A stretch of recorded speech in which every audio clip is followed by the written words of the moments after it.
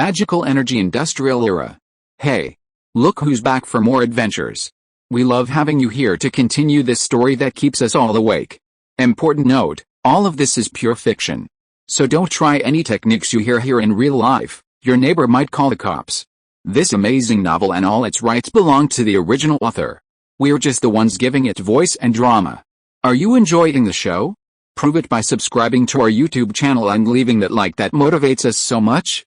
And if you want VIP access to exclusive content, our Patreon is waiting with things you won't find anywhere else. Chapter 176, Knights vs. Magic Weapons. Viscount Wildboar's voice was exceptionally loud, enough to echo across the entire battlefield. Even more peculiar was his enunciation. His words were mumbled, like a lisp, yet also sounded like he was speaking through his nose. It was a sound remarkably similar to the grunts of an angry wild boar, quite bizarre. Because of this, the Viscount was often ridiculed in Norman noble circles. Of course, that was all in private. To his face, who would dare withstand the wrath of a peak third-tier transcendent? However, he quite liked the nickname Wild Boar, even considering it a compliment. Although wild boars are omnivores and don't have the reputation of being tigers or bears, in the mountains and forests, an enraged wild boar is more terrifying than a tiger or bear. As soon as he spoke, countless eyes naturally focused on Loy. Loy narrowed his eyes slightly, straightened his back, and showed no fear. He gave Olivera a look, then spurred his horse forward, alone, facing this powerful knight. The horse moved slowly, and in a short while, they were close. They were only 20 paces apart. Luoyi slightly raised her head and sized up the wild boar Viscount. One could only say, he truly lived up to his name. The wild boar Viscount looked Luoyi up and down, a sinister smile creeping onto his lips. You little brat, you've got some guts, but you're too stupid. You, a bastard, dare to dream of such a title, truly courting death? Luoyi raised an eyebrow. I'm quite curious, who exactly is interested in the Earl's territory? There are too many. With such a piece of meat out there, naturally many want a slice, including your mother, my mother. The Norman family desperately needs support. Is there anyone easier to control than you, a bastard? The wild boar Viscount chuckled. Rather than letting you be manipulated, I'd rather help you end this sooner. Luoyi nodded slowly, as if listening to someone else's life or death story, then asked, So, you were involved in the destruction of the Raymond family? The question was abrupt. The wild boar Viscount's smile hadn't even completely faded before he froze. He stared at Luoyi again, his expression slowly hardening and becoming serious. Are you trying to trick me? Aren't you also trying to drive a wedge between me and the Grand Duchess? I'm just stating the facts. I have my own judgment of the facts. But you didn't dare answer my question. Viscount Boar paused slightly before saying, although I'm fearless, there are some things I won't take the blame for. So, you've tested the wrong person. He paused again, then continued, Earl Carl Raymond is a powerful man, as strong as a lion, and wise enough. It's just a pity that in his old age, he chose the wrong path, and you, a bastard, are not capable of bearing such a large family. So, you've come here to persuade me to leave? No, I just want to see the last pure-blooded lion, and then, personally send you on your way. Luoyi didn't show much surprise, only nodding slightly. Making a move now might be detrimental to your reputation. Do I, Viscount Boar, care? As expected, there are no wrong nicknames, only wrong names. Wild Boar, indeed rude. Luoyi's voice still echoed in the air, but Viscount Wildboar had already moved. The massive wild boar beast, receiving its command, sprinted down on its 4 short legs, crashing down like a moving mountain. Viscount Evans's body emanated dark red battle aura, transforming into swirling flames that enveloped the warhammer. And then, it crashed down. The air itself seemed to shatter with a blow, and a visible shockwave spread outwards. Clearly, he didn't intend for Luoyi to live. Of course, Viscount Wildboar was confident enough that Luoyi wouldn't escape this attack. As long as Luoyi died, this farce would end. But in his shocked and furious gaze, golden red battle aura surged around Luoyi, and with a light leap from her warhorse, she soared into the air. The warhammer crashed down, crushing the warhorse's head, but Viscount Boar's honed skills allowed him to abruptly stop the falling hammer. Then, he raised his hand and unleashed another attack from a distance. This strike shattered the air, sending the massive hammer shadow crashing down once more. At that moment, Luoyi also raised her hand, gripping her sword. Mock rings and golden red battle aura coiled around the blade, unleashing another sword strike. The aura blade swirled, the sword light chilling, transforming into a crystalline battle aura blade that slashed down. The sword light and the hammer shadow collided in midair, exploding with a deafening roar, sending shockwaves surging outwards. Viscount Boar remained unmoved, unconcerned, but watching Luo Yi use the momentum to her advantage, his face darkened. After a moment's pause, he uttered 4 words, "Lion King." Clearly, he mistook Luo's skill for a sacred technique of the Raymond family. But the next second, his eyes hardened, and with a low growl, his boar-like beast charged forward recklessly once more. The headless warhorse blocking his path was easily smashed aside, and Viscount Evans, having gathered his strength once more, swung his hammer again. This time, it wasn't a shockwave, he simply threw the hammer, but the handle was now chained, one end firmly held in Viscount Evans's hand with a clanging sound. The hammer pierced through the dust, catching up with Loy's figure, its intense heat and fierce battle aura bearing down on him. Loy, suspended in midair, seemed unable to dodge, let alone use his rapier to block it. The difference in power was too great, he simply couldn't withstand it. But at that moment, Luo Yi twisted her body as if she had no bones, actually managing to avoid the hammer's fierce strike. The wild boar Viscount, with his vast combat experience, suddenly jerked the chains, and with a clanging sound, changed the warhammer's direction. However, this reduced its previous immense power. Luo Yi drew her sword, merely touching the warhammer, the blade bending, then rebounding, propelling her forward at an even greater speed. This time, the wild boar Viscount was truly exasperated, he could only reluctantly retract the chains. Upon closer inspection, the chains were actually stored in a magic ring on his finger, clearly a specially crafted special storage magic item. The wild boar Viscount thought Luo Yi would escape and return to the wagon formation, but to his surprise, Luo Yi merely landed, paused, and immediately swung her sword. 10 battle aura slashes encircling mock rings suddenly formed and shot forth, while Luo Yi, using swift wind step, chased after her from behind. Luo Yi was never one to stand idly by and take a beating, and besides, he wasn't necessarily afraid of a third-tier extraordinary knight. Seeing Luo Yi about to attack again, the boar Viscount roared, urging his boar beast to unleash a surge of dark red battle aura, and swung its warhammer once more. No one could have imagined that this negotiation would suddenly turn into a fight. Even more unexpectedly, the boar Viscount, with his fearsome reputation, hadn't managed to subdue Luo Yi immediately. The two clashed, resulting in a stalemate. The boar Viscount felt incredibly frustrated because Luo Yi was too fast. He swung left and right, even using numerous knightly combat techniques, but he just couldn't catch Luo Yi's shadow. Luo Yi was also quite helpless. The knight's defense was simply too formidable, triple heavy armor, all magically crafted with mithril. While maintaining extremely strong physical defense, it also possessed extremely high magic resistance and at least 3 types of defensive magic. Why at least 3? The reason was that Viscount Boar had only revealed 3 types of weapons. Whether there were more, Luo Yi didn't know. Luo Yi drew his magic-powered gun, Fury, and unleashed a 3-round burst, only to have it blocked by a slowing spell. When he turned his attention to the boar-like monster, Viscount Boar used the deflecting force field spell, which miraculously deflected the bullets. The boar-like monster seemed to sense the threat and even retaliated with a spell, a group ground spike attack, with spikes sprouting from the ground, threatening to pierce Luo Yi's heart. The instant cast spell was too fast, forcing Luo Yi to use the deflecting force field of his double snake scale armor. To outsiders, this battle was truly intense. Figures crisscrossed, battle auras clashed, combat techniques clashed constantly, and magic weapons were used. It was quite a spectacle. But both of them knew they couldn't continue. They clashed again, their battle auras exploding in midair, sending dust billowing everywhere. Viscount Boar gave Luo Yi a deep look, then immediately spurred his beast to turn around and head back to his own knightly order without hesitation. Luo Yi, too, used the aftershocks to retreat, showing no intention of attacking again. Viscount Boar was definitely a peak 3rd-tier extraordinary knight, probably only one step away from 4th tier. If Luo Yi wanted to kill him, he would have to use his trump card. Lion King was too short-lived and unusable, so he would have to use Divine Sigh, Giant Beast Heartbeat, against him. But considering the time needed for his own battle key to recover, he gave up. He felt it wasn't worth wasting his hard-earned battle key on Viscount Butler. He turned again, his steps rapid like a whirlwind, returning to the chariot formation.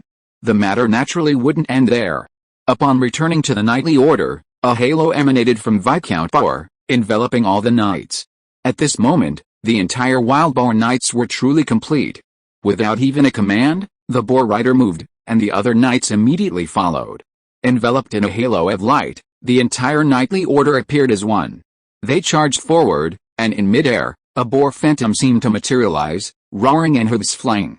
At this moment, the knightly order's charge skill reached its peak, like 1,000 horses, capable of crushing any enemy in their path.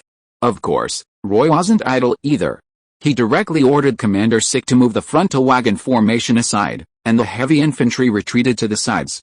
What was revealed was a team of 10 potion-making apprentices and 10 magic-powered mechanic apprentices. They were all armed with magic-powered rifles, loaded and aligned, taking aim. Behind them were 10 key personnel selected by the railway company. Although they weren't magic apprentices, they were familiar with magic-powered firearms. They were all armed with magic-powered rifles, already loaded and ready to switch weapons at any time. Roy himself was even more outrageous. He immediately launched a magic-powered cannon, loaded it with bombs, placed his hands on the barrel, and began aiming. At that moment, Roy's voice was even more arrogant than Viscount Wildboar's. Come on. Come on. Viscount Wildboar, let's fight it out and see if your knightly order is stronger, or if the magic weapons of the Habs Empire are more powerful. Second chapter delivered, more chapters in progress. Chapter 177, Victory in Battle.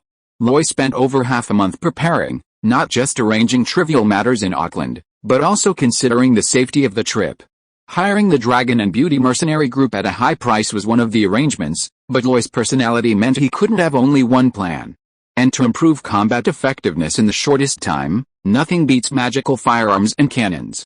So, on one hand, he organized 20 magic apprentices for intensive training to familiarize them with marksmanship. These people had all graduated from Fillet Magic, so they naturally had experience with magical firearms. Now, the focus was more on refamiliarizing themselves, regaining their feel for the weapon, and training in formation. As for the 10 key personnel from the railway, they didn't have magic power, but they were quite proficient in mechanics. So, they trained in the maintenance and repair of firearms and the fastest possible reloading. They couldn't be magic gunners, but they were sufficient for logistics.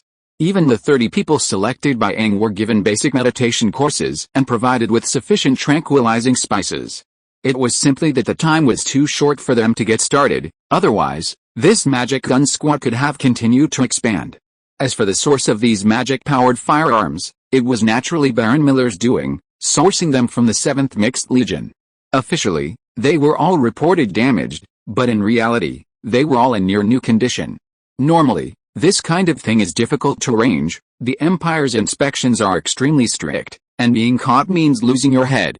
However, the 7th Mixed Legion even sent Imperial soldiers to escort them, so these things were tacitly approved. Of course, Roy was still not satisfied, and insisted on paying more gold to exchange for several magic-powered cannons and enough shells. Earlier, he had given Aang and Olivera a look, instructing them to take out what they needed and assemble what they needed. And then, this scene unfolded. The clash between the old-era knightly order and the industrial-era magic-powered firearms seemed to be happening at this moment. The thunder of hooves, the knights' halos, and hundreds of knights charging forward, their power truly astonishing. Roy could sense the fear in the eyes of the magic apprentices beside him. Although they had undergone intensive training, they weren't true warriors. Without the baptism of war, they were naturally unable to withstand such killing intent. A thought struck Roy, and his newly acquired Lion King power was activated. His dark golden heart pounded violently, his battle aura was depleted, and a strange power began to flow through his body along with his blood. Then, an inexplicable aura extended outwards, covering a small area, but enveloping all the surrounding magic apprentices and mercenaries. At that moment, Roy felt he had to do something. So, without hesitation, he activated the magic cannon. Boom! A deafening roar, smoke billowed, and the cannonball flew out, its shrill cry piercing the sky, heading straight for the charging knights. Roy was no longer a novice learner of spears, his artillery skills were now quite advanced. This shot precisely caught the tail end of the knight's charge, That spot was arguably the weakest point in the entire knightly order. Even with the aura of power, the apprentice knights couldn't withstand the force of the exploding cannonball. At that moment, Viscount Boar reacted. Almost without thinking, he turned and threw his warhammer. With a clanging sound, the chain warhammer struck the cannonball directly, exploding in midair with a deafening roar. Countless tiny steel balls shattered, raining down. The knight's armor then served its purpose, shielding them from the splatter of steel balls. However, some were unlucky enough to be struck in the eye as they looked up, falling from their horses. More often, the horses suffered, terrified and charging wildly, ignoring the knight's attempts to calm them. At that moment, Viscount Boar's face was exceptionally grim. But at this moment, Roy burst into laughter. He looked at the crowd beside him and said, "See? This is the knight's order. These are all destined to be swept into the dustbin of history. So, what are you afraid of?" His voice seemed incredibly infectious and powerful, calming the trembling magic apprentices. A surge of courage filled their hearts, their fear vanished, their hands stopped shaking, their minds cleared, and their breathing became more even. "Hear my command. Listen carefully, hear my command." As Roy shouted, Aang had already quickly finished cleaning, loading, and reloading the cannon. Roy lowered his head, channeled his magic energy, aimed, and fired another shot. But that wasn't all. There was a third shot, a fourth, a fifth. In a very short time, Roy fired 5 shots in quick succession, pushing the speed to its limit. This was also because the magic cannon was practically brand new, with little wear and tear, making it at its most effective. Looking at the Wild Boar Knights, besides the Wild Boar Viscount, 2 third-tier knights had to intervene. Releasing their battle aura, they wielded the great swords, unleashing blades of battle aura to try and deflect the cannonballs. The effect was good. After all, they were third-tier warriors, not so fragile. However, they not only revealed their location but also slowed the entire knightly charge. Just then, Luo Yi spoke, "Aim at the war horses, fire, fire, bang bang bang bang." Magic-powered rifles are not pistols. No matter how a pistol is designed, its effective range is at most 100 meters. Normally, hitting the target at 50 meters is considered good marksmanship. Poor marksmanship might miss at 10 or 20 meters. Magic-powered rifles, on the other hand, have lethality at 1,000 meters, with an effective range of 700 or 800 meters. Normally, 400 or 500 meters is the optimal range, and the accuracy is high. At this point, the charge was halfway complete, and the distance was only about 400 or 500 meters. Although this wouldn't take long for a knightly charge, the magic-powered rifles could still fire several rounds. The first 10 apprentice magic potion mages fired, then immediately crouched, lowered their guns, retrieved them, and activated them. After the 10 magical mechanical apprentices finished firing and crouched down, they immediately stood up, aimed, and fired again. This repeated rapidly, the gunfire continuous and deafening, like popping beans. According to the Habs Empire's manual, it should have been a 3-round volley, almost enough to fill the gaps and ensure uninterrupted fire. However, Roy had no other choice but to resort to this method. However, they weren't facing a renowned superhuman knight order. The Wild Boar Viscount, after all, was just a rude viscount within a duchy. At this moment, the superhuman knight's attention was drawn to the cannon fire overhead, forcing them to intervene, while the magical rifle bullet struck the war horses. A series of thuds. Some of the horses in the first rank were severely wounded and collapsed, throwing their riders to the ground. Others, frightened, reared up and neighed, unwilling to advance. It wasn't hard to see that although these war horses were well trained, they were truly unaccustomed to the deafening noise of magical weapons. At least, they hadn't undergone specialized training in gunfire and noise, resulting in utter chaos at this moment. Normally, this wouldn't be so bad, but this was a battlefield charge. When the front ranks fell, those behind naturally trampled them. Some horses stumbled and fell, tripping those behind them. Others trampled over them and continued the charge. However, lacking companions and facing the muzzles of magical firearms directly, their speed undoubtedly slowed. For a knight's charge, momentum is crucial. Losing speed meant losing their ability to crush everything. At this moment, almost by chance, Roy shouted again, "Cease fire! Free rein, Commander Sick, surround them! Quick, quick! Charge!" Sick Francis didn't know why he was so obedient. Perhaps Roy had brought him too many surprises these past few days. So, almost without hesitation, He swung his battle axe and shouted, "Forward! Forward! Forward, Dragon and Beauty Mercenary Group, fight! Fight!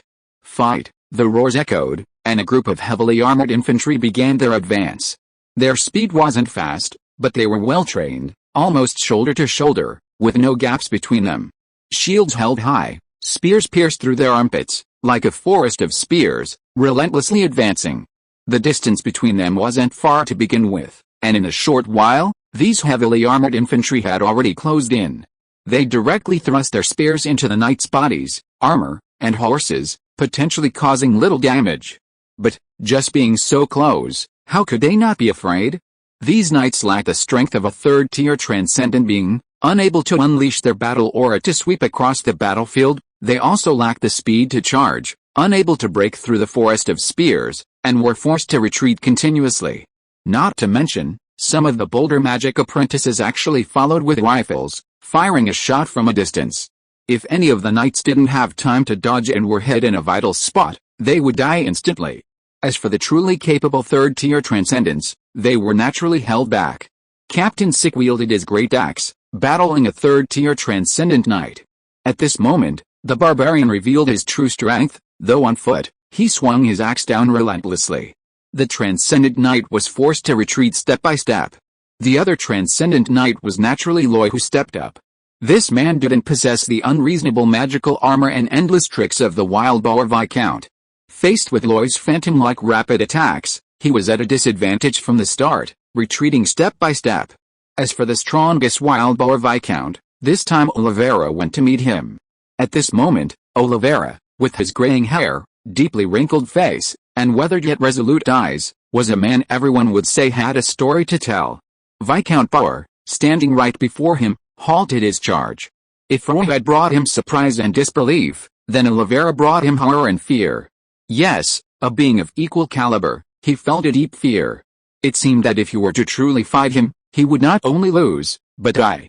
This intuition came inexplicably, but Viscount Bauer firmly believed it. Looking at the beleaguered knights around him, he finally made up his mind. Whoosh! The conch shell horn sounded, and the other knights, receiving their orders, immediately withdrew from the battlefield. They were knights, fully armed, and if they were determined to leave, the sick infantry could not stop them. The two extraordinary knights also did not linger, disengaging as quickly as possible. When Viscount Bauer returned, seeing his knightly order now numbering less than 70, his face twitched involuntarily. In this battle, he had truly lost all face and dignity. Looking one last time at Luo Yi and the newly prepared demon gunners, he finally lost the will to charge again. However, just as he was about to give the order to leave, another unexpected event occurred. At the same end of the road between the two mountains, a thunderous thud echoed, like 1,000 horses galloping. P.S. I kept my promise of an extra chapter. Here it is. Chapter 178, Earth Dragon Knight. Unexpected changes always happen when you least expect them. Fate always likes to play tricks on you in the most unique ways. Just as this great battle was about to end, someone else appeared. Even before they were seen, the sheer scale of their approaching army was far beyond what the Wild Boar Knights could match.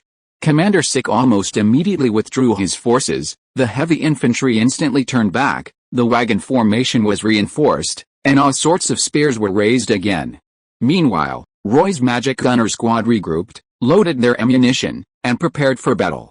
It's worth mentioning that this time, they brought out more than one magic cannon, 3 smaller ones. Lilia, Aang, and Oliveira served as the main gunners. That's right, Roy brought a total of 4 magic cannons with him, all the ones he could buy. The Wild Boar Knights reacted quickly as well. Viscount Evans immediately reorganized the knights, unleashing his battle aura, and his blood-red aura once more covered them. If things went wrong, he wasn't without the ability to fight again.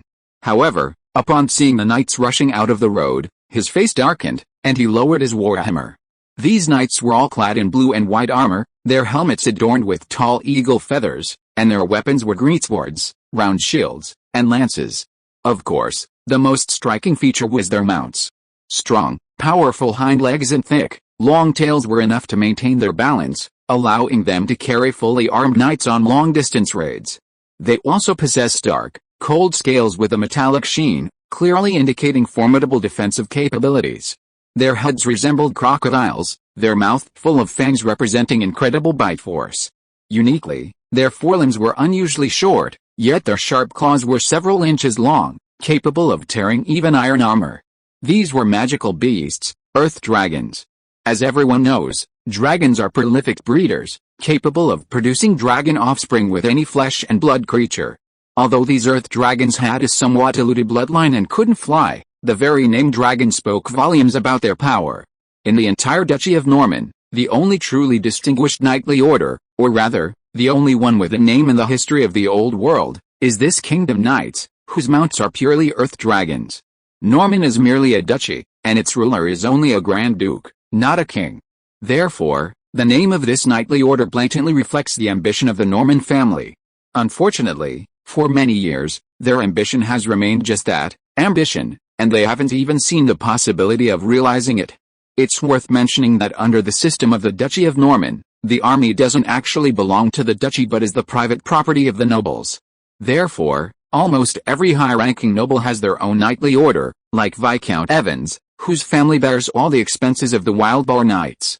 When it comes to war, these nobles simply gather their numbers. Knights, squires, and knightly orders, together, they form an army. This model has existed in the old world for thousands of years, but when it comes to the coordination between these knightly orders, that's another story. Therefore, wars between nations can be brutal at times, and comical at others. The potential for disaster can be incredibly high, but the potential for disaster is equally low. However, this Kingdom Knights Order is actually supported by the entire Duchy of Norman, with funding from various noble families, and the selected knights are the best from all over the duchy. It's not that the Norman family didn't want to support them independently, they simply tried and wisely gave up. The breeding, domestication, and training of the earth dragons, and even their daily meat consumption, are simply too extravagant. Even the Norman family couldn't afford to bear it alone. This time, the number of earth dragon knights wasn't large, about 200. The leading knight was tall and burly, like a small giant.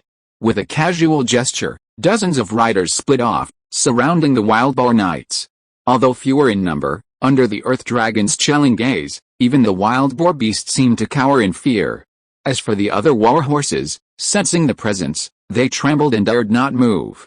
The remaining earth dragon riders charged forward, only stopping abruptly before the wagon formation.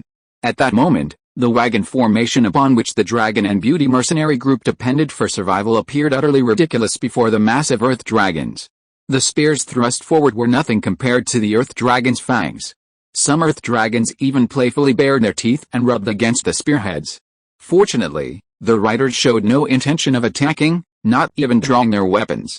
Then, the leading knight removed her helmet, revealing a remarkably beautiful face. It was a woman.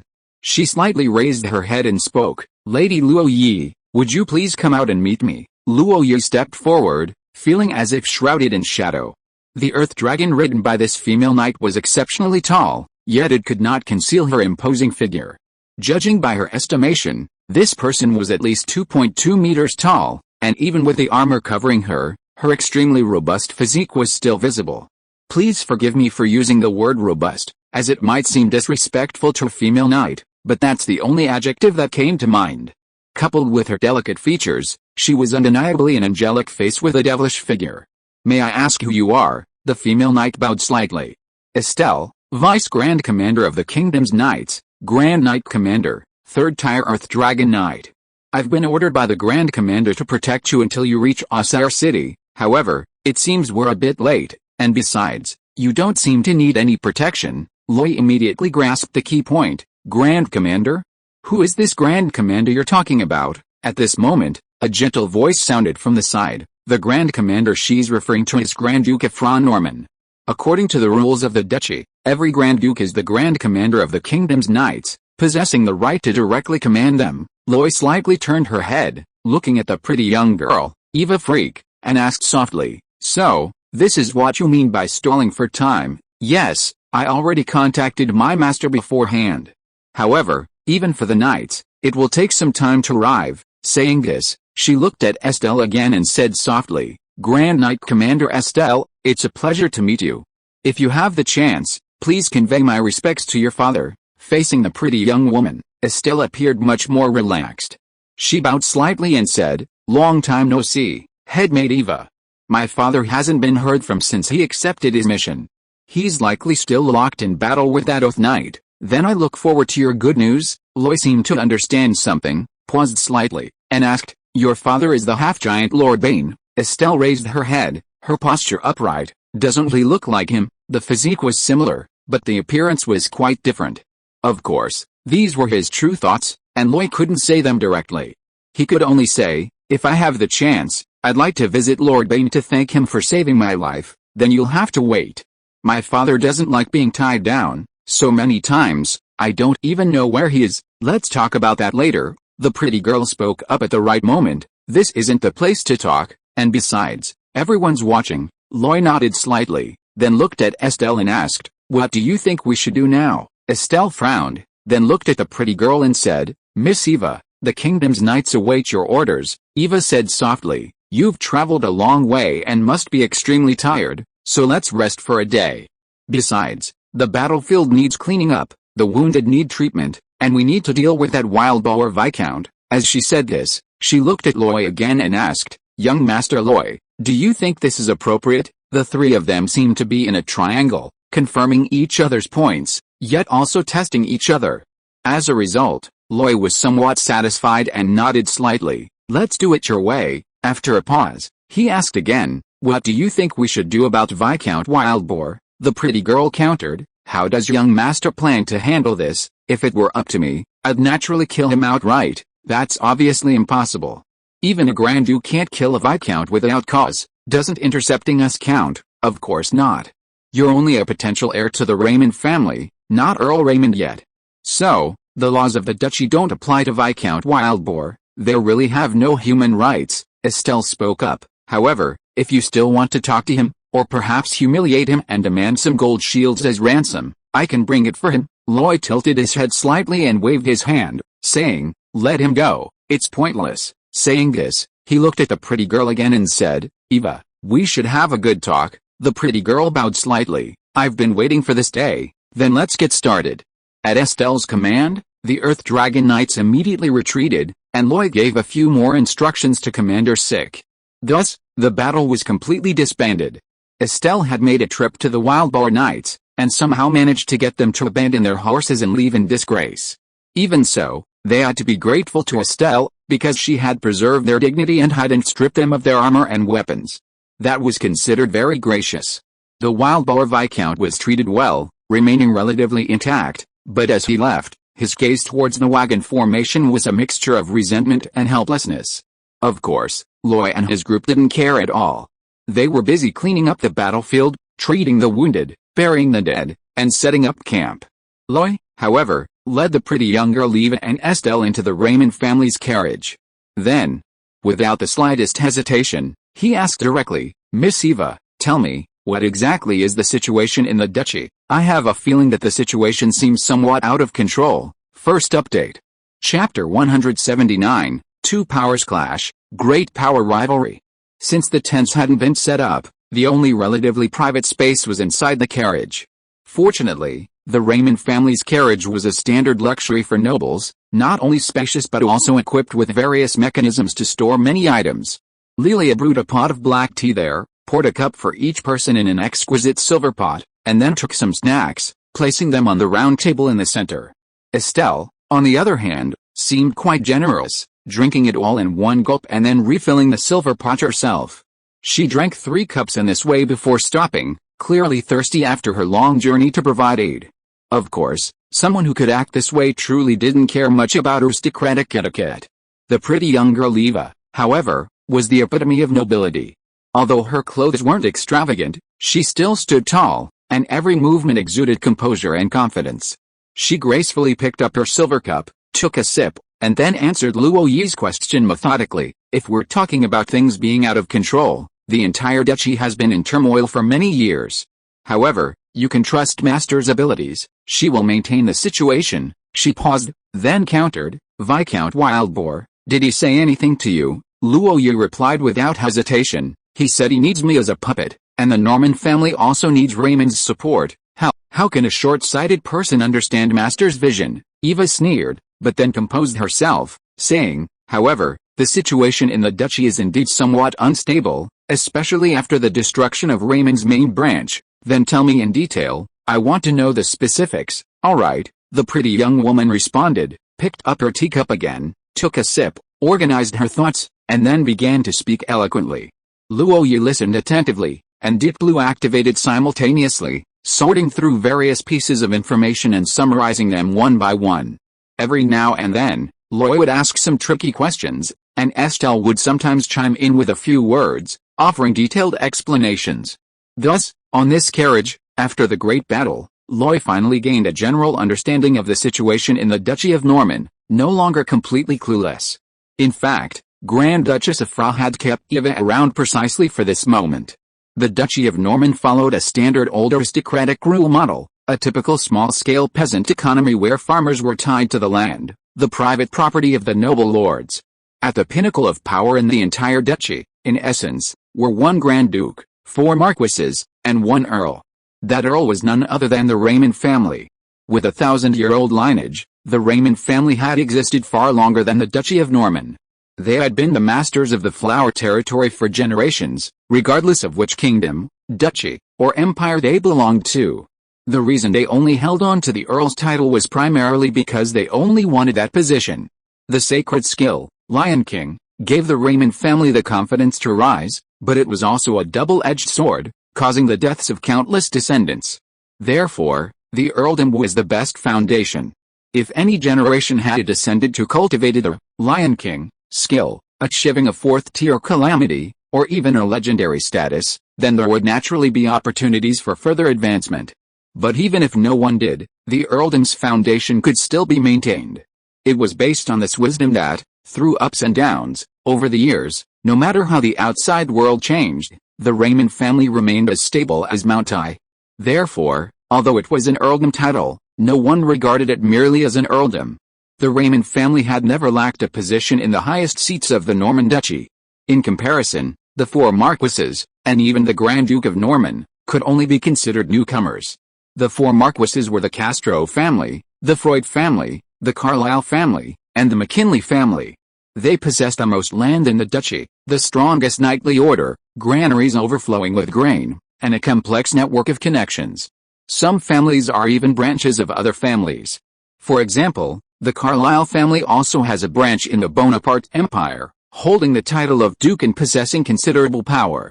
The reason they have a branch there is largely due to inheriting an enclave and internal strife that led to their split. Of the 4 Marquis families, the Carlisle is the weakest, with the smallest territory and fewest knights. However, given time, no one knows how many knights, mages, or powerful warriors they can muster. The Castro family is the wealthiest family in the Duchy of Normandy, most adept at business, lending, and plundering every gold shield. They are an extremely shrewd family, known for every member's innate ability to calculate and trade. Wealth often equates to power, because you never know how many powerful figures they can hire. Then there's the McKinley family, whose apparent strength is only slightly greater than the Carlisle family, but still limited. However, their women are renowned for their good upbringing and fertility. Through marriage alliances, they have indirect kinship ties with almost 70% of the nobles in the duchy. This doesn't even include the children who married into other countries and the vast network of relationships built around them. Therefore, the McKinley family's intelligence network is extremely well informed, no news escapes their notice. Anything detrimental to the McKinley family is met with opposition from the majority of the noble council. The last, the Marquis family, Freud, is renowned for producing geniuses. Anyone with their bloodline is either exceptionally talented in combat, becoming a powerful knight, or possesses extraordinary magical abilities and astonishing strength. Of course, geniuses can be somewhat stubborn and dislike worldly interactions. Therefore, although this family's territory is not small, they are not good at development and accumulation. Most of their gold shields are used to purchase training items. However, the lifespan of the strong is much longer than that of ordinary people, and no one knows what kind of old monster is lurking within this family. Under normal circumstances, unless one is completely out of their mind, they won't provoke them. As for the strongest family, it is undoubtedly the Norman family. Being a Grand Duke means that there are at least some living legends within the family. On this point alone, Grand Duchess Afra is the one with the worst temper and the most ruthless actions. As for the current situation in the Duchy of Normandy, it's essentially a struggle between two factions. On one side is the noble alliance led by the Carlisle family, united with the Castro and McKinley families. On the other side is the ducal front led by the Norman family, joined by the Freud and Raymond families. Theoretically, noble struggles are basically about you scheming against me, and me scheming against you, all hidden behind layers of secrecy. Even in the end, it's difficult to pinpoint exactly who is behind it. Previously, the Grand Duke of Normandy was essentially the one in control, maintaining a relative balance among the various families within the duchy, thus ensuring the duchy's stability. For many years, the Norman family operated this way, and did it very well. Grand Duchess Afra is not lacking in wisdom either. But this time, it has escalated into a two-way confrontation, with the contradictions between them almost uncontrollable, naturally due to deeper reason, the great power game. The reason the Duchy of Normandy exists, and why its status is increasingly prominent, is because it is situated at the crossroads of two great empires. To the southeast of the Duchy of Normandy lies the old established empire of the Old World, the Bonaparte Empire, a veteran player in this arena. To the west of the Duchy of Normandy lies the emerging capitalist nation, the pioneer of magical energy industrialization, and the unfathomably powerful Habsburg Empire. Therefore, what is less a struggle within the Duchy of Normandy is actually an extension of the power struggle between the two great powers. The noble alliance of the Carlisle, Castro, and McKinley families is naturally close to the Bonaparte Empire. It can be said that they are the Bonaparte Empire's representatives on this land. The Bonaparte Empire has always been uneasy about the rapid development of the Habsburg Empire, so it is almost inevitable that it will try to contain it through various means. As for the ducal alliance formed by the Norman, Freud, and Raymond families, while it is said to be close to the Habsburg Empire, it is also said to be forced to fight. If a balance isn't maintained as much as possible, the Duchy of Normandy will inevitably become a victim of the great power rivalry. At that point, a major war between the two sides might erupt within the Duchy of Normandy itself. Previously, the strength of the two sides was relatively balanced. 3 against 3, each with its own advantages and disadvantages, it was hard to say who would prevail. But the destruction of the Raymond family and the death of Earl Carl were almost fatal blows to the Duke's front.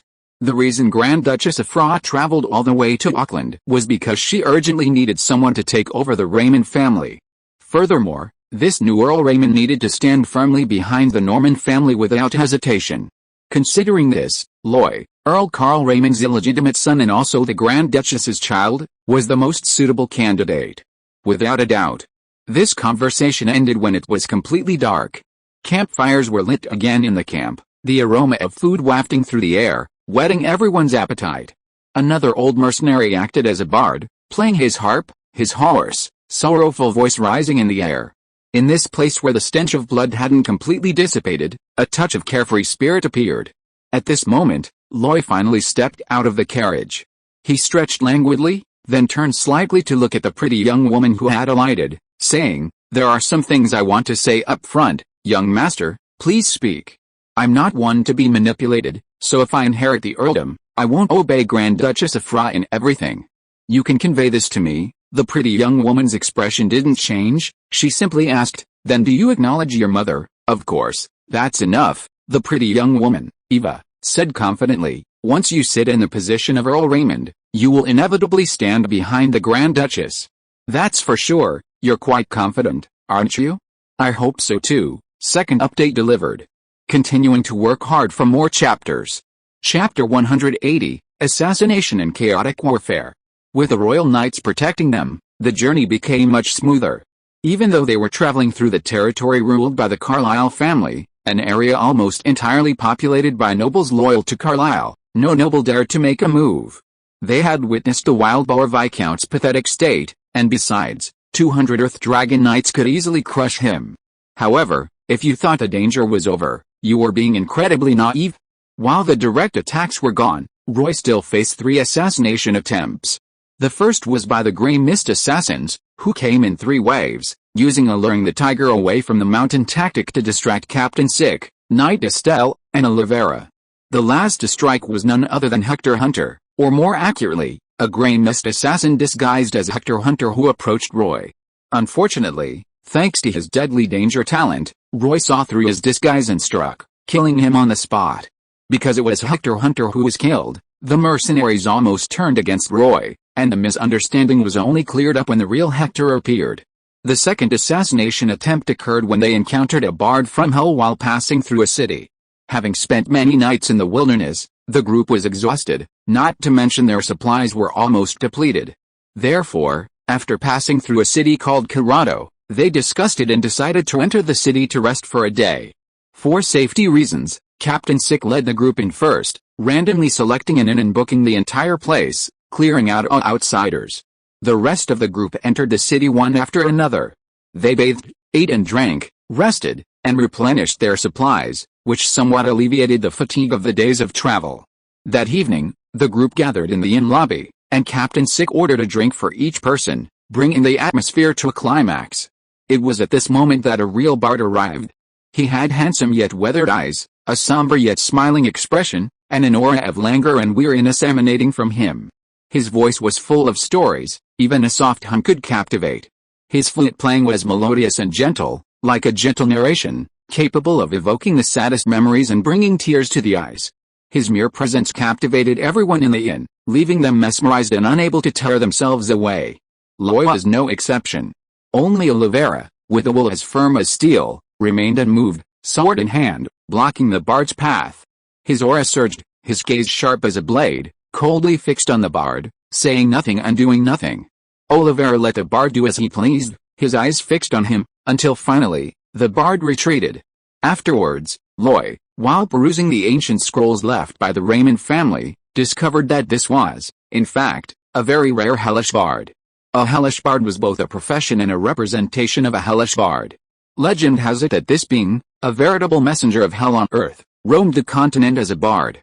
When he played his flute, he could even steal the souls of mortals from an entire city. His power and terror were legendary throughout the old world. The Church of the Sun God had sent numerous powerful warriors to hunt him down, but all attempts had ended in failure. Whether they won or suffered heavy losses is unknown, but the hellish bard has almost vanished. Instead, a rare profession, the hellish singer, has emerged in the sights of the great nobles. They are skilled in music, using their voices and flutes to plunge people into extreme sorrow, rendering them incapable of resistance. While this profession is legendary among bards, and only bards can hold it, the specific method of inheritance remains unknown. Their numbers are so small they are almost impossible to find. But who would have thought at this time, they would be invited by certain individuals to assassinate Roy? Unfortunately, while the hellish singers are powerful, they are most vulnerable to warriors with iron wills. They had fought countless battles, their wills as hard as steel, unmoved even by death, let alone mere emotional fluctuations. If such warriors possessed sufficient strength, they would be the bane of the hellish singers. Their power, however, rests on specific conditions. Without their voices and flutes, they couldn't be expected to engage in hand-to-hand combat. Therefore, the hellish singer noticed Oliveira's unwavering stance and ultimately retreated. Oliveira didn't pursue, fearing it was another luring the tiger away from the mountain, as Roy was currently powerless to defend himself. Even Roy felt a lingering fear after this attack. Indeed, with so many years of development in the supernatural world, all sorts of strange and unusual abilities exist, it's difficult to claim one can be all-encompassing. However, in terms of danger, the third attack was the most perilous. This time, the attacker was a fourth-tier powerhouse. He was a calamity, a fourth-tier wanderer supported by the McKinley family, awakened with the wind-type battle aura, known as Hurricane. While noble families possess resources, none can guarantee the emergence of a powerful figure in every generation. Therefore, almost every family forges deep alliances with renowned cultivation geniuses. Initially, resources are provided in exchange for military strength. Once the genius demonstrates sufficient talent, marriage, titles, and lands are arranged to bind them to the family. This has been the nobles' method of dealing with geniuses and powerful individuals for centuries, and it has proven consistently effective. For those geniuses, this approach is also beneficial. After all, without these resources, their cultivation speed would be significantly slower, and without their guidance, navigating the noble circles would be difficult. It's a win-win situation. For example, the half-giant Bane has a deep connection with the Norman family, which is why he was dispatched by Grand Duchess Afra. And this Hurricane Higgins is a powerful figure nurtured by the McKinley family. Since he's made a move, no one would believe it wasn't orchestrated by the McKinley family. However, this man, ultimately possessing the arrogance of a fourth-tier cultivator, didn't act stealthily or conceal his presence. He simply rode a tornado and charged directly at them. It was this time that Luo Yu witnessed the true strength of a top-tier knightly order. Estelle, leading 200 Kingdom Knights, activated her aura, releasing 5 streams of battle aura that intertwined and linked together the auras of all the knights. These knights weren't the weaklings of the Wild Boar Knights, none were below the 2nd rank, all were full-fledged knights. Although they couldn't project their battle auras outwards, the combined auras of 5 extraordinary powerhouses had made them a unified whole. Then, this convergence of battle auras was used by Estelle. A single battle aura slash, though purely a battle aura slash, with its exaggerated number, stretched to tens of meters long, displaying the power to cleave heaven and earth. Even a tornado of a 4th-rank powerhouse was split in 2. The combined power of 200 people actually threatened a calamity-level powerhouse. Luo Yu watched, both surprised and finding it perfectly reasonable. The knightly order's ability to intimidate the continent was not without reason. However, the Kingdom Knights alone clearly couldn't stop Hurricane Higgins. He was a lone individual with high mobility. As long as he wasn't willing to engage in a direct confrontation, the Kingdom Knights were helpless against him. And against a highly mobile cataclysmic powerhouse, Roy's magic cannons were ineffective. Without the coverage of saturated firepower, the magic cannons might not even be able to harm a 3rd-tier cataclysmic, let alone a 4th-tier one. Left with no other choice, Olivera and Sick Francis went to meet him, while the 5 extraordinary beings within the Kingdom Knights also rode their Earth Dragons forward. This battle involved a full 7 extraordinary beings besieging a 4th-tier opponent. And with Roy assisting from the sidelines, wielding a long-range sniper rifle he'd obtained from Gary Mills, equipped with armor-piercing rounds, a single, unexpected shot would be dangerous even for a 4th-tier. More importantly, with him present, Hurricane Higgins would have to spare some attention. This would greatly reduce the pressure on Olivera and the others. Furthermore, Higgins hesitated somewhat before making his move. He didn't care about Olivera and Sid Francis, but he couldn't ignore Estelle and the other 4 extraordinary knights. Especially Estelle, who had the half-giant Bane behind her. If he really went all out, Bane would definitely fight him to the death. As for the other 4 extraordinary knights, each of them had a bunch of entanglements behind them, and he also had to make a living in the Duchy of Normandy, so dealing with them would give him a headache. As a result, the battlefield became somewhat stalemate. Roy even broke away from the convoy, constantly looking for cover and firing positions, and taking advantage of any opportunity to fire a shot. In the process, he also discovered that if it wasn't that Earth Elemental Oath Knight chasing Olivera, but this one, Olivera definitely wouldn't have been able to escape. That Oath Knight was strong, but speed and flight were weaknesses. This one, however, flew extremely fast with a whirlwind, and Olivera couldn't catch him, nor could Roy. This battle was finally brought to an end only after another 4th-tier powerhouse intervened, a swordsman who had awakened fire-type battle key. By the time Hurricane Higgins had departed, 6 of the 7 extraordinary beings were collapsed on the ground, leaving only Olivera standing. He finally calmed the impending activation of Divine Sigh, Behemoth Heartbeat, silently watching the departing calamity with an inscrutable expression. You think that's the end of it? In fact, from that day on, although no one disturbed the caravan's journey, intense fluctuations of battle ki and magic power constantly surrounded it. In corners unseen by others, the fighting among those people had already occurred more than once. Clearly, what was originally an assassination attempt had turned into a battle between 2 factions. Even Loy was somewhat flattered, wondering if this was going too far. But a single sentence from the pretty girl Eva cleared up his confusion. Rather than letting the young master reach Osir City and cause further trouble, it's better to assassinate you on the way. This is the least costly method. As for the current 4th-tier chaos, you were merely the trigger. The real cause is the accumulation and eruption of the conflict between the 2 sides. However, regardless, after a 20-day journey, they finally arrived at their destination. Osir City, arrived. How you? Still a bit late, past midnight, sorry. Chapter 181, Duel. If Auckland was considered a perfectly normal and ordinary city within the Habsburg Empire, then in the Norman Duchy, Lloyd had never seen a city of that caliber.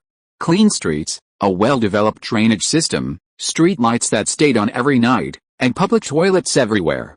Lloyd had grown accustomed to these things, but he hadn't seen any of them in most of the cities of the Norman Duchy. Instead, he encountered foul-smelling air, litter everywhere, sewage flowing through the streets, and muddy dirt roads and excrement. In short, if it weren't for the earldom waiting for him to inherit, he would absolutely not want to live here. However, Wassair shattered Lloyd's preconceived notions. It was a city built on a mountainside, with houses stacked one on top of another, quite unique. The building materials used were all from a nearby white mountain, from a unique type of rock. It wasn't particularly hard, even having many gaps, but it was as white as snow. The houses and manors built with this rock were entirely white, dazzling in the sunlight, extremely eye-catching. Approaching closer, one could see the towering city gate, dozens of meters high, with ramps on both sides and a spire at the back, the city wall stretching to the horizon. This city gate truly deserved the description of easy to defend, difficult to attack. Luo Yi felt that unless bombarded continuously with magical cannons, it would be truly difficult to breach. Spurring her horse forward, Luo Yi could see more clearly as she neared the city gate. The mountain was actually divided into tiers, one after another. From the city gate inwards, one could see staircases leading up to it, with horse tracks on both sides, all sloping. There were many people coming and going, merchants and free citizens, most of them neatly dressed. The guards at the city gate were also very elite, although not wearing heavy armor, they were all clad in fine leather armor, wielding spears and moving nimbly. Of course, they also acted as tax collectors, collecting taxes from everyone entering the city. However, the city entrance tax couldn't be collected from the nobles. Seeing Estelle leading 200 knights, the city gatekeeper almost without hesitation drove away the queue, clearing a large space so the knights could enter without any hesitation. Inspection? A joke. The kingdom's knights were on their way home, you dare to inspect them? You'd be asking for trouble. The kingdom's knights' encampment was a large military camp within the city. Having reached this point, their mission was considered complete. However, Estelle still led Loy and the others up the stairs, past 3 long staircases, before turning right until they reached a large inn. Here, Butler Hoover was already waiting. He had gone ahead to Wassair to handle some matters, and it was here that the pretty young Eva prepared to take her leave. She needed to go to the highest point of the city, to Grand Duchess Afra's castle, to report back and confirm the time for the Grand Duchess and Loy to meet. Just as she was about to leave the inn, the sound of galloping horses rapidly approached. The galloping was urgent, showing no sign of slowing down, until it was almost upon her when she suddenly pulled on the reins. With a thud, the warhorse reared up, pulled half a body to the side, and landed with a thud that cracked the white paving stones. This single action demonstrated superb horsemanship. Then, a robust, handsome knight clad in golden armor leaped from his horse. He wore full knight's armor, but it didn't hinder his agility. After dismounting, his gaze swept around and fixed on Luo Yi. Then, without hesitation, he stepped forward, removed his iron gauntlets, and tossed them to the ground. Clang. A young, arrogant voice rang out, Roy Roy Fitz, is that it? You bastard, how dare you try to seize the Earl's title? You're courting death, I challenge you to duel in the name of knighthood. If you're still a man and dare to draw your sword, accept my challenge. If you lose, obediently go back to where you came from and stop embarrassing yourself here. Of course, if you don't dare, I can also help spread the word, let everyone know what kind of coward is trying to inherit the lion's throne. His voice was extremely loud and clear, carrying far down the street. This street was lined with inns and taverns, and countless people quickly gathered around. The desire to watch a spectacle is the same everywhere. To be honest, even now, Loy was still somewhat stunned. Duels are common in stories and novels, of course. In reality, they happen quite often too. In the petty squabbles among nobles, right and wrong were irrelevant. Unless it escalated to the point of death, it was a matter of throwing away gloves, grabbing swords, and seeing who was stronger. The victor would hold their head high, basking in the cheers of the crowd. The loser would hang their head in dejection, being pointed at and gossiped about, perfectly normal. The higher-ranking nobles, in fact, were happy to see this. The reason was simple, it quelled conflict while maintaining the martial spirit of the nobility. Even setting aside other considerations, just to prepare for their duels, the noble offspring would train harder and with more determination. However, since rising to prominence, Luo Yi had rarely attended noble banquets, and he had never encountered such a face-to-face duel before. For a long time, his mind was filled with questions. Where am I? Who am I? What am I doing? His hesitation made the knight think he was afraid, and his smile became even more unrestrained. He said, "If you're afraid of death, I'll give you a chance. Get out of our city today, right now, and I'll let you go." These words enraged Aang, who stepped forward, ready to attack. Croy raised her hand to stop him, then turned to the pretty girl Eva and asked, "Where did this idiot come from? And can you tell me this idiot's name? Why is he looking for a fight?" The pretty girl Eva's expression was also quite interesting, but she managed her expression very well.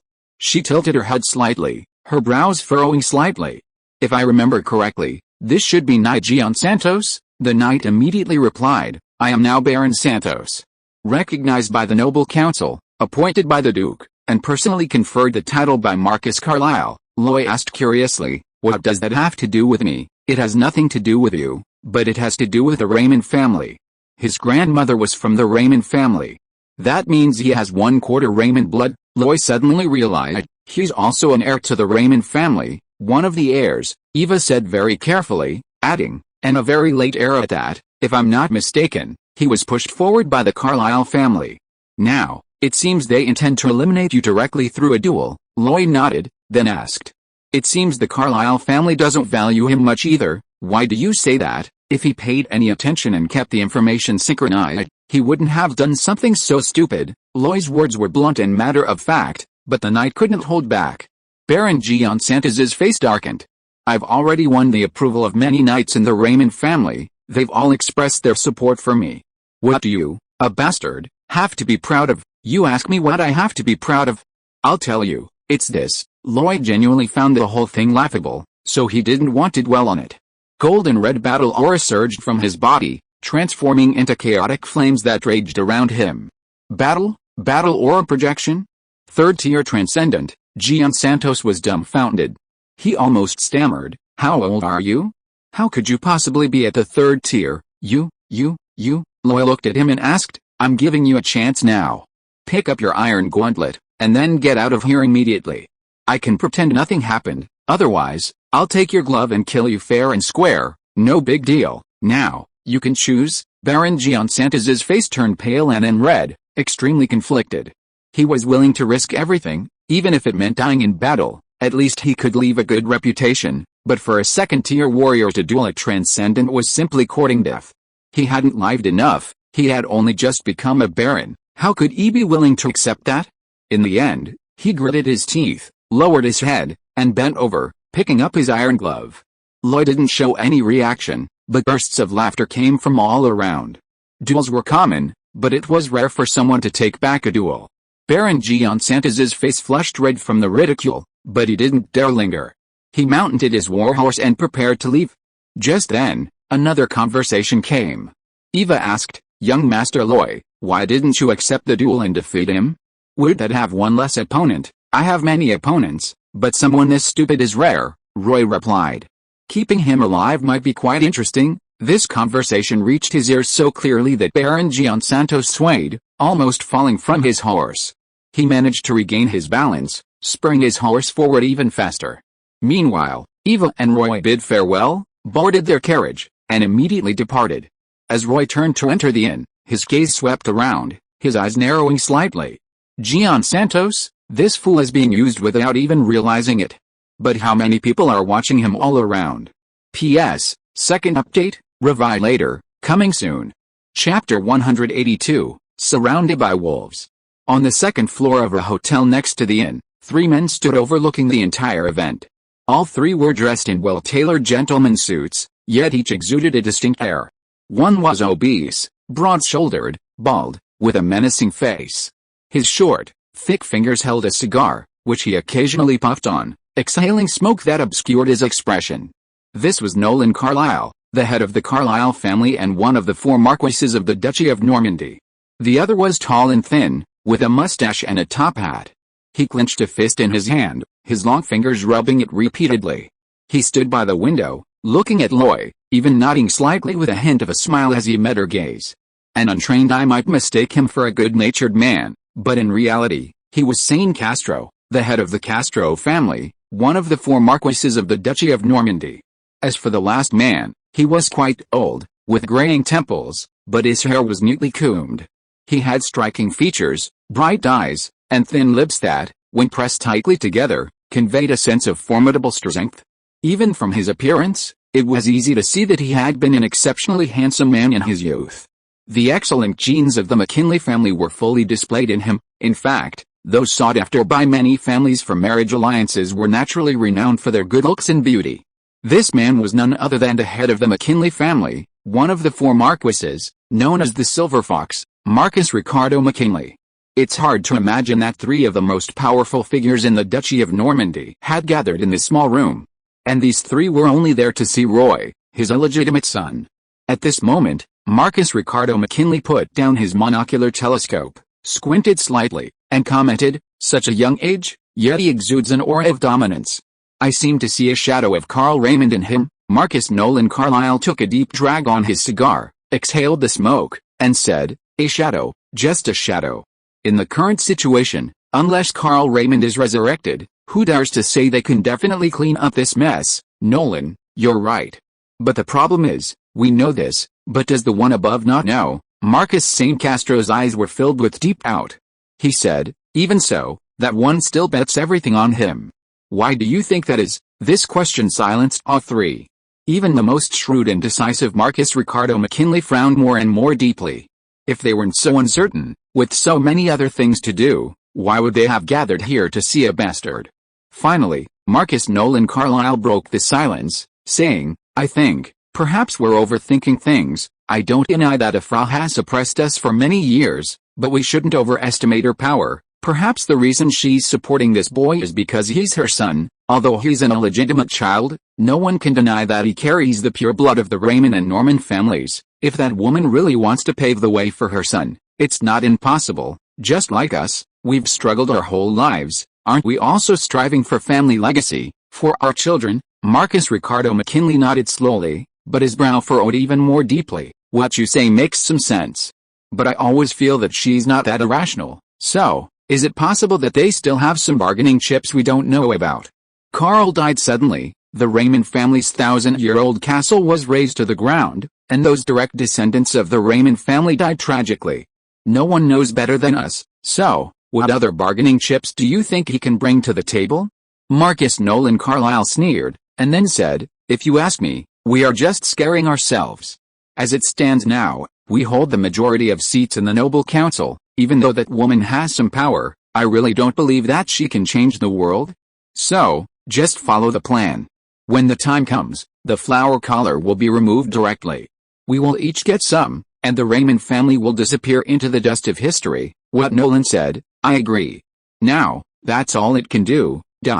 On the other side, the pretty girl Eve returned to the Grand Duke's castle as quickly as possible.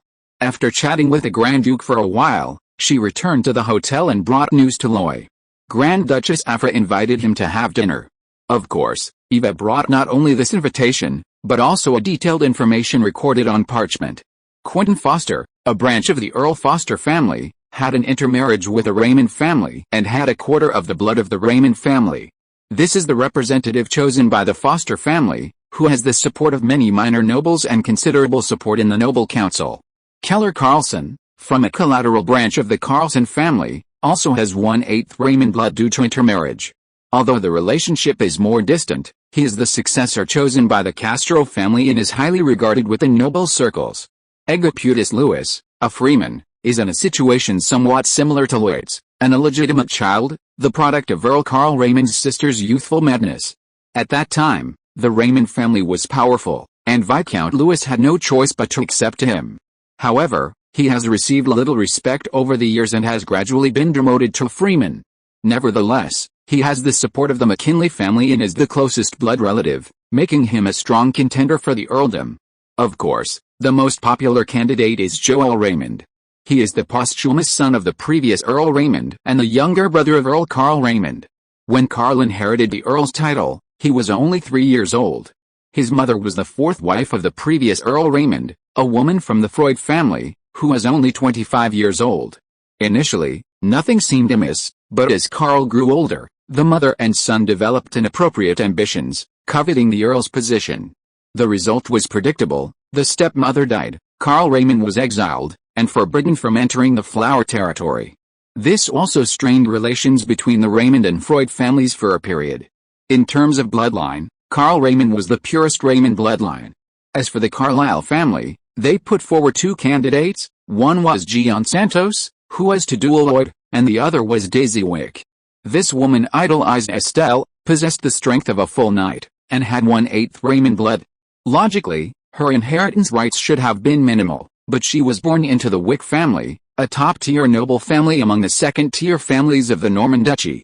More importantly, the Wick family also had a main branch within the Bonaparte Empire, and happened to have close ties with the Carlyle family. This is why Baron Gian Santos, instigated, was so eager to duel with Lloyd. He sensed a tremendous crisis. The Carlyle family was abandoning him. He had to save himself. He had to show others his worth. He was, in theory, quite strong, a second-tier guardian knight with considerable combat power.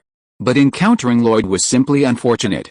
And that doesn't even include Regan Durant, Alan Wells, and Vincent Ackerman, etc.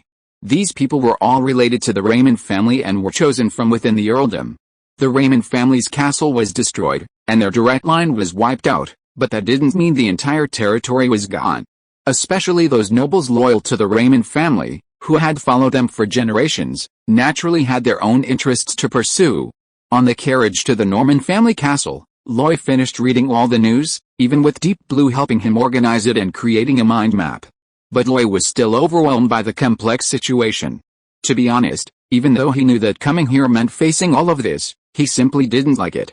Moreover, he was filled with confusion about the current situation. Eva, isn't the Freud family supposed to be with the Grand Duke? Why did they send someone out too? Eva pursed her lips and said, taking sides is one thing, family interests are another. They're two separate things. Even the Freud family wants a piece of this feast, Lloyd asked again. So, it's actually a situation where wolves are surrounding us, wanting to divide and devour us? Yes, Eva nodded. If nothing unexpected happens, the Earl's territory will be split up into countless pieces, with each of these people inheriting a portion.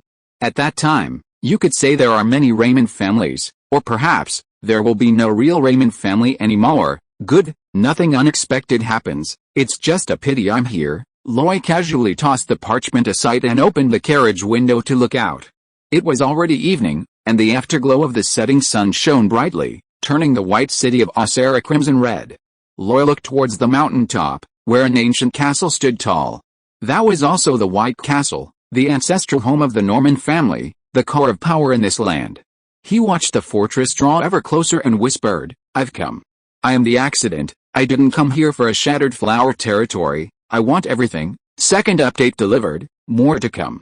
If you are listening to this novel on a channel other than Fanfic World, it means it was downloaded and re-uploaded without effort. We warmly invite you to visit our channel, Fanfic World. There you will find the original version of this story and many other novels of various genres. We look forward to seeing you dive into a world of incredible novels. Chapter 183, The Night Banquet, Finalizing the Plan. As the masters of Auxerre, the Norman family's castle naturally had to be built at the highest point, atop the mountain. Although the overall industrial level of the old world wasn't particularly advanced, and there wasn't much engineering machinery, making efficiency low, the extraordinary and magical still granted too many possibilities. Like this White Castle, a magnificent fortress was built by directly leveling a large area of the mountain top. If Auxerre was easy to defend and difficult to attack, then this castle was one man can hold off 10,000, almost impossible to breach. Lloyd and Eva rode in a carriage along the pristine white road, surrounded by soldiers who bowed respectfully. Busy servants ran about, lighting lanterns and candles, though dim, they served as a sign. Eva explained that this was a custom in Auxerre. As long as the lights remained lit, the people below could see them and feel at ease. This signified that they were under the protection of the Norman family, and no danger could harm them. This custom had become almost an unspoken agreement. Lloyd didn't understand it, but he respected it. Duchess of Fra didn't host him in the main hall of the castle, but instead arranged a lavish feast in a luxurious drawing room. Even though it was just a drawing room, there was a grand long table covered with a tablecloth trimmed with gold. Although illuminated by magical crystal lamps, the table was still set with candlesticks, thick candles burning brightly. The food on the table was exquisite and plentiful, including meat, vegetables, desserts, and thick soup. Everything was present. A glance revealed that there was plenty of magical beast meat among it, which emitted an enticing aroma thanks to the chef's skillful preparation. When Loy arrived, Duchess of Fra was already seated, with wine poured for her, which she drank alone. Apart from them, there was no one else from the Norman family in the entire drawing room. Even the only maidservant present was Eva. Grand Duchess of Fra didn't waste any words with Loy. She casually gestured and said, "Sit down, let's eat first." Okay, Loy didn't say much either, sitting down to one side and starting to eat heartily. After finishing the basilisk meat, Loy had spent money to buy a lot of monster meat, but the level was far too low.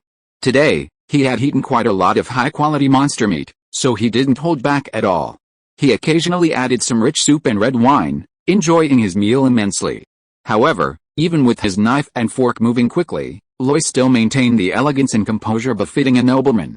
This was a habit he had cultivated since childhood, and his tutor, Old Barry, had taught him etiquette very well.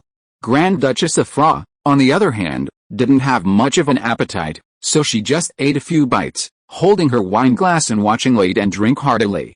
Half an hour later, after Luo Yi had finished most of the food, the Grand Duchess finally asked, "Is that enough? Would you like some more?" Luo Yi wiped her mouth with a handkerchief and said, "That's enough." Grand Duchess of Fra paused, then asked, "Have you seen the details?" "Yes, I was gone for too long. Most of the nobles have already been won over. Now, all we can do is exchange benefits, offer more advantages, and try to gain more support at the noble council." But, Grand Duchess of Fra's voice trailed off with obvious hesitation. Roy didn't wait for her to continue, but instead picked up the conversation. "However, the Raymond family will inevitably give up a great deal of benefits.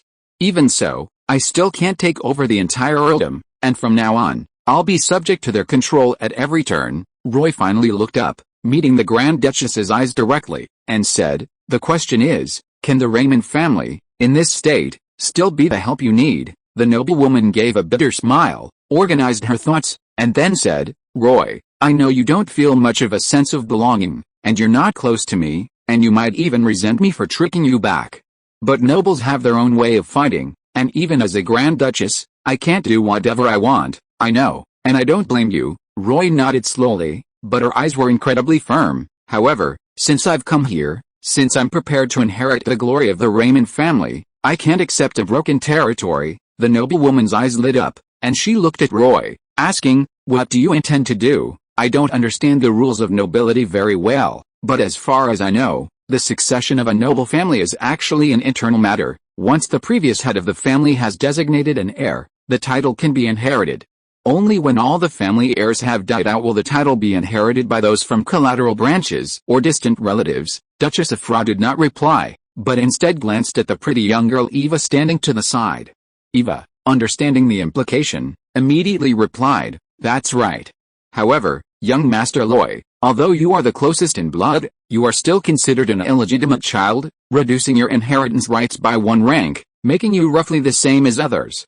Without a direct heir, the title must be decided by the noble council. Specifically, it's decided by a vote within the noble council, awarding it to a certain person, or those with inheritance rights, each receiving a portion of the estate. That's the current situation, so we must lobby the members of the noble council to gain their support.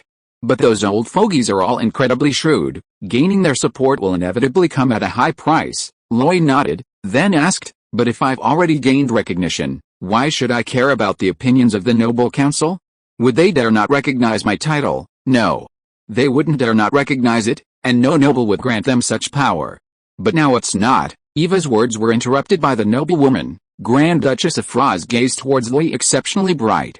"You mean you've become the undisputed heir of the Raymond family?" "Yes, how do you prove it?" Loy extended his right hand, fingers spread, and with a thought, a dazzling ring appeared on his ring finger. "Is this enough?" Saying this, he clenched his fist again, presenting the lion-shaped ring to the Grand Duchess. "The proverb ring, the Raymond family's sacred artifact. How did it end up in your hands?" "It was given to me by teacher Olivera, and also by Earl Raymond. My father instructed me to give it to me." The noblewoman looked at the proverb ring and suddenly burst into laughter, laughing uncontrollably until tears streamed down her face. So that's it, I knew Carl was such a shrewd man, how could he not have made some arrangements? So that's it. So he knew this path shouldn't have been taken, but he still went. Suddenly, Grand Duchess Afra's expression vanished. Her smile disappeared, and her tears dried. It was as if everything Loy had just seen was an illusion. The noblewoman suddenly asked, Loy, I'd like to know, if you inherit the Earl's territory, will you continue the development of magical machinery? Loy nodded without hesitation. Yes. He paused before continuing, this is the trend of the times, the most advanced productive force. If we abandon it, we'll only grow weaker. Therefore, I will definitely continue to promote the development of magical machinery. However, I will never be as radical as Earl Raymond. Even if I want to reform, I must find opportunities and follow the trend of the times. Taking smaller steps and finding the right methods will make things go more smoothly. I knew it. I knew this would be the outcome, the noblewoman said, but shook her head, offering no words of dissuasion. Instead, she said, since you have the proverb ring, it means you are the next head of the Raymond family, recognized by Carl. With that, everything is easy. Loy asked, so, specifically, how should it be done? Since we're going to do it, we should maximize the benefits. Those guys have been jumping around quite a bit lately, they need to be taught a lesson. Here's what we'll do, the noblewoman's voice grew softer, while Luo Yi's smile deepened. Soon, a complete plan was finalized, the banquet ended, and Luo Yi took her leave. The pretty young girl, Eva, saw her off again, carrying a lantern as they walked through the White Castle. By now, it was completely dark. Although there were lights on the road and guards could be seen from time to time, the emptiness of the White Castle was apparent, and their footsteps even echoed. Castles, though essential for powerful families with their robust defenses, offered a less than ideal living experience. The accommodations were far from luxurious, less comfortable and convenient than those exquisitely built manors. However, just as Luo Yi was about to leave the White Castle, a figure suddenly appeared from the doorway. Luo Yi, with her keen hearing, looked over as soon as he moved, but there was nothing there. The lovely Eva was startled. Upon seeing who it was, she couldn't help but ask, young Master Dean, what are you doing here? And why are you here? The man, illuminated by the light, revealed a tall figure, broad shoulders, and a handsome yet slightly youthful face. He smiled and said, I've come to meet my brother, the future Earl Raymond. As he spoke, he slightly turned his head, looked at Loy, and extended his hand. Let me introduce you. Dean Norman, the eldest son of Grand Duke Efron Norman, the first in line to the throne of the Duchy of Norman, the future Grand Duke. Loy could only reply, Roy Roy Fitz, the current illegitimate son, who may be the future Earl Raymond. Hello, my half-brother. Oh, hello, young Master Dean. All right, I've met you, I'm leaving. With that, he strode away, his back view elegant, without a trace of lingering affection.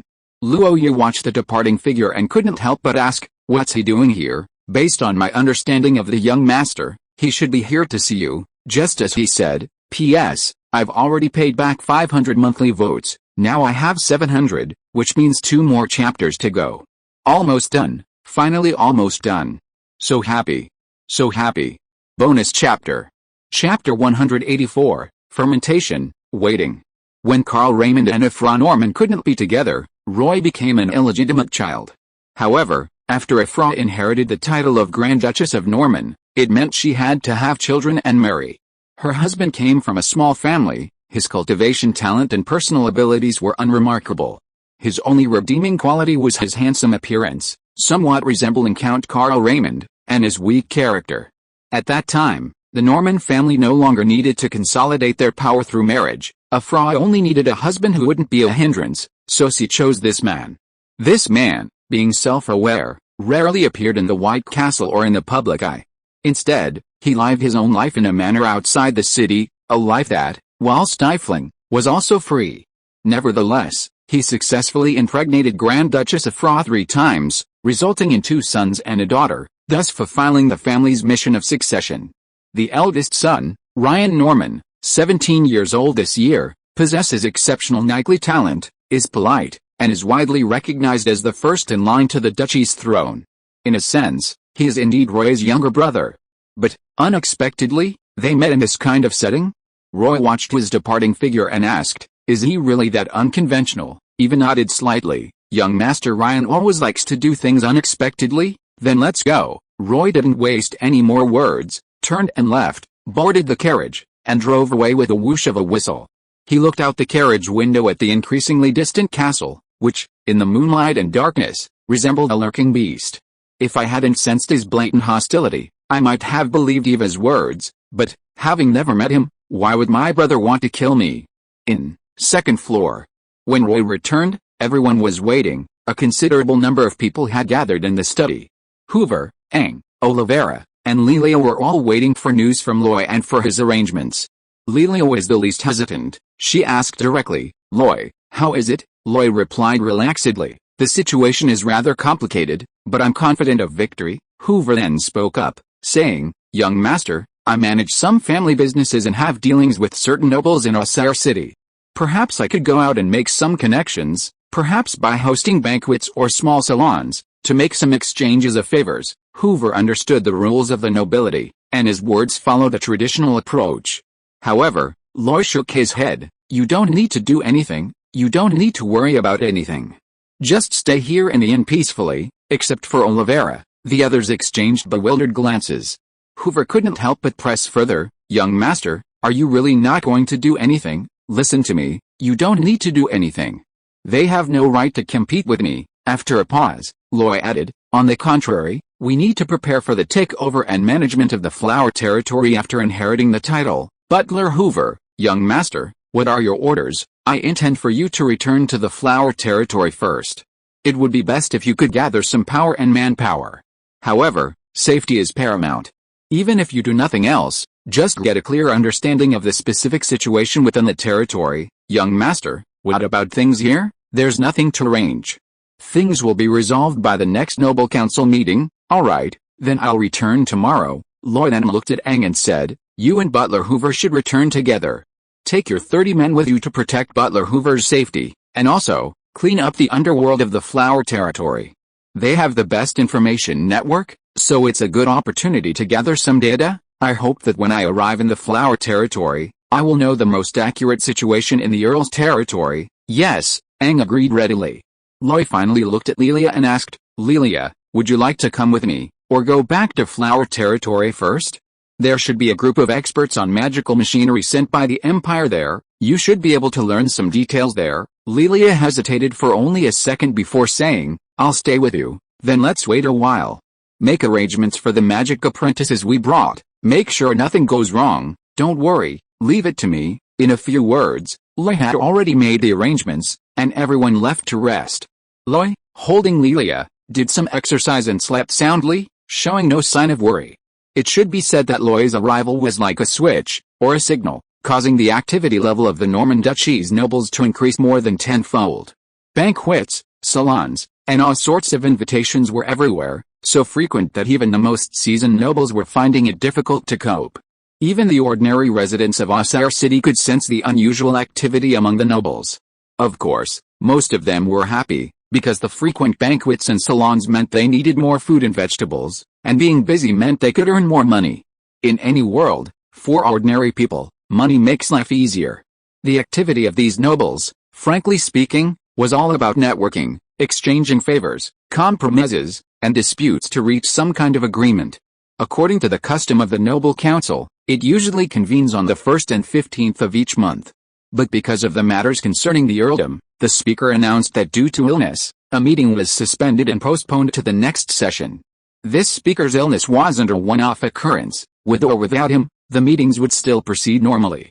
But this time, a meeting was suspended, which, frankly, meant giving those people enough time to exert themselves, empty their pockets, promise benefits, and thus gain even greater rewards.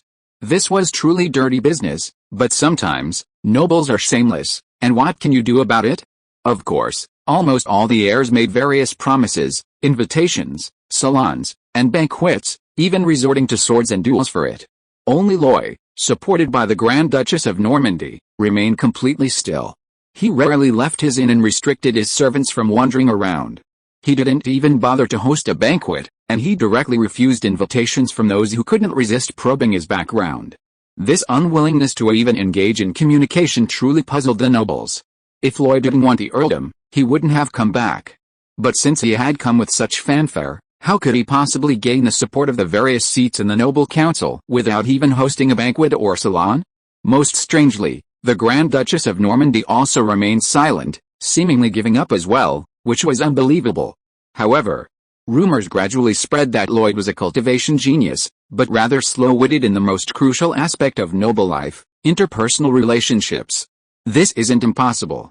Like the offspring of the Freud family, they often possess exceptional talent and rapid cultivation, but are also notoriously bad at managing noble territories and interpersonal relationships. Lloyd falls into this category. However, while Lloyd doesn't actively socialize, it would be a mistake to say he's uninformed. The beautiful young woman, Eva, always brings him the latest news. Someone has secured the support of a particular counselor, winning 3 votes. An heir has defeated their opponent at a banquet, earning accolades for their formidable strength and the might of a lion. Of course, these are less significant than the most problematic aspect. Someone has already drawn a map of the earldom. Then, based on the summary of information and feedback from various quarters, they've begun dividing up the territory. Who gets this piece, and who gets that piece? Who has been promised certain types of business by the Raymond family, and who has taken those deals? Yes, they've tacitly accepted the decline and fragmentation of the Raymond family, and the ownership of this vast territory and its profits. The map is updated almost daily, a lively back-and-forth exchange. To be honest, even with his good temper, Luo Yu was furious. It felt like a group of people were reaching into his money bag and snatching it away, grabbing and shoving without any mercy, treating him like he was nothing. Fortunately, all of this would be resolved in half a month, on July 15th of the new divine calendar 312. These past few days, he hadn't been idle while staying at the inn.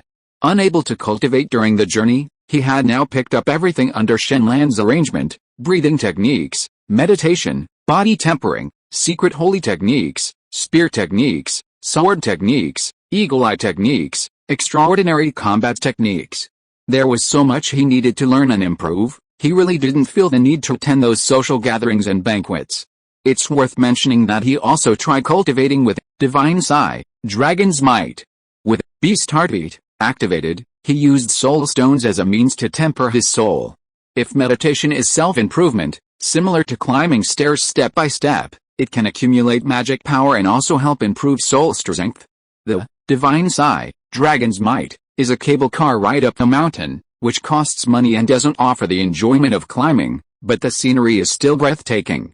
Therefore, the advantages are significant, but Luo Yi really doesn't dare to cultivate for long periods, as the consumption of his battle key and soul stones is truly excessive. However, just as he was focused on waiting for the noble meeting to convene so he could forcefully slap someone in the face, the pretty young girl Eva let him out again. Meet someone? Who? Who's worth us meeting so mysteriously? Luo Yi looked puzzled, but the pretty young girl Eva spoke up. This was arranged personally by our master. Even she negotiated with many parties to secure this opportunity for you, so, this time, you absolutely can't let us down. After a pause, she added, this meeting might not decide whether you inherit the earldom. However, after you inherit the title, whether the territory submits to your rule depends on whether they are truly willing to support you. If we win them over, at least half the problem will be solved. Luo Yi became curious and couldn't help but ask, so prestigious, very prestigious. Now that you say that, I'm really interested. Let's go, let's hurry. Second update will be revised later, please wait a little longer. Chapter 185, Profound Foundation, Subdued. It seems that people always prefer to do things discreetly at night. The person Luo Yi was going to meet was also on this almost dark, moonless night. However, Wasar City had many street lights and even more carriages, so although they were using ordinary carriages, they were openly traveling the roads. Luo Yi gazed out the carriage window with great interest at the shadowy buildings of Wasar City, as well as the passing carriages and pedestrians, as if witnessing an exotic landscape. Inside the carriage, the pretty young girl Eva sat beside him, maintaining perfect aristocratic posture, though her eyes were somewhat serene. Olivera sat there with her eyes closed, seemingly meditating, or perhaps simply resting. They traveled along the streets encircling the mountain, then uphill, until they reached a relatively secluded area. This place, though somewhat isolated, was the wealthy district of Wasar City. The buildings there were manors of all sizes, much less densely packed than in the city center, and many manors were bustling with activity, clearly hosting banquets. However, the manner that Roy and his companion entered was surprisingly quiet. After Eva appeared, the gates opened directly, and the carriage drove straight in, only stopping at the manor entrance. Roy led Olivera down from the carriage and into the manor. Along the way, they saw not a single servant, but numerous candles illuminated the path. Eva led the way, not through the main gate, but from the side, up to the second floor, turning left and right until they reached a study. A knock sounded, followed by an aged voice, "Come in." The door creaked open automatically, and Eva went in first, followed by Roy. But the moment he stepped into the study, he sensed something different. It felt like being squeezed into a bubble. Before Roy could react, Olivera was already blocking his way, his expression grave, one hand on his sword hilt, the other reaching behind him to grasp the handle of his gun. He stared intently at the three people before him, but whispered calmly, "Patriarch, if a fight breaks out, run immediately. Run for your life." Without hesitation, Roy placed a hand on Olivera's shoulder, knowing he wasn't joking. Olivera was already prepared to go all out and fight to the death. And the only one who could make him so cautious was a fourth-tier calamity expert. At this moment, three people were gathered in the small study. Roy suddenly understood. He understood who these people were, why Grand Duchess Afra had summoned him, and why, with their support, Flower territory was half secured. He patted Olivera's shoulder, took a step forward, and stood before them. He made sure they saw him clearly, and they saw him too. Three people, two men and one woman. The woman was a mage, wearing a light blue magic robe, glasses perched on her nose, and holding a thick magic book.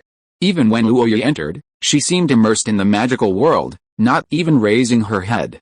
She looked very young, her exposed skin without a single blemish, her hair jet black and shiny. Yet, sitting there, she exuded an air of elegance, tranquility, and timelessness. Most importantly, her robes bore 4 pentagram rings, one inside the other, with a shimmering pool of water within. This signified that she was a 4th-tier calamity mage, proficient in water magic. The other two were quite different. One was tall and strong, his arms thicker than an average person's thighs, radiating visible power. Clearly, this physique and mountain-like aura indicated he was at least a 4th-tier knight. Strangely, his skin was bluish-gray, even shimmering with a metallic sheen. Of course, while he exuded immense power, he was already quite old. His gray hair and deep lines around his eyes showed that he had traversed a long period in this world. As for the last one, he was dressed as a typical swordsman. He was tall and slender, with an ordinary appearance, but his demeanor was elegant, exuding an indescribable calm confidence. He held a longsword in his hand, wider than a rapier and longer than a scabbard, its blade slightly curved, hanging at his waist. His hand rested on the hilt, his 5 fingers clearly defined, as if ready to draw it at any moment. However, his complexion was not good, he appeared somewhat pale, and his entire being reeked of blood and the scent of potions, as if he were still recovering from an injury. His gaze swept over Roy before settling on Olivera, and he smiled, saying, "Olivera, what's wrong? It hasn't been that long, and you don't recognize me." Olivera's expression turned serious. He pursed his lips and said, "This student greets Teacher Otto. You don't trust me. In this situation, I have a duty to protect you." "Who would I trust? Your personality hasn't changed at all." Otto chuckled, annoyed. "I don't believe you didn't see it the other day." "It was me who blocked that Hurricane Higgins from the Carlyle family," Olivera retorted, "but you didn't show yourself. Nobody knows what the Raymond family's future holds." "What would I say if I showed myself? Whether the person behind you can shoulder the family's burdens, whether he's worthy of our trust, is still uncertain. So, why should I show myself?" Olivera pursed his lips. He wasn't good with words to begin with, and now he was even more at a loss for words. Roy patted his shoulder and said, "Gentlemen, Roy Roy Fitz, the illegitimate son of the Raymond family, greets you all. May I introduce you?" This time, Eva took the lead, saying, "Let me introduce you." She faced the swordsman, bowed slightly, and said, "This is a 4th-tier Gale swordsman, awakened with fire-type battle aura, known as the Flame Sword Saint, Lord Otto." Roy bowed slightly to him, acknowledging their greeting.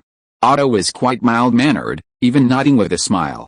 Eva then looked at the mid-level knight and said, "This is a 4th-tier berserker knight, awakened with earth-type battle aura, and possesses special secret techniques, Lord Iron Knight Filzik." Deep Blue seemed to be triggered, immediately flashing information, and Roy realized that this Iron Knight was actually the previous Grand Knight Commander of the Raymond family, and the Vice Commander of the family's knightly order. The captain was Earl Raymond, and as the Vice Captain, he was the one who truly held power. Almost all the knights within the family were trained by him or received his guidance. For this one, Loy naturally had nothing to say, bowing respectfully. But this one was quite arrogant, slightly raising her head, as if greeting him, yet also seemingly indifferent. Eva then introduced the last one. This is Lady Palacios, a 4th-tier elemental mage, specializing in water magic. She is stationed year-round at the westernmost port of the Earl's territory, driving away various sea monsters for the Raymond family. Besides, Lady Palacios is also a rare potion master, capable of concocting many rare potions. The reason the Raymond family is so attractive to geniuses is because Lady Palacios' potions can provide what they need for cultivation. Only at this moment did the lady slightly raise her head, exchanging a glance with Loy, as if to say hello.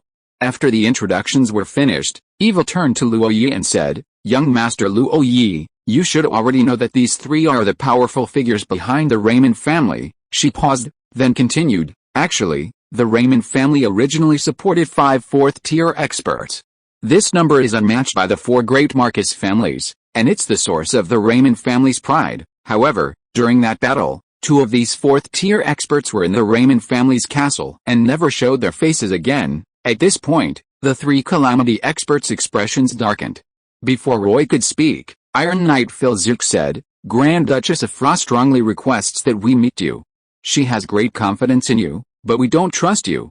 We don't believe you can handle the current complex situation, so, we also want to meet you and ask you some questions." Roy nodded slightly and said, "May I ask?" Flame Sword Saint Otto spoke up, "If you become Earl Raymond, how do you plan to deal with that previous man-made disaster?" This was an extremely difficult question to answer because Roy didn't know the 3 men's attitudes.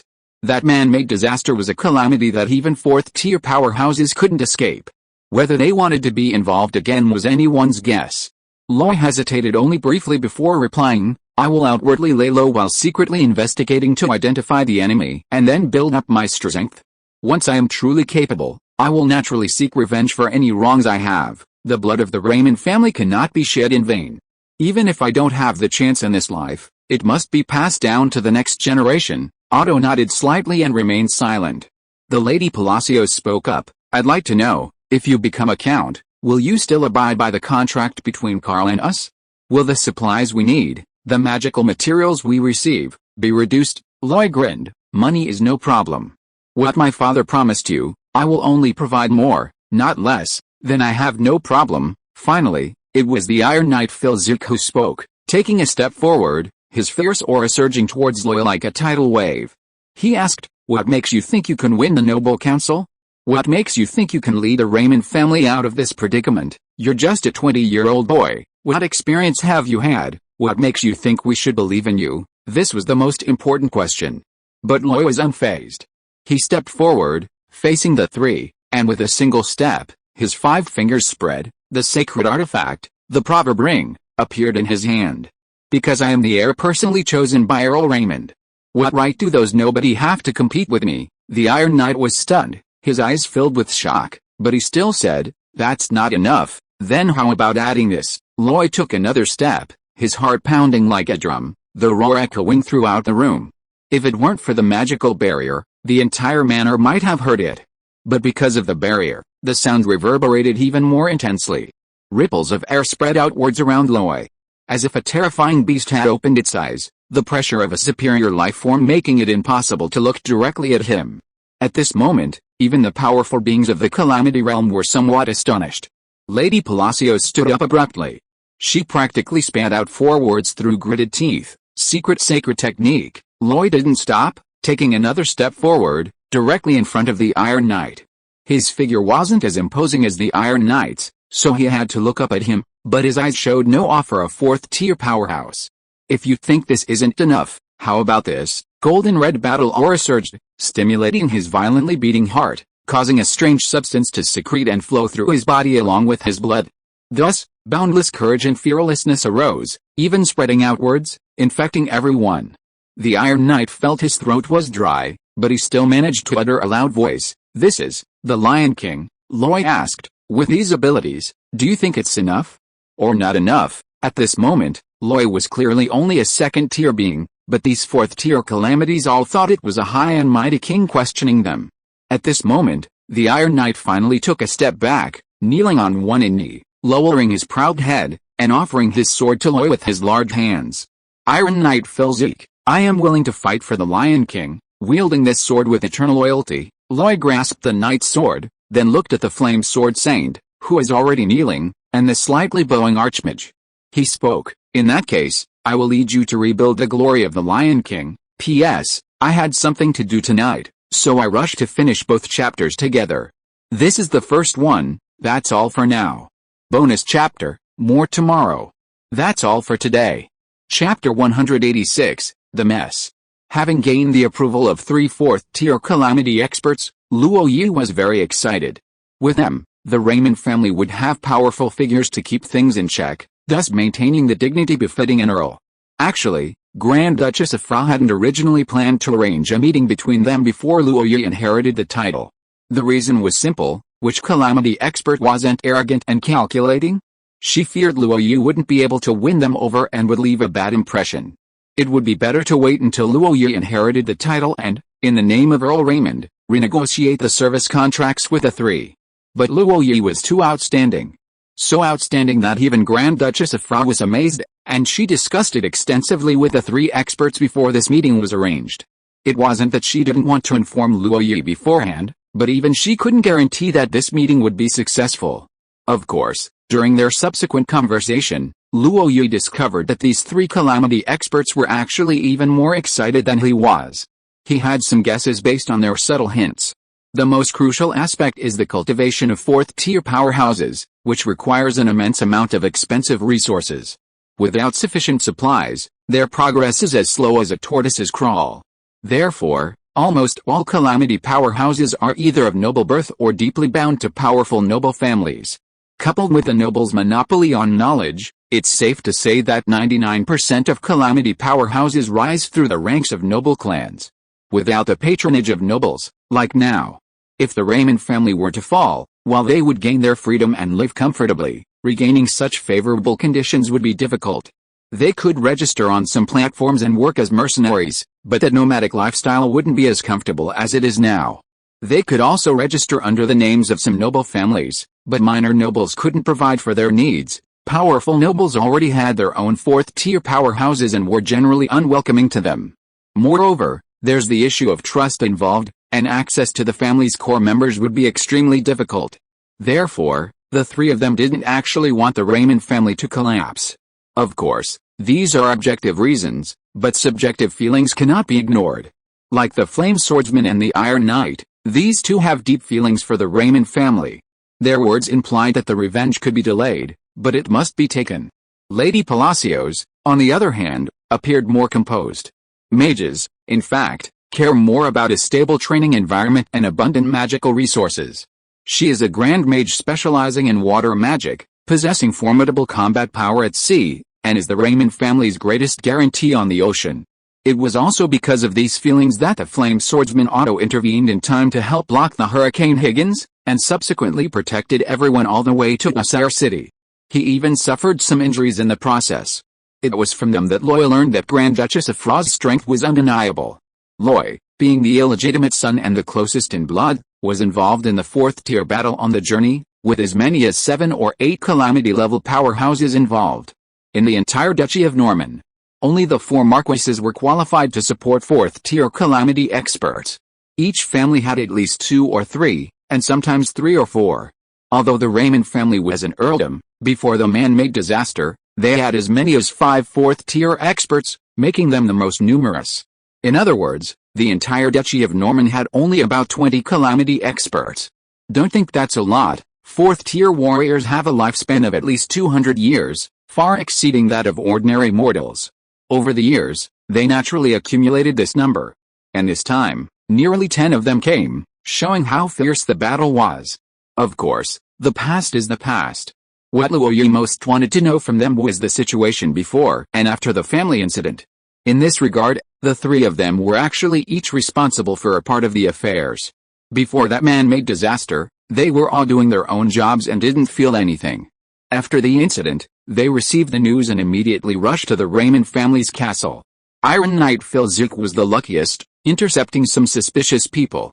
However, when a fourth-tier expert rushed out and fought him, and he wasn't good at speed, those people still escaped. However, he was certain that the powerful figure from the Calamity Realm was not from the Duchy of Norman. The Duchy of Norman only had a handful of fourth-tier warriors. Even if they hadn't dealt with them, they'd heard of them, and none of them seemed like such people. As for the flame swordsman Otto, at the time of the incident, he was actually accompanied by Earl Raymond's second son, Joffrey.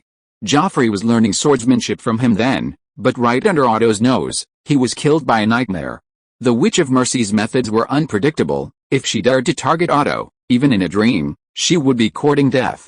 Unfortunately, the Witch of Mercy targeted Joffrey, and Otto only realized what was happening after Joffrey's death. Although he killed the witch, it was too late. In short, they didn't provide much useful information. On the contrary, Loy finally learned some specific details about the current situation of the Earl's territory after the destruction of the castle. According to their accounts, the Earl's territory was already somewhat unstable before that man-made disaster. The main problem was that Earl Raymond's forceful promotion of the development and popularization of magical machinery had genuinely infringed upon the interests of too many people. The economy of the Earl's territory was, frankly, still a self-sufficient small-scale agricultural economy, with farmers trapped on the land.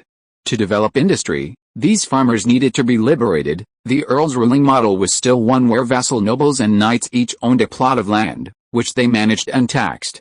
Developing magical machinery required land acquisition, plots of land here, plots of land there, encroaching on the lands of these vassals. And that wasn't all.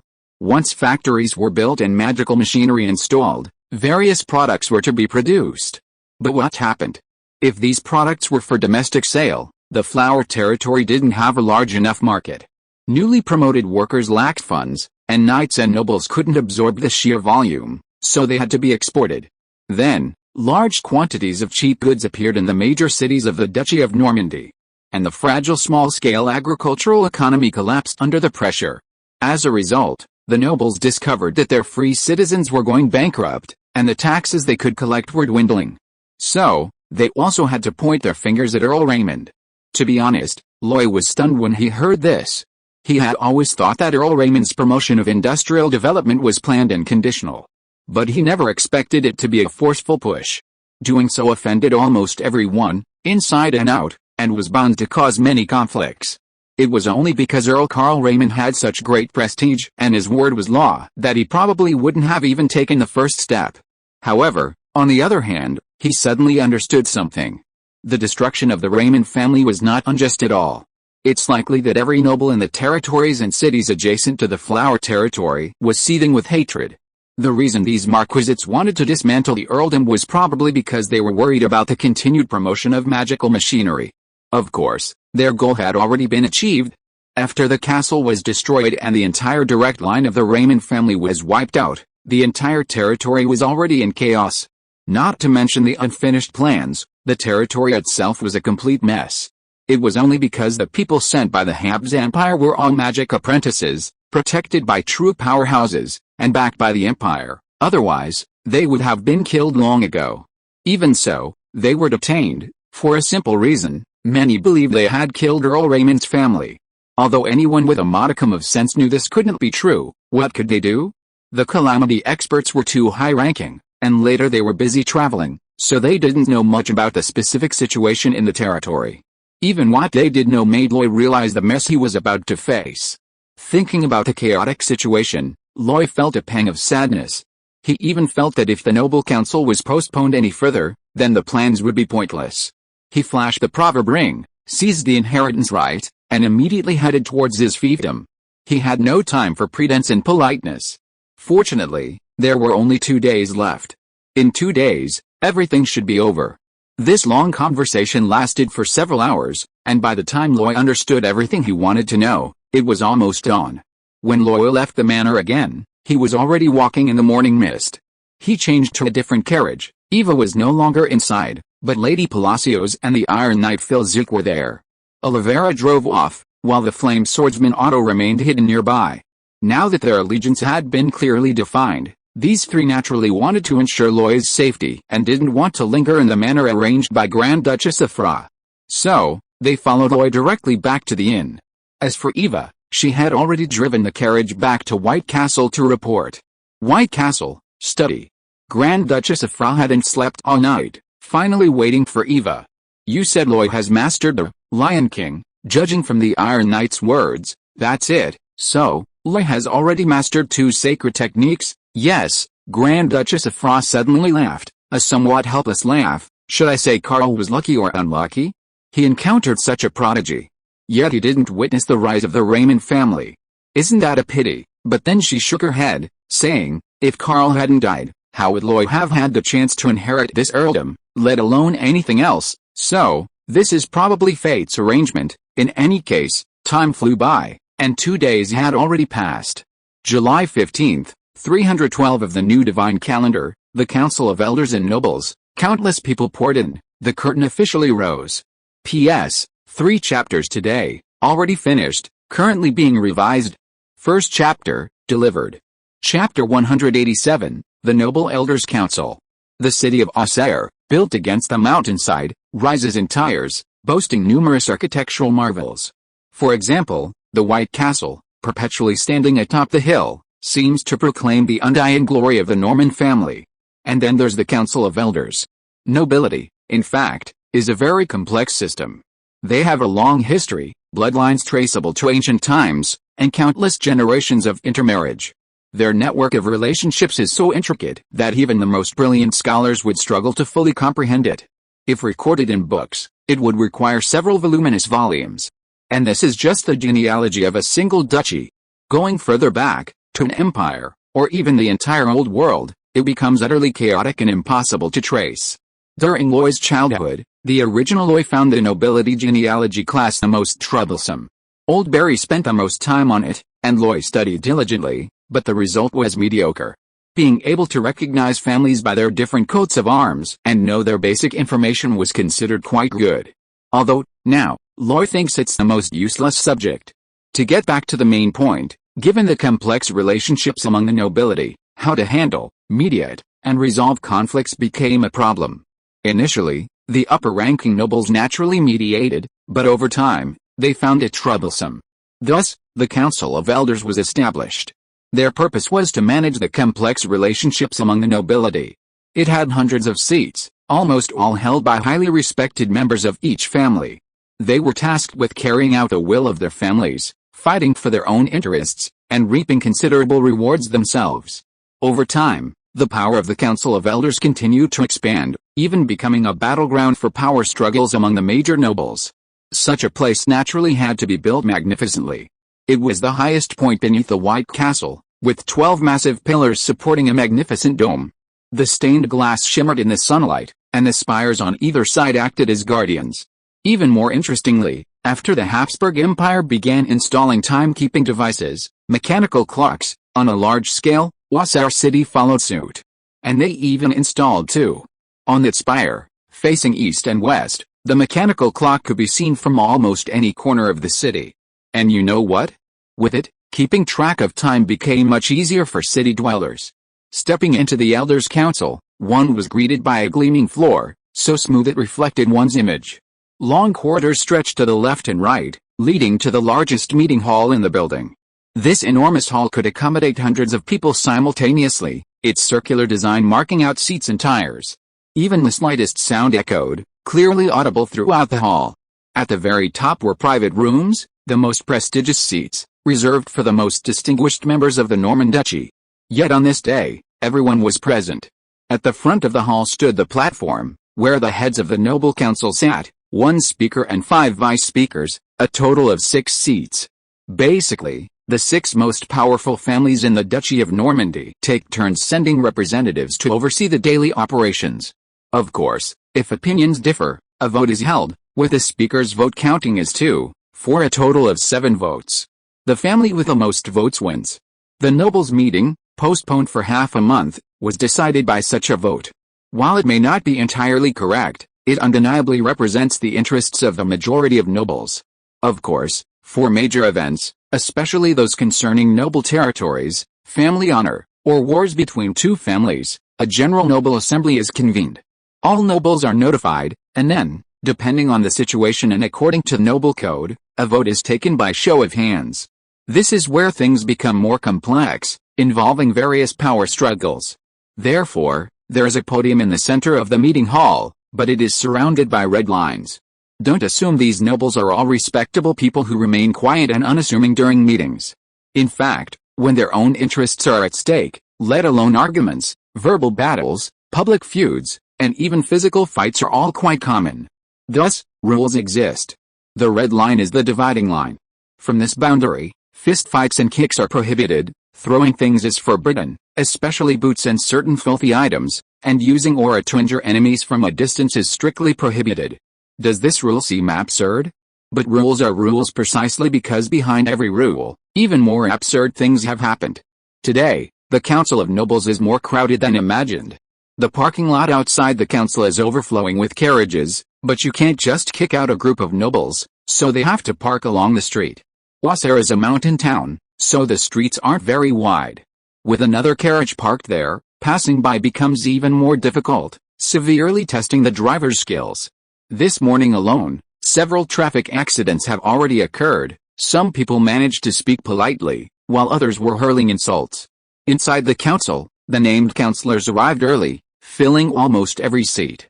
Nobles qualified to attend as observers arrived in a steady stream, and once the seats were full, they had to stand. Then, more and more people arrived, until the place was completely packed. The focus of everyone's attention that day was naturally on the designated heirs. Each one was dressed in their most elegant and luxurious attire, some even clad in gleaming golden armor, resembling majestic knights. Most appeared excited, such as Quentin Foster, Keller Carlson, and Augustus Lewis, who smiled broadly and waved their arms constantly, like stars surrounded by admirers. Others, like Joel Raymond and Daisy Wick, were more composed and reserved. They would merely nod slightly to familiar nobles, considering it a greeting. But if you looked closely, their arms were trembling, a struggle to suppress their emotions. Then there was Gian Santos, who, though dressed in knightly armor and appearing exceptionally heroic, was clearly dejected. He had suffered a huge humiliation at the hands of Roy, losing his own gloves and then retrieving them himself, enduring countless jeers these past few days. Some had even mocked him directly. Although he had lost gloves a few more times and won several duels, salvaging some face, it couldn't erase the support of the nobles behind him. The latest loot map showed him a pitifully small share of territory. However, glancing to his side, he became much calmer. Beside him were three others, Regan Durand, Alan Wells, and Vincent Ackerman, all vassals of Earl Raymond. They were related by blood, and had served the Raymond family for years, making them legitimate vassals. But in Auxerre, they lacked both connections and influence. They were the most ignored group, their faces grim. The number of people grew rapidly, the entire Elder Council erupting in chaos, nearly lifting the roof off. The speaker on the high platform couldn't hold back any longer. Clang, clang, clang, clang. The sound of the gavel striking echoed throughout the hall, almost breaking it, finally silencing the crowd. The speaker was an old man with a white beard. The layers of wrinkles showed he was quite old. But his eyes were clear, his breathing was deep and even, and his movements with the gavel were vigorous and powerful. He showed no sign of illness whatsoever. Before him lay a thick, large book, the words "The Code of Noble Laws" prominently displayed. His voice boomed, and seeing the noise subside, he declared, "Everyone, quiet. Quiet, there are too many people today, and everyone who's supposed to be here is here, so let's begin. The direct bloodline of the Raymond family has tragically perished, but the banner of the Lion King must be inherited. Therefore, today, we need to choose a new Lion King, a new heir. According to noble code, these 9 are the most suitable heirs. They possess sufficient courage and fearlessness, willing to shoulder the glory of the Lion King. As is customary, these 9 will each take the stage to give a speech, explaining their understanding of the Lion King. Then, the elders will vote to select a suitable Lion King. Although this was the stated purpose, once the 9 men appeared, it was destined that no new Lion King would be born. After multiple rounds of fruitless voting, they would choose to dismantle the earldom, dividing it into countless parts, which would then be inherited by these 9 men. In fact, a complete earldom was not on the interest of the great nobles, because it meant that even without Loy, others would become their rivals. Therefore, dividing the territory was almost inevitable. He paused, then added, as for those who didn't come, that means they don't take this matter seriously. So, let's just forget about it. He didn't name names, but everyone present knew who he was referring to. This even drew a burst of laughter. Just then, the door was suddenly pushed open.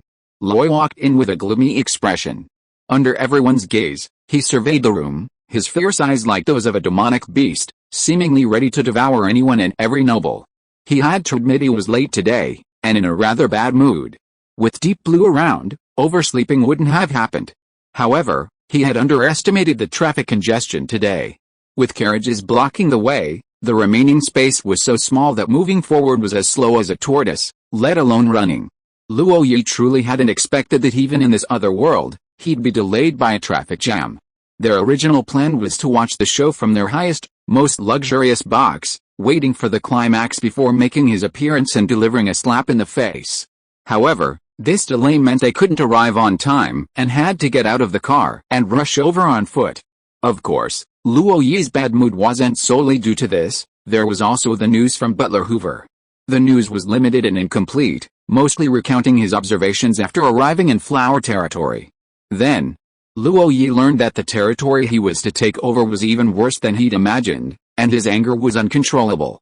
At this moment, he truly had no interest in playing any noble games and was ready to overturn the stage. Second update, delivered. This was actually supposed to be connected to the third update. I originally intended to post them together, but I split them into 2 chapters. Chapter 188, A Farce. Luo Yi's fierce gaze intimidated many. After all, his reputation as a genius was quite renowned, and a third-tier transcendent was still very powerful. Most nobles had to maintain a respectful distance. However, this wasn't just a small gathering of a few, but hundreds of nobles and knights. Naturally, some were willing to step forward. A middle-aged nobleman stepped forward, his eyes fierce and his aura menacing. He stared at Luo Yi and said, word by word, "This is the Council of Noble Elders, a place where nobles discuss matters. This is a sacred and solemn occasion. How can we tolerate a bastard like you acting crazy here? Don't think that being a third-tier expert makes you invincible. There are quite a few transcendent experts here." As he spoke, orange battle aura rose and swirled around him, like a ferocious beast. However, Luo Yi didn't even glance at him, but behind him, 2 people stepped forward. One was tall and the other strong, each wielding a longsword in one hand and a knight's greatsword at their waist, though their battle auras didn't shimmer. But after taking only a few steps forward, a fierce aura, like a mountain collapsing and a tsunami crashing, spread outwards. The middle-aged man was the first to be affected, his face turning deathly pale. He instinctively retreated, tripping over a table and chair, and fell down. Fourth-tier calamity. Just then, someone recognized their identities and said, "Is that the Flame Sword Saint and the Iron Knight? They are 4th-tier powerhouses supported by the Raymond family. They have accepted that illegitimate son. Look, there's another 4th-tier archmage behind them. Is that Lady Palacios?" A cacophony of noise erupted instantly, threatening to overturn the entire conference hall. Just then, the sound of the gavel striking rang out, and the white-bearded chairman at the head of the table spoke.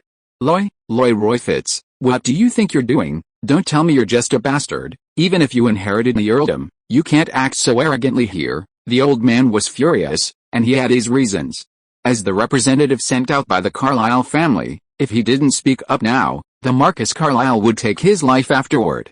As his voice rang out, a 4th-tier aura filled the air, not directly clashing with the 2 combatants, but merely announcing its presence.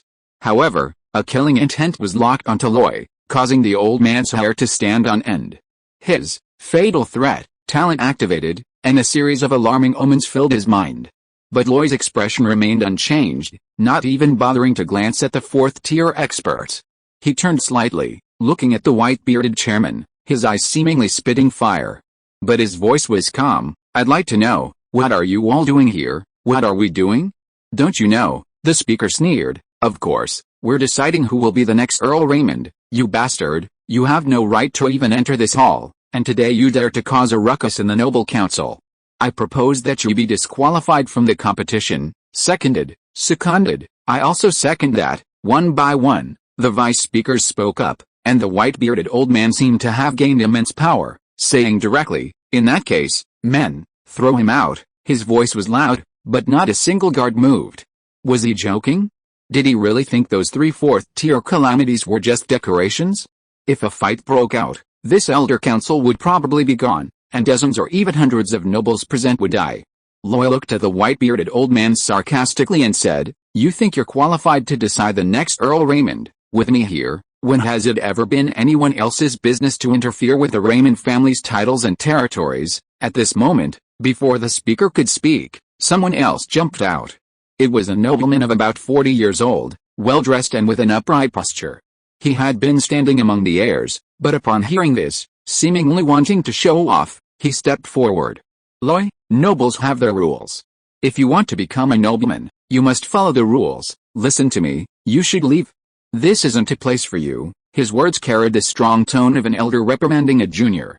Loy tilted his head slightly, glancing at him with a somewhat strange expression. "Who are you, Jarl Raymond?" "Technically, I'm your uncle." He paused, then added, "Speaking of which, you're also my elder brother's only remaining bloodline, so live well." Loy's expression grew even stranger. He said, "Now that you mention it, I have a question. What? Something happened to the Raymond family?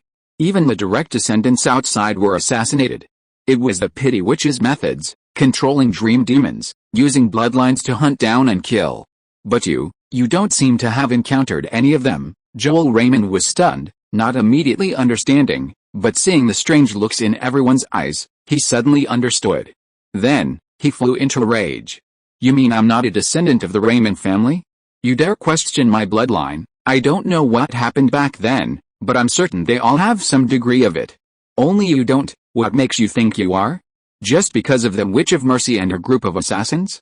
Perhaps they were afraid of the Freud family and dared not act." "No, of course, it's not just that." Loy finally raised his hand, a flash of 7-colored light, and the sacred artifact, the proverb ring, appeared on his ring finger.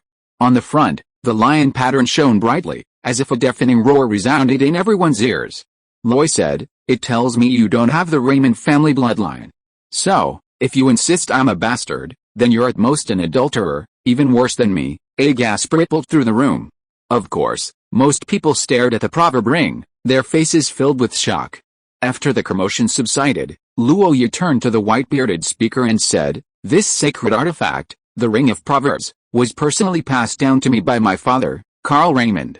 It represents his entrustment of the Raymond family to me, and also allows me to inherit the glory of the Lion King. These 3/4-tier powerhouses worshipped by the Raymond family can testify to this. So, what are you doing here? You actually intend to openly and legitimately divide up an already claimed earldom here?" This news was even more explosive, shocking almost everyone into jumping up.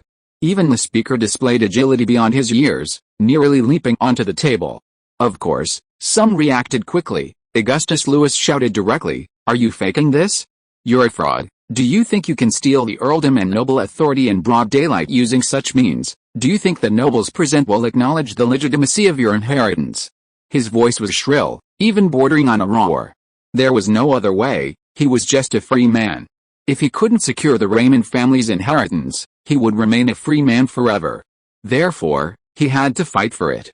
Croy didn't even glance at him, only staring at the white-bearded chairman, smiling as she asked, "Nobles have their rules, and the right of inheritance is sacred and inviolable. This is the content of the noble code, Chairman. Do you dare say, in front of me, in front of so many nobles, that my inheritance is invalid?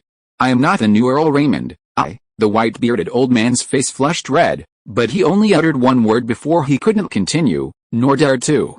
Augustus Lewis was ignorant and fearless, but he wasn't. He clearly knew that the legitimacy of the noble inheritance was absolutely not to be questioned. If he dared to speak today, he would definitely be torn apart by the other nobles. "What? You, an outsider, dare to interfere in the succession of my family's title? Are you coveting my family's title? Come, for the honor of our family, let's fight to the death. This is the outcome. If things escalate, even the speaker himself won't have peace after death." After stammering for a long time, he still couldn't utter a single word. Luoyi didn't look at him, but instead looked at the other vice speakers, but none of them dared to meet his gaze, all silently lowering their heads. Then the other nobles also avoided his gaze. At this moment, Some people stood from Luo Yi's perspective and realized that he really had the right to be angry. The reason was simple: the territory and title already had owners. Now you dare to openly divide my property, who wouldn't be furious? Seeing that no one was finally meeting his gaze, Luo Yi couldn't help but snort coldly and said, "Today, have the inheritance document written and sent to my inn. I'm leaving." With that, he turned and left, seemingly without any regrets. However, as he stepped out of the council hall, another voice came, a few words that perfectly described the situation of the day. "What a ridiculous farce. Thank you SIB 19,950,228 for the 100-coin reward, and thank you Ren Yanghong for the 100-coin reward. This has happened many times already, and the author has seen them all. And thank you again to 20,240,723,158 AA for the 1,666 coin reward, twice. Thank you so much. I'll definitely add more chapters when I have time." Chapter 189, Turmoil and Chaos. Loy left, waving his sleeves without a trace. A long silence fell over the entire conference hall, broken only by the phrase, "What a ridiculous farce," echoing through the space. It repeated itself over and over, even after the sound had completely faded, still resonating in the hearts of all the nobles. But after the extreme silence came extreme noise, like boiling water, the clamor threatening to lift the dome of the conference hall. Every noble felt a buzzing in their ears, yet they still struggled to make their voices heard. The 9 people who had appeared before, the center of attention, now looked ashen-faced as could be.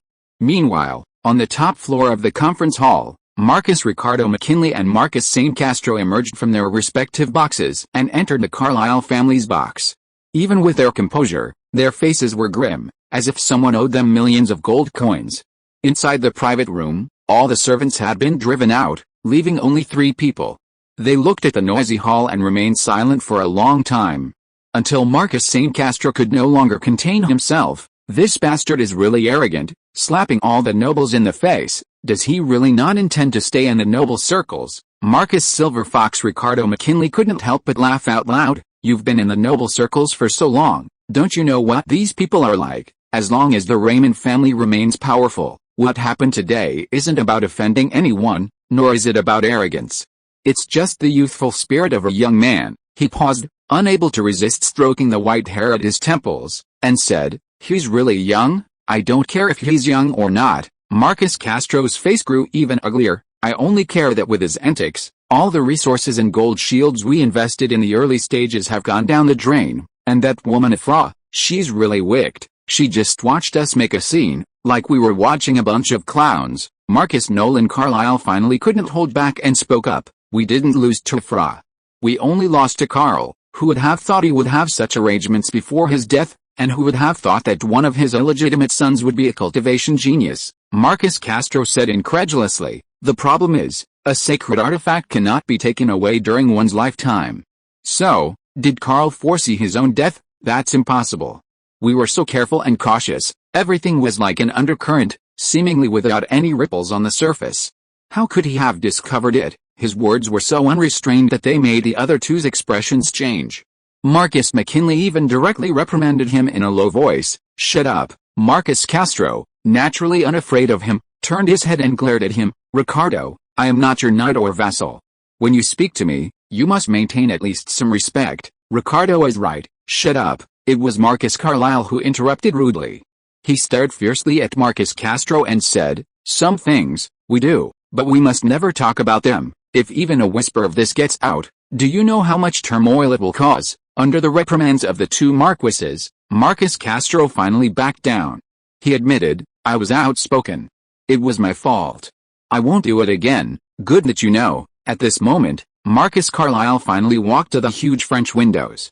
He watched the nobles pour out of the council hall like a flood, and the departing carriages, before finally speaking. "So what if he got the earldom? So what if a little brat has considerable talent in cultivation? We need to let him know that managing and developing a territory is no easy task. War, natural disasters, disease, man-made calamities. There are too many ways to make this naive little fellow feel our malice."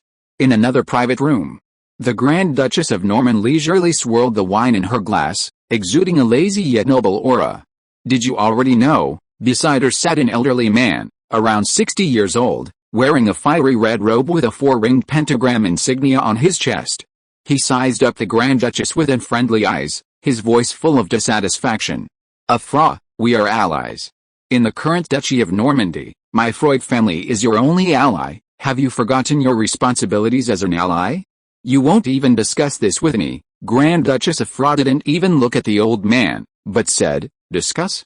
How can I discuss this with you? Tell you there's a new Lion King? Or tell you not to do those shameful things? Didn't I say those things? But did you even care?" The current Marcus Freud was speechless, stunned by the Grand Duchess's retort. He remembered that the Grand Duchess had indeed advised him many times. Although she hadn't mentioned the sacred ring of Proverbs, her admonitions were clear. However, at that time, he had been blinded by self-interest, only thinking that the Grand Duchess simply didn't want him to get a share. At this moment, his imposing manner weakened considerably, but he still said, "Then, could you have been clearer? You know we Freuds aren't very good at these intricate noble dealings and backstabbing." The Grand Duchess couldn't help but roll her eyes. "Your sister is a restless person who did the most despicable thing a noble could do. Don't you know that?" Back then, it caused a huge uproar. The Raymond and Freud families went to war, causing countless deaths and injuries. You witnessed it firsthand, how could you not know? Moreover, although nobles may be cunning and don't care about illegitimate children, you're trying to let someone without Raymond blood inherit the glory of the Lion King. To be honest, if I didn't know your character and that you didn't have those kinds of intentions, I would think this is the ultimate insult to the Lion King. If you succeed, do you believe that the ancestors of the Raymond family would be so angry they'd crawl out of hell to settle accounts with you? Now, Marcus Freud became somewhat uneasy. He awkwardly rubbed his hands and said, "Afra, well, you know me, I'm not that kind of person. This matter was something I didn't consider carefully. Little Joel, although not a descendant of Earl Raymond's family, is my sister's only child. I still remember when she was so little, she followed me around every day. So, when little Joel came to me for help, I lost my mind." The 60-something-year-old man's straightforward and frank admission of his mistake was truly unlike that of a Marcus. But that's how the Freud family is. Genius in cultivation and political shrewdness are two different things. However, the old man seemed to realize something and quickly said, "Based on my understanding of those three, they definitely won't let this go. Who knows? They'll have many more dirty tricks up their sleeves for our new Earl Raymond. So, should we step in and help your son?" The topic shift was abrupt, but the noblewoman was still tolerant of her allies, and readily agreed, "No need, really not, let him do what he wants. If he needs anything, he'll contact me." "That's fine then." It should be said that the speed at which news spreads depends not only on the means of dissemination but also on the extent of the shock. Like what happened today in the Elder Council of Nobles, it was absolutely sensational. Almost immediately after Roy's departure, it spread outwards in an explosive manner. Not to mention the noble circles, even the free citizens of Auxerre City had heard about today's events. Of course, none of that mattered to Roy. Their approval or disapproval, praise or doubt, were irrelevant to him. He was simply telling everyone that the new Earl Raymond, the Lion King, had been born. All who dare to covet the Lion King's territory and wealth will face the wrath of the King of Beasts. Of course, Roy's departure didn't mean he was out of the loop. The pretty young girl, Eva, informed him of what had happened in the meeting hall as quickly as possible. "You have to understand, those 9 heir candidates on the stage spent a lot of money and made many promises in order to obtain the territory and wealth. If they really succeed, the Raymond earldom will not only be fragmented, but the Raymond family's businesses, wealth, and various interests will be divided up. Most of the councillors present will gain something. To be precise, they have already gained some benefits. Even the other nobles have directly or indirectly obtained some benefits. But now, Roy's appearance has disrupted all their plans. What will happen then? What about the benefits that were promised or already given away? If they can't be implemented, a lot of problems will arise. Without the pie, and having spent a lot of resources, connections, and gold shields, the matter cannot simply be left unresolved. This is the aftermath. This is what Grand Duchess Afra needed. The original order was disrupted, and all the interconnected relationships lost their basis for mutual benefit. As a result, all the nobles were arguing. Some were greedy and unwilling to let go of what they had already acquired. Some had given and were not getting what they wanted. All of this turned into fierce arguments that lasted for a whole day in the Council of Nobles. The white-bearded chairman even used the trick of feigning illness again to try to escape, but this time, he was beaten awake by the nobles. Even so, he did not forget the instructions of the new Earl Raymond. So, a succession document written on golden fleece was delivered to the inn before sunset. In the study on the second floor of the inn, Loy was completely unconcerned about the huge chaos he had caused, and did not even care much. At this moment, he simply unfolded the succession scroll written on golden fleece in his hand and stared at it in a slightly daze. Beside her, Lelia looked up from the scroll and asked, "Loy, we've got what we needed and done what we needed to do. When are we leaving?" Loy raised her head slightly and said, "Of course, the sooner the better. However, before we leave, we need to meet with Grand Duchess of Fra. First chapter delivered, second chapter under revision." If you are listening to this novel on a channel other than Fanfic World, it means it was downloaded and re-uploaded without effort. We warmly invite you to visit our channel, Fanfic World. There you will find the original version of this story and many other novels of various genres. We look forward to seeing you dive into a world of incredible novels. Chapter 190, Alliances and News.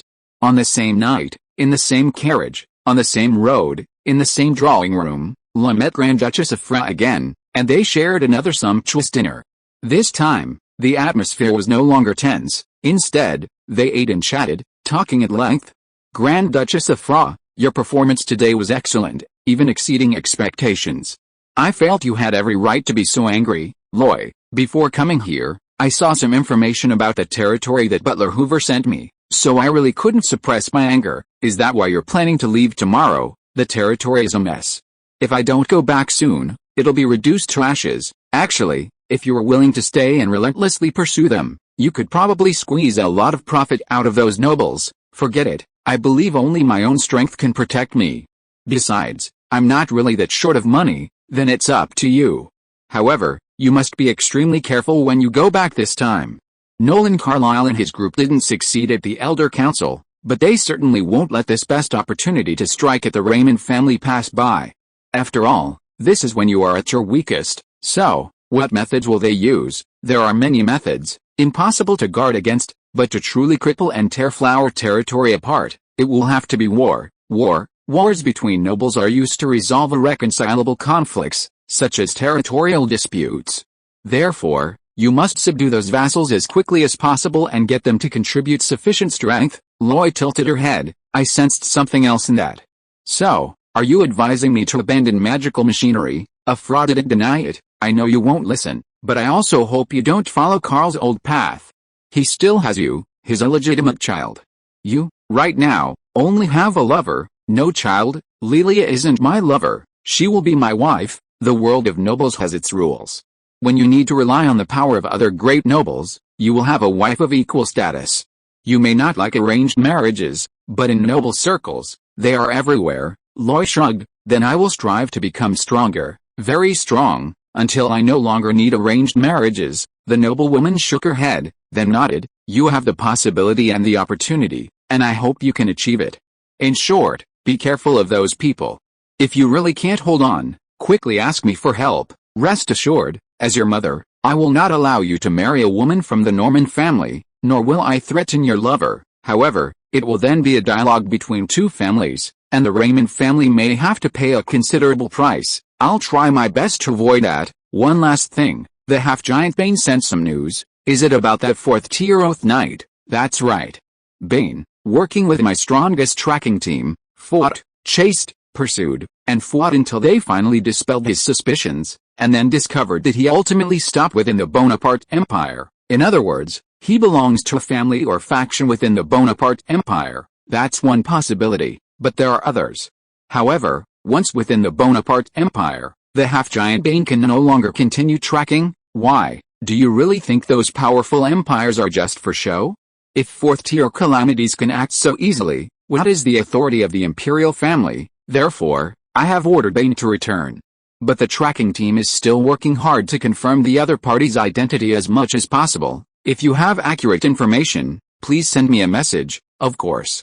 However, whoever is behind it all, I must say you need to be patient and cautious. Don't worry, I won't act recklessly." The Grand Duchess became interested. "From what you're saying, it seems you already have some ideas. This isn't a case-solving exercise, evidence isn't needed, So speculation is fine. Loy's voice was incredibly calm. The destruction of an earl's castle, the extermination of its direct bloodline, it couldn't have been accomplished without the assistance of the powerful nobles within the duchy.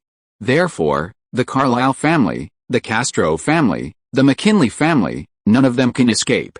But those powerful individuals aren't forces that can be drawn from within the duchy, they must come from even more powerful forces. The Bonaparte Empire, or perhaps some other even stronger forces are involved.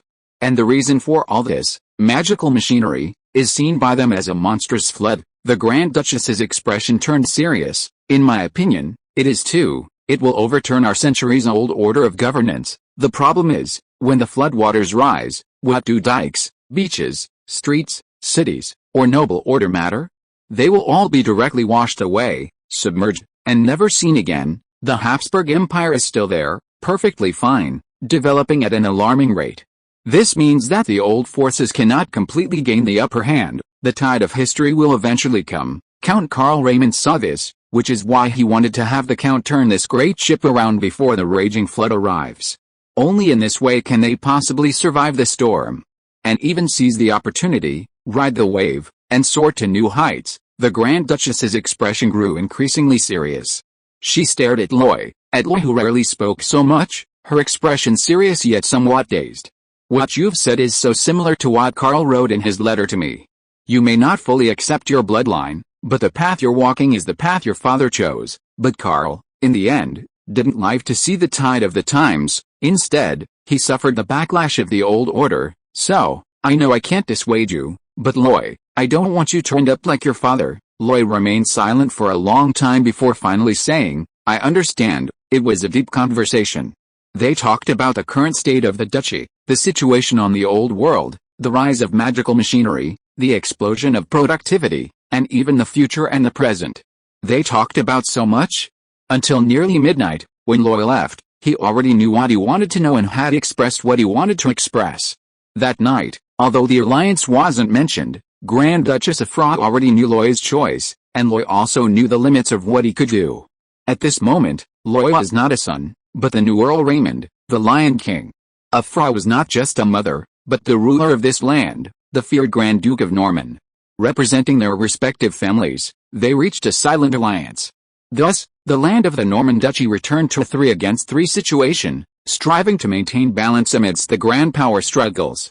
As he left the White Castle, Loy turned back, and in a daze, it seemed he saw again his first meeting with Earl Raymond 2 years ago. There, he had spoken eloquently and passionately, convincing Earl Raymond to grant him the authority to manage the business and finances of a region, like a job interview. Here, the conversation between mother and son was an alliance between two families, like a collaboration between companies. Turning back again, Loy suddenly smiled, not knowing why, just finding it amusing. And, simply feeling the strangeness of the world. In the inn, Loy was destined to be sleepless that night. He hadn't had sleepless nights in a long time. If the sky were to fall, the tall ones would hold it up. He should eat and sleep as usual. This was his truest thought, so he always maintained a good attitude. Furthermore, with Deep Blue around, he rarely even dreams unless under special circumstances. But tonight, he tossed and turned, unable to sleep. Past experiences flashed before his eyes like fleeting moments in time. You have to admit, the past 2 years have been truly fulfilling and exciting. Of course, he was also thinking about the development of his territory, the potential noble wars, how to win people's hearts, and the development of the magic energy industry.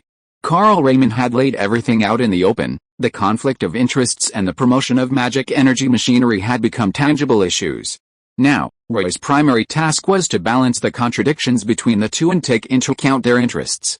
Only when both sides agreed, could see a future, and tasted the benefits could the magic energy industry develop and grow smoothly. A reckless, forceful approach was unrealistic. Governing a large country is like cooking a small meal. It requires precision, not a one-size-fits-all approach. Of course, a blanket approach isn't always impossible. In that case, unless it involves bloodshed and rebuilding the country from scratch, you have to find a way to gain the approval of the majority and ensure they benefit. Only then can the reform proceed smoothly. But how exactly should this be done? His thoughts were jumbled, countless ideas flashing through his mind. Loy lay awake until dawn. Despite not sleeping a wink, he didn't feel tired. Lelia also got up early, exchanged a few words with Captain Sick Francis, and quickly packed her belongings, preparing to leave. Loy truly didn't want to stay in Osar City for even a day longer and wanted to leave as soon as possible. As for the Dragon and Beauty mercenary group, their contract stipulated delivery to the Flower Territory. Furthermore, their return journey would involve taking a ship from the Flower Territory's port directly to Fisherman's Port in Auckland City. This was not only faster but also for safety. Without Loy, it would be a miracle if those noble lords didn't cause trouble for the mercenary group. Especially that wild boar Viscount. Back then, when Luo Yi traveled from Pharaoh Town to the Habs Empire, he also traveled by sea. As for the wait these past few days, the Dragon and Beauty mercenary group had been very patient. There was no way around it. Although Luo Yi hadn't settled the commission, he had paid a large reward. With the money in hand, there were no complaints. Even if they were told to stay obediently in the inn and not go out, they wouldn't object. However, just as they finished packing their luggage and were preparing to depart, 3 people entered the inn, wanting to see Luo Yi. In the living room, Luo Yi looked at the 3 nobles standing in a row and asked, "Who are you?"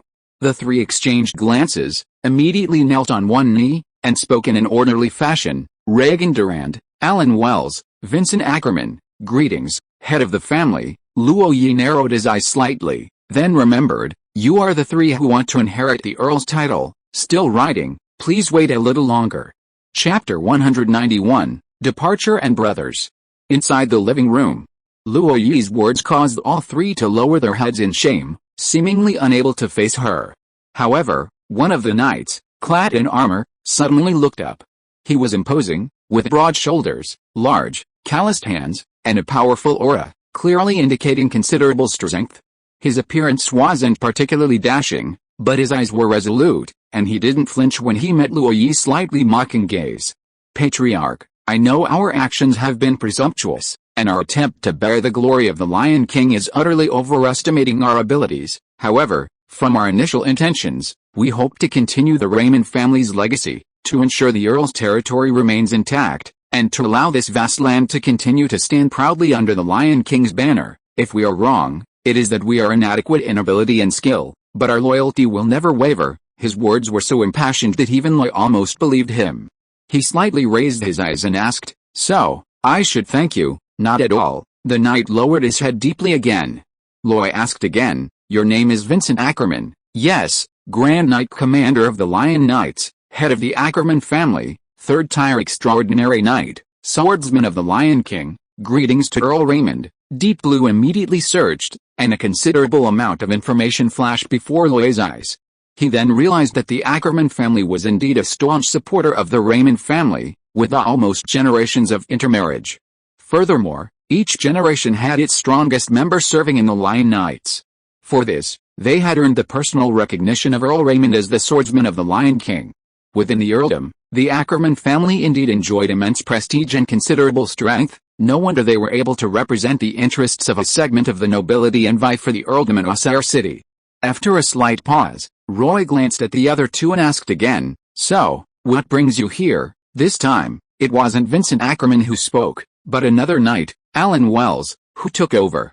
"We are all vassals and knights of the Raymond family, and it is our duty to pledge allegiance to the new Lion King." As he said this, he had already raised his great sword above his head, awaiting Roy's judgment. Luo Yi tilted his head slightly, pondered for a moment, and finally took their swords, saying, "In that case, follow me. From now on, it's up to you to perform." "Yes, master." The 3 immediately bowed and busied themselves after Luo Yi waved his hand. They didn't know Luo Yi planned to leave in the morning and hadn't packed any luggage, so they had to go back and pack, which caused quite a bit of trouble. Even so, it still took Luo Yi nearly an hour. It's worth mentioning that among these 3, Vincent Ackerman and Alan Wells were both knights, peak 2nd tier Iron Shield knights, skilled in defense. As for Regan Durand, he was a lord bestowed by Earl Carl Raymond. Knights wield martial prowess, but most don't have much cultural refinement. They are adept at killing, but when it comes to managing complex affairs, they seem inadequate. Therefore, a large earldom needs professional administrators. These individuals are often scholars with extensive theoretical knowledge, or they have received training as aristocratic stewards and possess rich practical experience.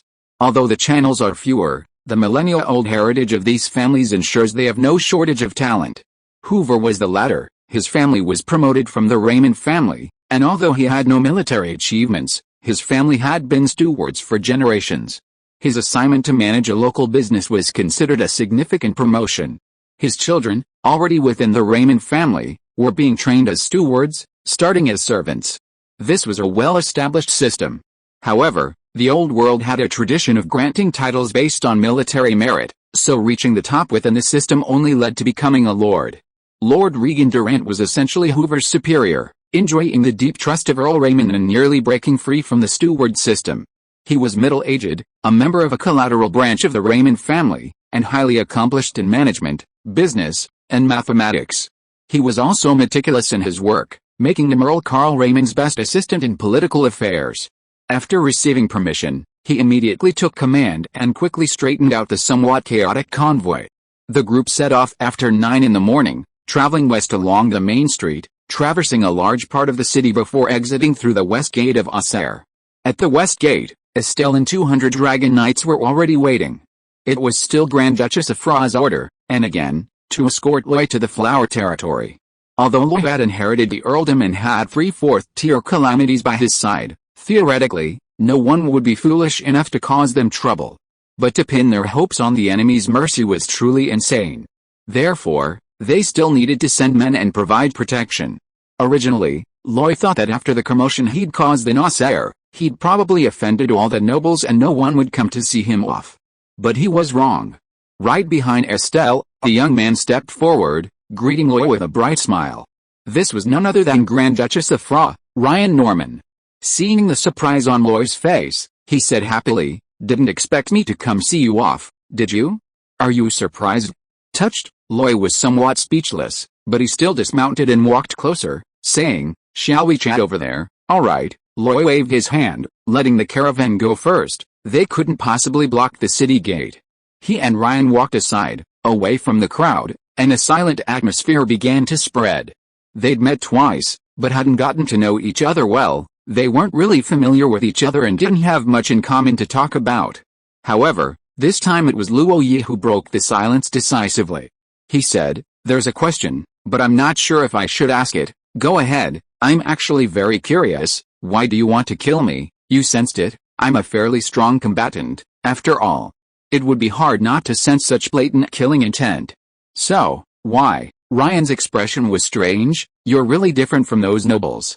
Even if they sensed it, they would pretend not to know. You actually asked directly. I don't like beating around the bush. Asking directly makes me feel more at ease. If you are truly my enemy, then from now on, I will treat you as an enemy. If there is still room for negotiation, then I will try my best to negotiate. After all, in a sense, you are indeed my brother. Killing you would be very troublesome. Really direct. I'm just that clear about gratitude and resentment." Ryan tilted his head slightly, his eyes were complicated, and he said, "Actually, I can't really explain why. We don't have any conflict of interest. Maybe it's just envy, jealousy, and hatred." "Envy, jealousy, and hatred." Luo Yi was somewhat speechless. "You, the son of a Grand Duke, the future Grand Duke of Norman, are you really that envious and jealous of me? It's unnecessary, isn't it? Actually, I've known of your existence for a long time. My mother has accumulated many projection crystal balls, each containing images of your growth. You probably can't imagine the attention and love she's poured into you, her illegitimate son, more than I, her biological son. This time, with such a major upheaval in the Raymond family, the Norman family isn't without other options. In fact, from the perspective of family interests, you're not the best choice. While you are of noble blood, you are too powerful. A powerful Raymond family isn't good news for Marcus Carlyle and his ilk, but it's also not good news for the Norman family. There's already a lot of infighting within the family. Especially after Mother went to the Habsburg Empire and stayed for so long, the Norman family lost the initiative and drew criticism from many elders, but all of this hasn't shaken Mother's support for you, so, the familial affection you may not care about is actually what I crave. Is this explanation satisfactory? Lori pursed her lips, somewhat helplessly. Perhaps your definition of love is rather profound.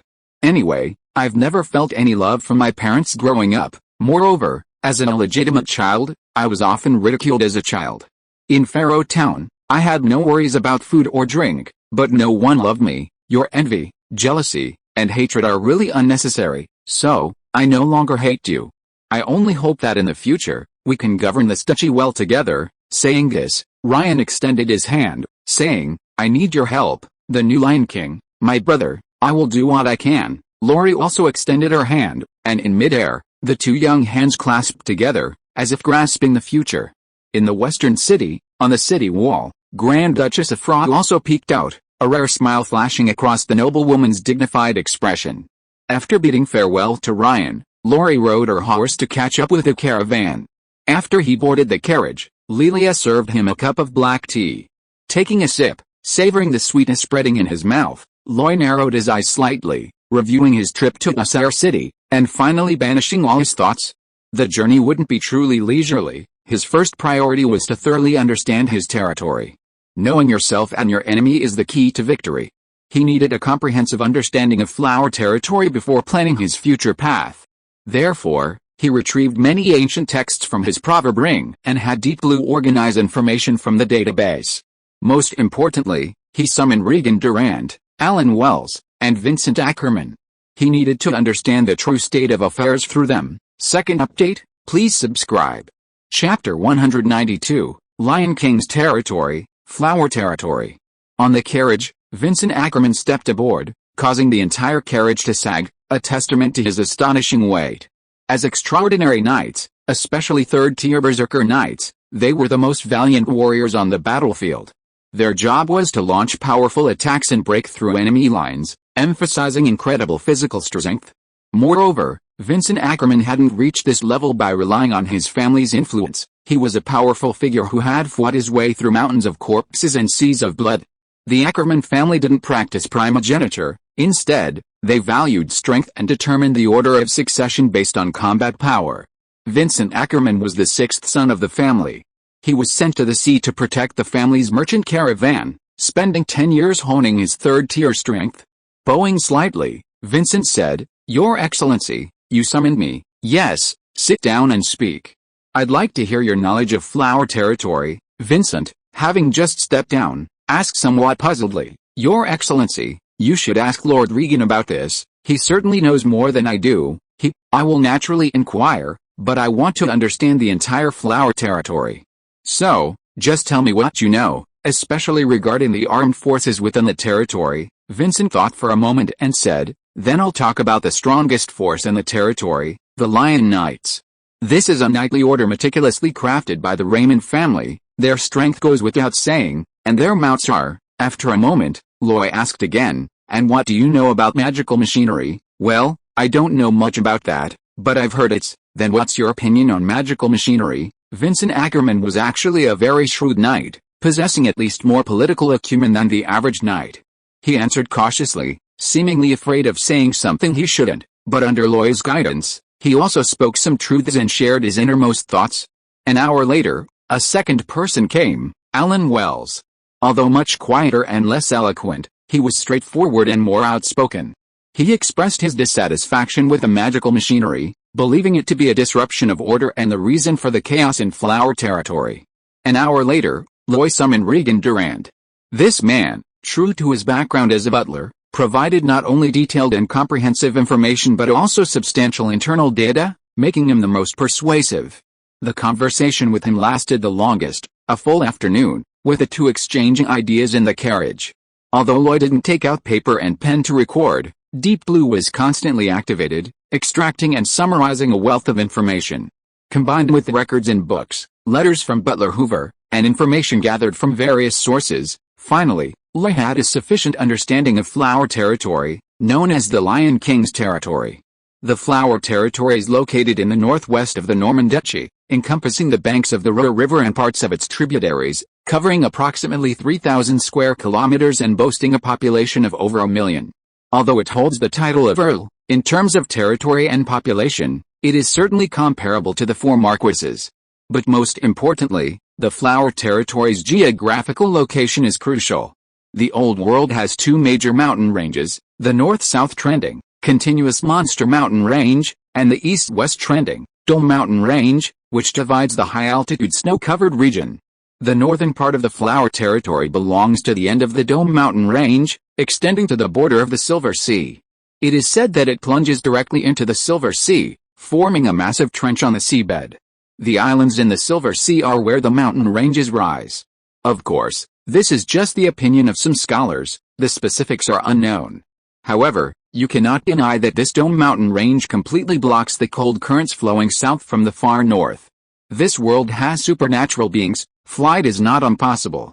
In winter, if you fly high enough in the sky and look down, you'll see that north of the continuous mountain range, the cold air transforms into white clouds that stretch to the horizon. But south of the mountains, the sky is cloudless, clear, sunny, and green fields abound. Geographically, Flower Territory is definitely north of the Habsburg Empire, yet its temperature is much warmer than Auckland. This is because the mountains block the cold air currents. Add to that the Ruhr River flowing directly into the Silver Sea, and its tributaries, and this region becomes exceptional. The temperature is pleasant, spring-like year-round, rainfall is abundant, and there are numerous rivers. With these conditions, any cultivated land is fertile, and at least 2 harvests can be made each year. To the west lies the sea. Although undulating, there are many places suitable for building excellent ports. During the Age of Exploration, the Raymond family frequently profited from the convenience of these ports. The Lion King's fleet at sea was extremely famous, bringing immense wealth to the Raymond family. According to Lord Regan, a third of the Raymond family's annual wealth came from this region. Besides, the northern mountains were rich in minerals, with numerous iron ore deposits already discovered, as well as copper and silver mines. The only thing that had ever displeased the Raymond Earls was the lack of a true gold mine, a somewhat regrettable oversight. Of course, this was often said with a hint of boasting. Thanks to the suitable climate, flowers were abundant and plentiful. The Raymond family capitalized on this, developing a highly successful perfume industry, exporting their perfumes to various countries in the Old World and even overseas. The name Flower Territory was initially given by others, but gradually gained acceptance, and was eventually claimed by a certain Lion King. There's even a poem praising it. The Lion King patrols his flower-filled territory, driving away every daring wolf that dares to covet it. Of course, this territory didn't always belong to Raymond. In fact, Leigh had read in ancient texts that this area was actually the territory of the winged people in ancient times. Winged people, resembling angels in sacred texts, are revered by many believers. In ancient times, the winged race was powerful, occupying the most fertile lands. However, with the rise of humans, they were hunted down and driven away. The Raymond family's original territory wasn't here, but ancestors recognized its value and continuously exchanged lands. Gradually, it grew to its current size. They even caught the wave of the Age of Exploration, allowing the Raymond family to survive for a full millennium.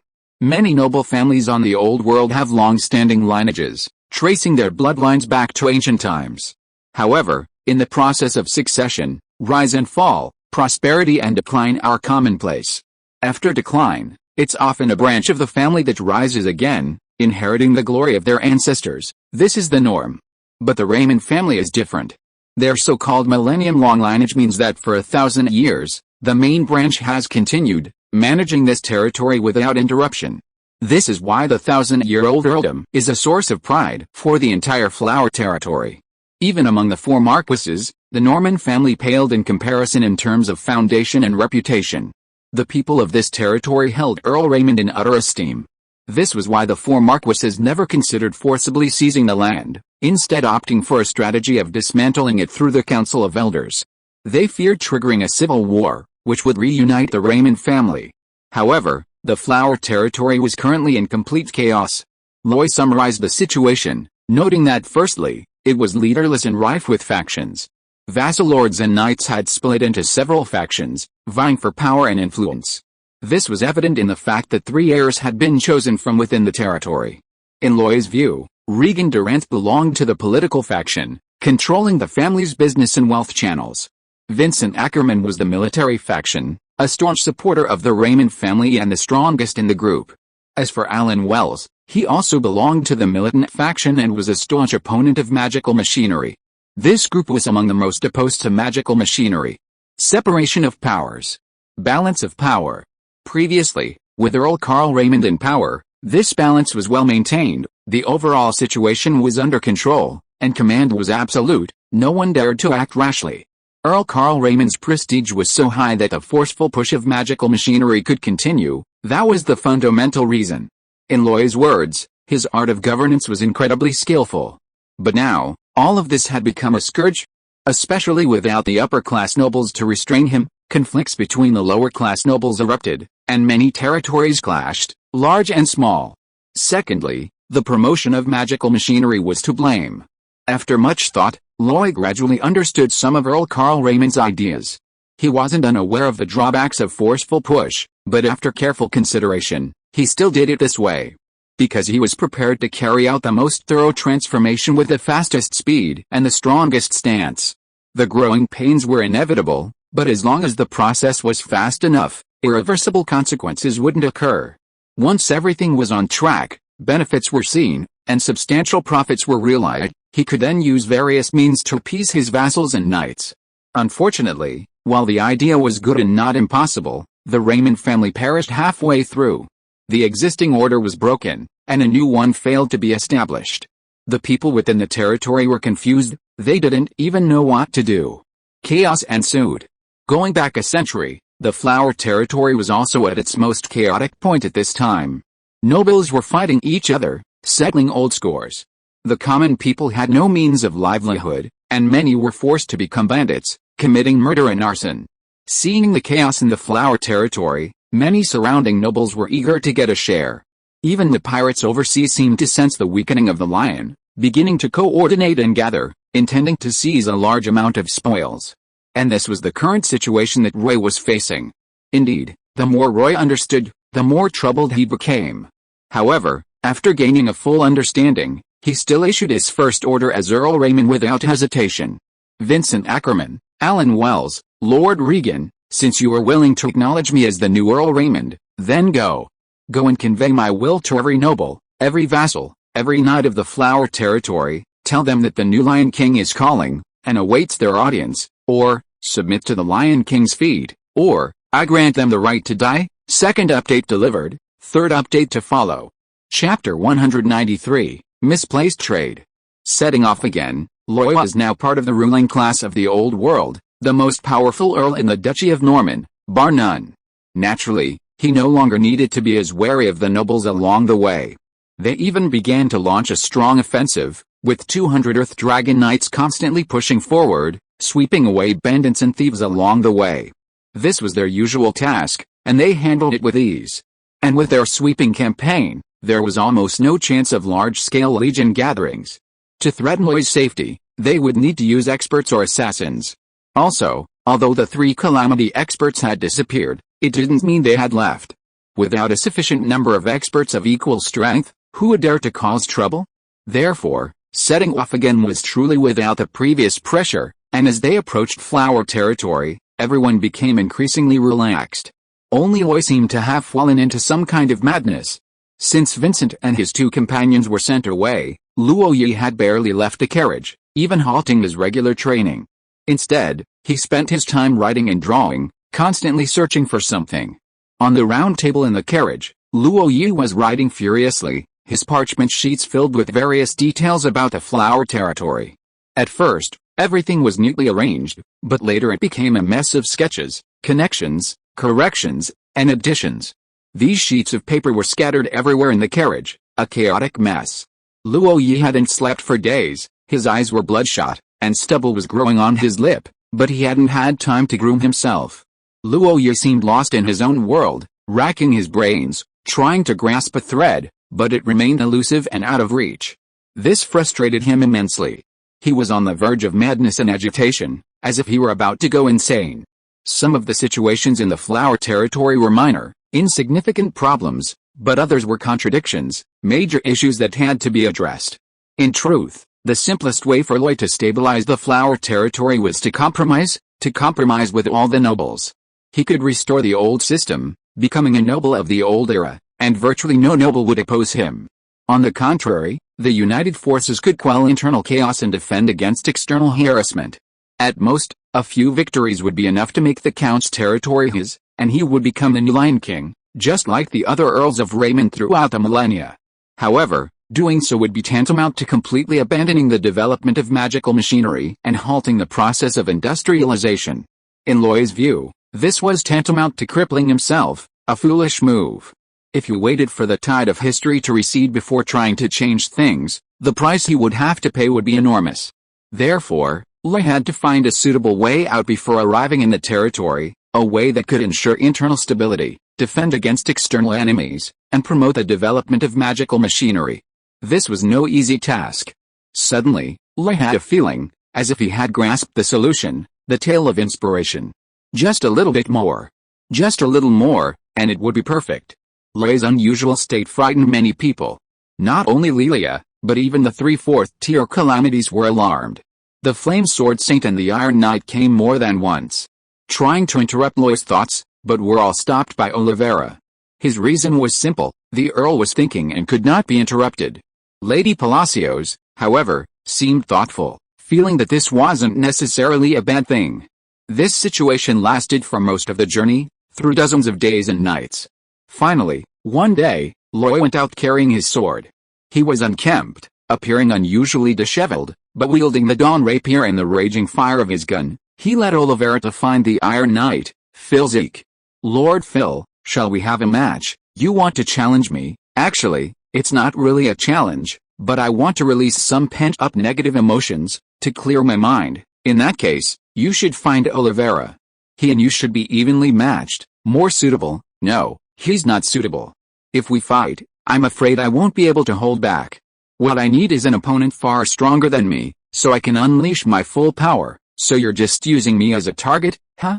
Well, fine, let me see your true fighting strength." On a large open space, Roy and Iron Knight Phil Zeke stood facing each other, a tense atmosphere clashing in midair. Until, a gust of wind blew by, its mournful howl like a battle horn, and Roy finally moved. He didn't choose a ranged attack, but instead, his golden red battle aura erupted, and using swift step, he transformed into a whirlwind and pounced out. The golden sword, wreathed in mock rings and golden red battle aura, shone brilliantly, transforming into a swift thrust like a falling meteor. At that moment, Iron Knight Phil drew his longsword, bronze battle aura rising and spreading outwards like a tidal wave, then coiling around the sword. Then, the longsword was held upright before him, clang. A metallic clang echoed far and wide, and Luo Yi was thrown back, tumbling away. Iron Knight's expression changed, and he had to take a step back, swinging his great sword to dissipate the force. He hadn't expected Luo Yi's sword strike to have such impact. But this was just the beginning. Next came the sky-piercing slash, the battle aura blade, the V-shaped instant kill, the spear technique combined with armor-piercing bullets, and the newly learned Gale 10 slashes. Later, Luo Yi even unleashed his full power. He first used Divine Sigh, Giant Beast Heartbeat, feeling the immense pressure spreading outwards. Even the Iron Knight, at this moment, had to resort to extraordinary combat techniques. He condensed his aura armor and separately forged 3 aura shields nearly half a foot thick, standing guard to withstand Loy's attack. Finally, Loy unleashed his full power, even using the Lion King technique. Then, Loy unleashed his most powerful aura slash. It was a strike of all his might, releasing almost all his aura in an instant, sacrificing its ornate appearance. The aura blade solidified, transforming into a golden red crescent moon, carrying a vortex that tore through the air, and slashed out directly. The Iron Knight actually dodged this attack. Yes, to the astonishment of the flame swordsman Odo and Lady Palacios, he leaped up, directly avoiding the aura blade. The Iron Knight Phil Zeke's aura attribute was unique. Strictly speaking, it belonged to the extremely rare metal element among mutated attributes, and even more so, the rare bronze gold. Therefore, he could transform himself into metal, maximizing his hardness and possessing almost unbeatable defensive power. To be honest, in terms of endurance, he wasn't as good as the 4th tier Oath Knight, but in terms of absolute defense, the Oath Knight's control over Earth-type battle aura was truly inferior to his. Yet, even this Iron Knight chose to dodge Roy's final strike. This battle aura blade cut directly into the earth, penetrating dozens of meters before completely dissipating. However, after this attack, Roy completely collapsed to the ground. He had accumulated so much battle aura for so long, precisely for the time being, but unexpectedly, he had used it all up in a single sparring match. But at this moment, Roy was also satisfied, because he had finally grasped the tail end of inspiration. However, before he could say anything, he fell into deep sleep. He awoke again in the carriage, where Lelia looked at him, her eyes filled with heartache. Roy sat up, almost ecstatic, and said to Lelia, "I found a way, Lelia. I finally know what to do." Lelia knew what Roy needed most at this moment, and asked with surprise, "Is there really a way to have the best of both worlds?" "Yes, there really is." Roy enthusiastically found paper and pen, casually sketched a few lines, and said, "Before, I fell into a misconception, a huge misconception, always trying to solve the problem itself. But in fact, the first thing to solve isn't people, or magical machinery, but the sales channels for the products." The market. Lelia was quite puzzled and asked, "The sales channels for the products? What do you mean by that?" "The increased production capacity brought by the magical machinery is considerable, but where will we sell the produced goods? The flower territory is only so big, and the small-scale agricultural economy emphasizes self-sufficiency. There aren't many people with money. Domestic sales basically won't consume much, outwardly. Count Karl Raymond has already done it, and then the dumping of the products caused heavy losses and intense hostility from the major nobles. As a result, as you've seen, the powerful Raymond family now only has me, a bastard, left as a direct descendant. Those nobles may not be able to solve the problem of productivity, but they can deal with those who create trouble, unless the Raymond family becomes as powerful as the Habsburg Empire, making everyone fear them. But that's clearly impossible, so the biggest benefit of magic-powered machinery is the explosive increase in production efficiency. But what's the use of increased production efficiency if there's no market to sell it?" Lelia had originally intended to be a listener, but as Roy explained things in a clear and concise way, she was drawn in. Yes, if it weren't for increasing production efficiency, what would be the point of magic-powered machinery? Without a market, neither domestic nor international sales are possible, so what else can we do? Roy smiled. A bright smile. "That's what I thought of. Actually, we can sell our products to the Habsburg Empire." Lelia was stunned. "Sell to the Habsburg Empire? That's the origin and core of magic-powered machinery. Why would they need it?" Roy smiled. "If you insist on focusing on textiles and alike, then of course not. The Habsburg Empire doesn't lack those. But what if we sell magic-powered machinery, such as magic-powered forging machines, magic-powered steel furnaces, and other high-tech products?" Although the Habsburg Empire is vigorously promoting magic-powered machinery, its industrialization process is not yet complete, and its domestic industry is in a state of scarcity. As long as we produce the products they need, wouldn't we be able to sell them to the Habsburg Empire? Then, we can exchange these products for all kinds of most needed resources, as well as enough jinter. As long as there's money, it's easy, and this, I call it, misaligned trade. Bonus chapter delivered. 2 more chapters to go. Chapter 194, Flower-Themed Development Plan. In Luo Yi's view, all the problems in the flower territory could be boiled down to one word: money. With money, Luo Yi could provide his vassals and knights with a better life, greater profits, more abundant cultivation resources, and better welfare. Of course, Earl Raymond was quite wealthy. However, the knights and minor nobles below him lived a very frugal life. Their small-scale peasant economy, self-sufficient, seemed idyllic, but the land's output was extremely limited. From living conditions to food to entertainment, everything was pitifully scarce. Most importantly, without additional mineral resources, such a small territory couldn't yield much money. For example, in the knight territory, a second-tier official knight's annual surplus wouldn't exceed 10 gold tires. Even a third-tier transcendent wouldn't have a surplus of more than 100 gold tires. Therefore, when Luo Yi gave each of the Grand Duchess's aiding knights and mages 1,000 gold tires, Pal Paul couldn't bring himself to refuse. Indeed, this was already 10 years' worth of their income. Loy believed that as long as a proper distribution plan was in place, providing these vassals and knights with far greater benefits and enjoyment than before, they wouldn't yearn for their former lives. Similarly, with money, the free people would be even easier to manage. A group of people who could eat and dress well, have better accommodations, and stable jobs could support a family. If, under such circumstances, they could also be given opportunities for advancement and growth, they would be motivated to work tirelessly towards a single goal. As for the neighboring nobles, Loy hadn't dumped goods into their territories, disrupted their economic system, or profited from them. Naturally, their hostility would diminish considerably, leaving no reason for it. Furthermore, with money, Roy could even find ways to give them some benefits, bribing them to become the Raymond family's mouthpiece and shield. Of course, Roy's concept of money here was more of a general term, encompassing gold, minerals, food, magical materials, potions, and other resources.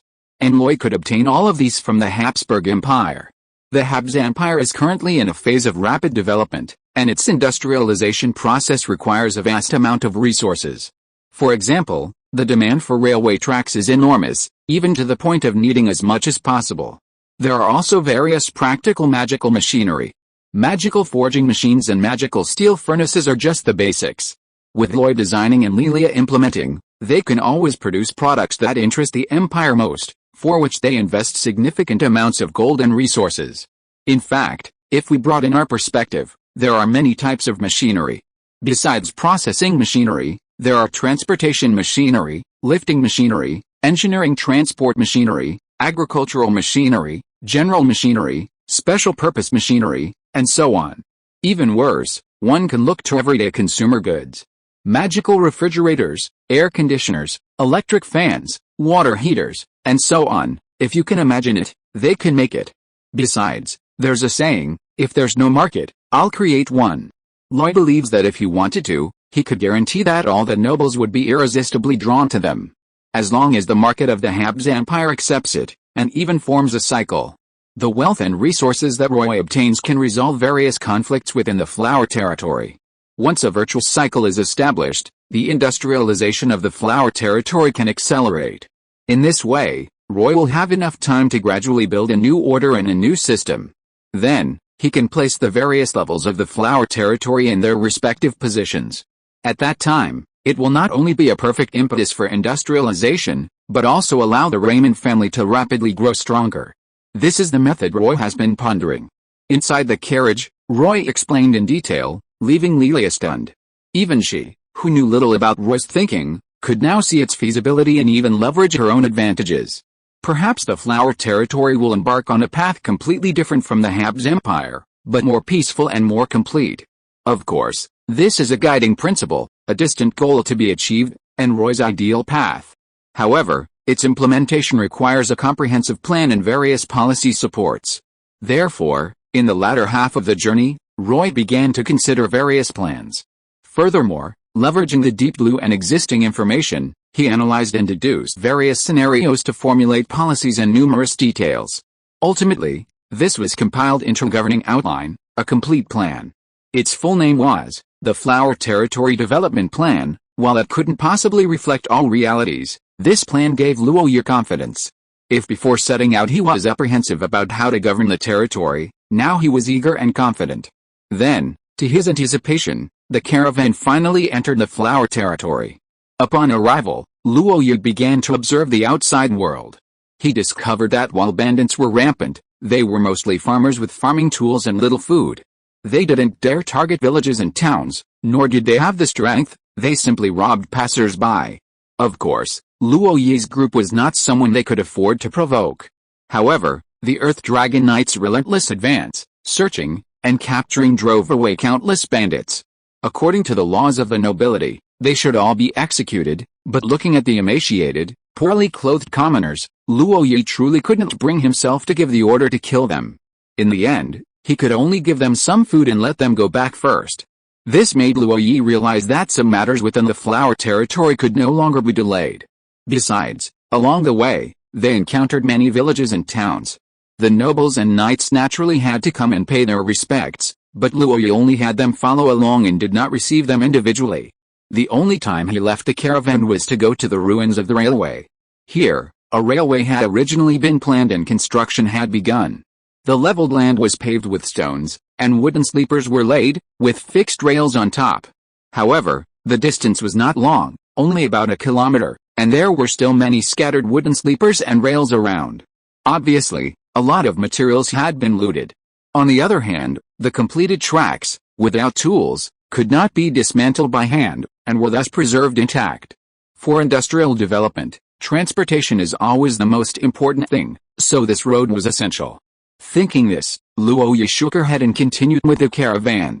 After another 3 days, they finally arrived at their destination. The core of Flower territory was, of course, the Raymond family's castle, also known as Lion Castle. It was built atop a mountain called Skywing Mountain at the end of the Dome mountain range. Similar to the Norman family's castle, it occupied a mountaintop and was built as a fortress. This place was actually a sacred site of the ancient winged race, originally possessing well-developed architecture. After their defeat, it was taken over by the Raymond family. Over countless years, they continuously repaired, improved, and expanded it, eventually creating Lion Castle. Moreover, unlike the Norman family's White Castle, the Raymond family did not allow any other buildings around the castle. Thus, Lion Castle stood alone atop the mountain, its defenses absolutely at their maximum. Not only was it easy to defend and difficult to attack, but it also had powerful magical protection. It could be said that taking it was by no means an easy task. However, the meteorite that fell from the sky not only destroyed the protective magic but also turned the place into ruins. The impact was so powerful that the Skywing Mountain shrank several meters, leaving behind massive craters and the remains of a charred ruin. Every night, when the wind blew through the ruins of the castle, it sounded like the wails of countless wronged souls, inspiring fear. Of course, because the Raymond family forbade the construction of a city around the castle, a magnificent city rose from the ground 20 miles away on the banks of the Roer River. Brussels, in its ancient name meaning Lion King's territory, has recently earned the nickname City of Flowers. This city straddles both banks of the Roer River. The southeastern part is mainly inhabited by wealthy merchants, nobles, and knights, with a lion manor located in the center. The castle was too far away, so Count Raymond spent most of his time handling state affairs at the Lion Manor in Brussels. This was the core of power in the entire Flower territory, with almost half of the policies originating from here. The northwest of Brussels was inhabited by free citizens, farmers, and laborers. Although the architecture isn't as luxurious as that to the southeast, and even appears somewhat cramped, the constant bustle and high volume of people give it a more vibrant, lived-in feel. After the destruction of the Lion Castle, this place remained unscathed, not a single person died. However, later conflicts and power struggles among the nobility led to several chaotic events here, resulting in countless deaths and injuries. But that's all in the past. Because this city of Brussels is about to welcome its new master, the new Lion King. Second update, please subscribe. Chapter 195, The Power of Faith. Outside Brussels, Loy stood there, arms outstretched, letting several people bustle around him. Beside him stood Lelia, Oliveira, Captain Sick, Estelle, and even 3/4-tier Calamity warriors. They all smiled at Loy's discomfort. Loy couldn't help but shift his body, saying, "I said, can I not wear this? It's so awkward." Several apprentice knights worked together, continuously piling various parts of a knight's armor onto Loy. From upper arm guards, elbow pads, forearm guards, shoulder pads, to thigh guards, knee pads, greaves, and boots. Then there were the inner leather armor, chainmail, outer plate armor, and even shoulder armor, helmet, gauntlets, and so on. Loy had never imagined that a complete set of full-body knight's armor would have so many parts. Putting it on was truly troublesome.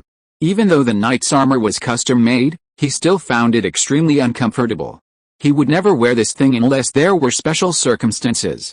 Beside him, Iron Knight Phil Zook explained, "Actually, at a certain stage, the Lion King was also called the Night King. Lion prides never hunt alone, they surround and annihilate their prey, led by the Lion King. Then there's the sacred skill, Lion King's title. You should have experienced its powerful effects. It's an unparalleled combat skill for charging into battle. Having a pride led by the Lion King is like having the Night King leading his knightly order in a charge. The power they can unleash is terrifying. The Lion Knights were actually prepared for the Lion King's title. Without a true Lion King leading them, they're at best second-rate. But if the Lion King activates the Lion King's title, they can become one of the continent's top knightly orders. They can fight anyone, no matter who they face." The Iron Knight had a deep affection for the Raymond family, and the history he recounted had a certain weight to it. However, before he could finish speaking, he paused, then added with a hint of disappointment, "It's a pity that although the patriarch has achieved the Lion King rank, he's not a knight." Loy shifted his body, his muscles twitching as if alive, constantly adapting to the knight's armor, trying to conform to his body's curves as much as possible. Then he said, "In this era, The extraordinary won't decline, but the knightly order will ultimately be replaced by powerful ships and cannons. So, there's nothing to be disappointed about. At this moment, Roy finally donned the complete knight's armor. He took a few steps left and right, then jumped around, getting used to the weight of the armor. At the same time, he also discovered that the armor was extremely well designed, hardly hindering any normal movements. Of course, if you wanted to do a bridge or a single leg back kick, that was naturally impossible. But it was already beyond Roy's expectations. Lady Palacios even summoned a ball of water elemental, creating a mirror-like surface. Luoyu looked in the mirror and tidied himself up again. He thought the young man in the mirror was tall and handsome, with bright, piercing eyes and a resolute expression. Handsome, Luoyu pointed and said to everyone present, "Let's go. It's time to see my vassals, my knights, and my people. I hope they won't disappoint me." With that, he mounted a warhorse, picked up a knight's longsword, put on his helmet, raised his head high, and spurred his horse forward. Behind him, the lion banner of the Raymond family fluttered in the wind. 3 calamities accompanied him, their battle aura forming wings and their magic transforming into spells, allowing them to float in the air. 200 knights rode earth dragons, their thunderous roars echoing across the land. Before him, the gates of Brussels lay before him. At this moment, the 2 sides of the gates were filled with flowers, vibrant and fragrant, attracting countless butterflies to dance in the air, like a fairy tale kingdom. Along both sides of the road, heads surged, densely packed, countless in number. Leading them were the most ornately dressed nobles, each with their own distinct air, or knights in full armor. However, their expressions were grim. They had no confidence in the unknown Earl Raymond. Yet, all the nobles knew they could do nothing. Behind the nobles lay countless commoners. They were even more pure in their desires than the nobles. They only hoped for a peaceful life under the Lion King's banner. The chaos and anxiety of the past few days had only fueled their anticipation for this new Lion King. Then, as Roy rode into the long street, under the gazes of countless people, he drew his long sword. Golden red battle aura erupted, soaring along the night sword into the sky. The power of the Lion King was fully unleashed, a vast, invisible wave spreading in all directions. The attention of countless people seemed to give him boundless power, fearlessness and courage boiling within him. Wherever his gaze passed, it was as if a lion surveyed its territory. His voice, like the roar of a lion, shook the hearts of everyone present. "My name is Roy Raymond. I am the newly appointed Earl Raymond, the great Lion King. I have returned to my territory, awaiting the adoration of my subjects. Will you submit, or rebel?" At this moment, his words were somewhat inappropriate, but his gaze upon the nobles seemed to be a questioning of them. However, the silence lasted only a moment before countless people knelt down. "Long live Earl Raymond, long live the Lion King." The voices were initially somewhat chaotic, but they grew increasingly unified and resounding. Even the nobles, perhaps still harboring resentment and hesitation, knelt on one knee at this moment, bowing their noble heads. It was at this moment that Roy felt a unique stirring. The cultivation of the Lion King was originally very slow, requiring the stimulation of battle ki to grow and spread the mutated heart little by little. That requires sufficient time and a sufficient supply of battle ki. But at this moment, an anomaly occurred. In his Lion King state, he was exceptionally sensitive to the emotions around him, as if he could sense the fluctuations in their hearts. That cacophony of emotions allowed him to make accurate judgments about each person, or to infect them with fearlessness and courage. This was a basic ability. However, at this moment, the cheers of countless people, the unified trust and choice of countless people, seemed to unify everyone's emotions, even transforming them into a strange power, causing the mutated heart to boil. As a result, the originally slowly growing golden lion blood suddenly surged outwards. The unique dark gold color extended along the blood vessels, spreading to all parts of the body. Furthermore, a large amount of strange substances were secreted, merging into the blood, purifying and cleansing the original blood, and continuously sublimating it. At this moment, if one looked at the attribute panel, it would not be difficult to see that the Lion King, who was originally only LV1, 10/100, suddenly became LV2, 1/100. Moreover, this number was still rising. Of course, at this moment, Roy had no time for distractions. Only one thought suddenly popped into his mind: so this was the correct cultivation method for the Lion King. So this was why the Raymond family ancestors loved to gallop across the battlefield. And this strange and pure emotional power could also be described in another way, for example, the power of faith. Of course, at this moment, Roy didn't have much time to savor or experience it, he simply guided it with his battle aura as best he could. Then, he continued with the next step. Although there was room for personal interpretation, the process was fixed. Roy rode forward along the main street of Brussels, heading towards the Lion Manor. Before he knew it, Butler Hoover had appeared, acting as a guide. Then there was Eng, who flashed through the crowd. Their eyes met, and he nodded slightly. Don't think Roy did nothing. In fact, Butler Hoover, in Roy's name, had long since taken over the management of the Lion Manor's servants and maids. Those high-ranking nobles naturally wouldn't care about these servants, but Butler Hoover could control all information through them. As for Eng, he led his brothers to personally sweep through the city's underground gangs. After securing enough manpower, they began providing Lion Manor with various daily necessities, fruits, vegetables, and meats. They also stationed many people around the manor to monitor the servants and the movement of people. Eng's slight nod was a message to Loy. There was no problem with the food, he could eat as much as he wanted. There was no problem with the water, he could drink directly. There were no unknown people gathering in the manor, and there was no ambush. Don't think Loy was making a fuss. The Raymond family's ancient books recorded many legendary strongmen who fell victim to poison and assassination. Loy didn't want to fall at the height of his glory because of conspiracies. After Loy left, the nobles and knights stood up one after another. Some looked even more grim, while others were filled with fanaticism. Especially the knights, sensing the fearlessness and courage of the Lion King, their eyes changed. No one could have imagined that at this most critical moment for the Raymond family, a descendant who had achieved the Lion King title would be born. It was hard to say whether this was a calamity or a rebirth. Among the nobles, Regan Durand, Alan Wells, and Vincent Ackerman were the first to step forward. As soon as they moved, the other knights and nobles followed. Second update. Bonus chapter in progress. Chapter 196, 3 Orders. This was the new Lion King's first day in his city. Naturally, there were numerous procedures to follow and countless tasks to complete step by step. The procession through the streets, the cheers of the people, and introducing him to the public as the new Lion King were just the beginning. Afterwards, at the Lion Manor, Loy would receive the allegiance of all his vassals and knights. They wouldn't come all at once, but rather one family at a time, each reciting their oaths according to ancient rituals and agreements. Loy, in turn, would place the knights' long swords on their shoulders, accepting the Pledge of Allegiance. Don't underestimate this. In fact, only in this way could the ancient covenant be truly established. From this moment on, Loy was their lord, and they were his vassals. Between them lay obligations, rights, and mutual constraints. Overall, in the magnificent palace, witnessed by countless people, the oaths echoing under the dome were quite solemn. The problem was, he had to repeat the same oaths and the same actions dozens of times, which became somewhat tedious. Moreover, he had to memorize everyone's name, appearance, family members, and territory, which was tedious. Luo Yi didn't know if others had the ability, but he had already enlisted Deep Blue's help.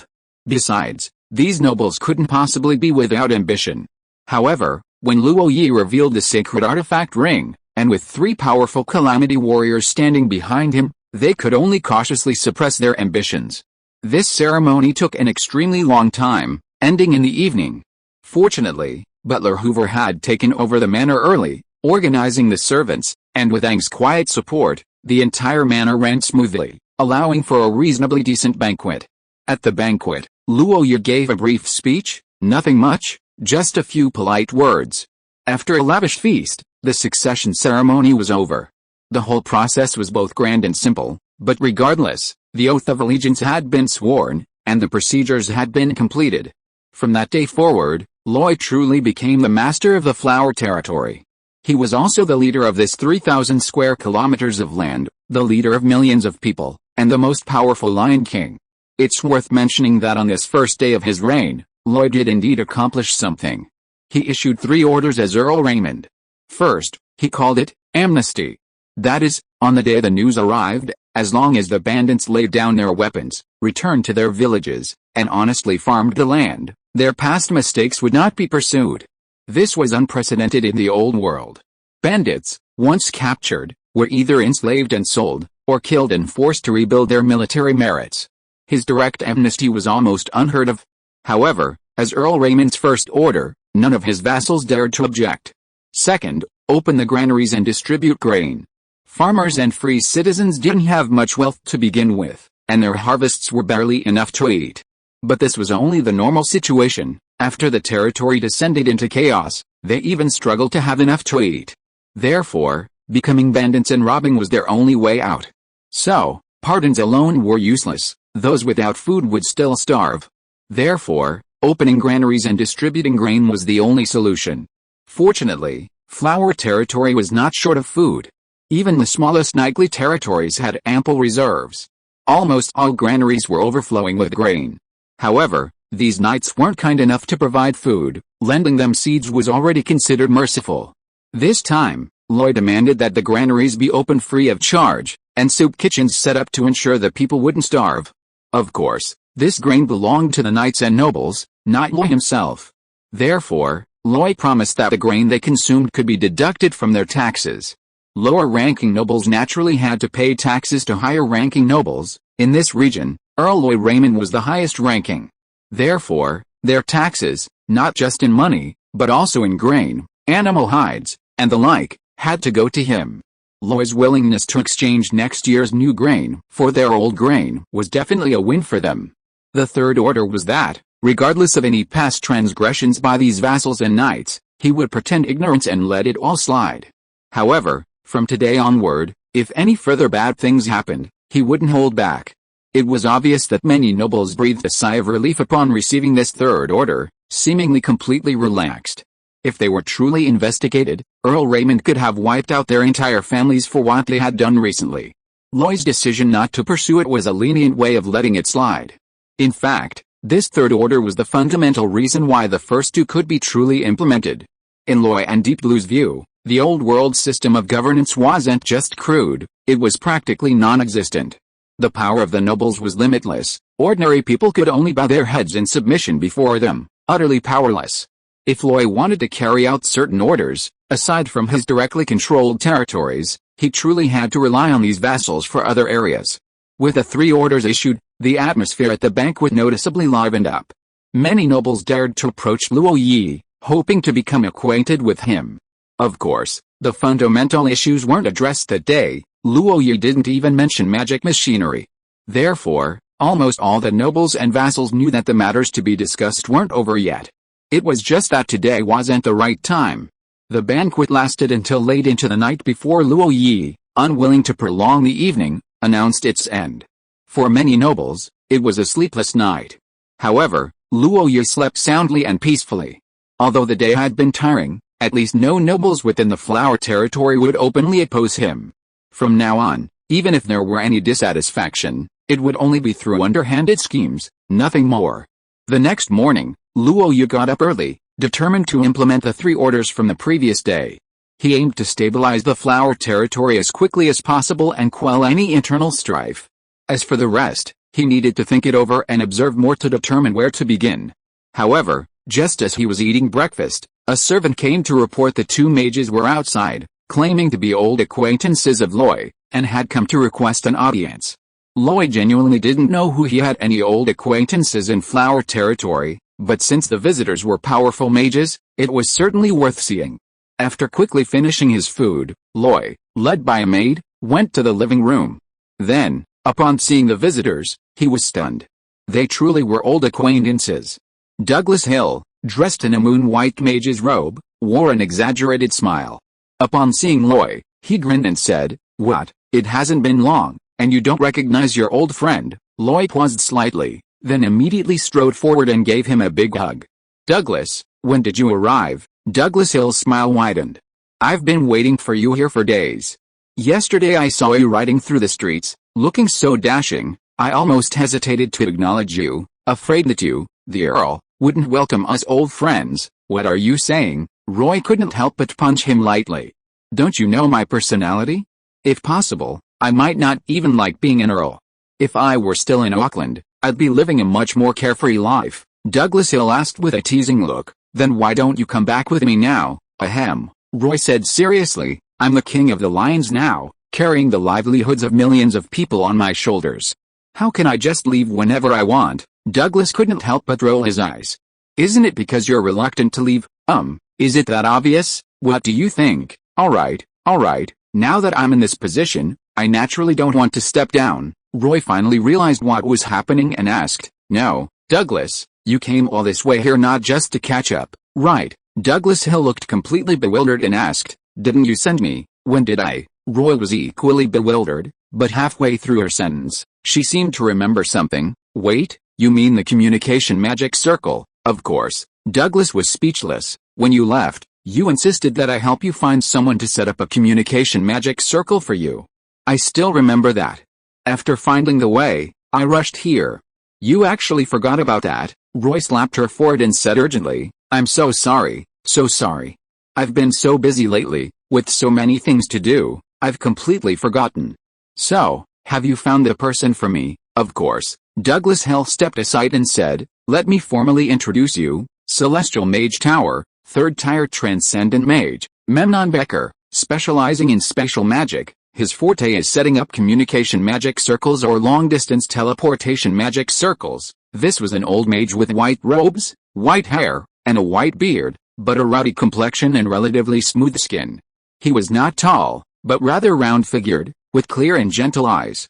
If it weren't for Douglas Hill's introduction, Roy would have thought he looked more like a friendly old man next door. Seeing Roy looking at him, he bowed slightly and said, Memnon Becker greets your excellency the Earl. Roy nodded slightly in return. It's a pleasure to meet you, Mage Memnon.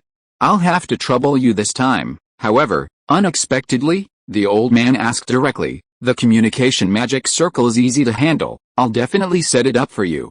What I'm more interested in now is, Your Excellency, what are your plans regarding the group of Imperial staff you've detained? It's too late, but I still sent this.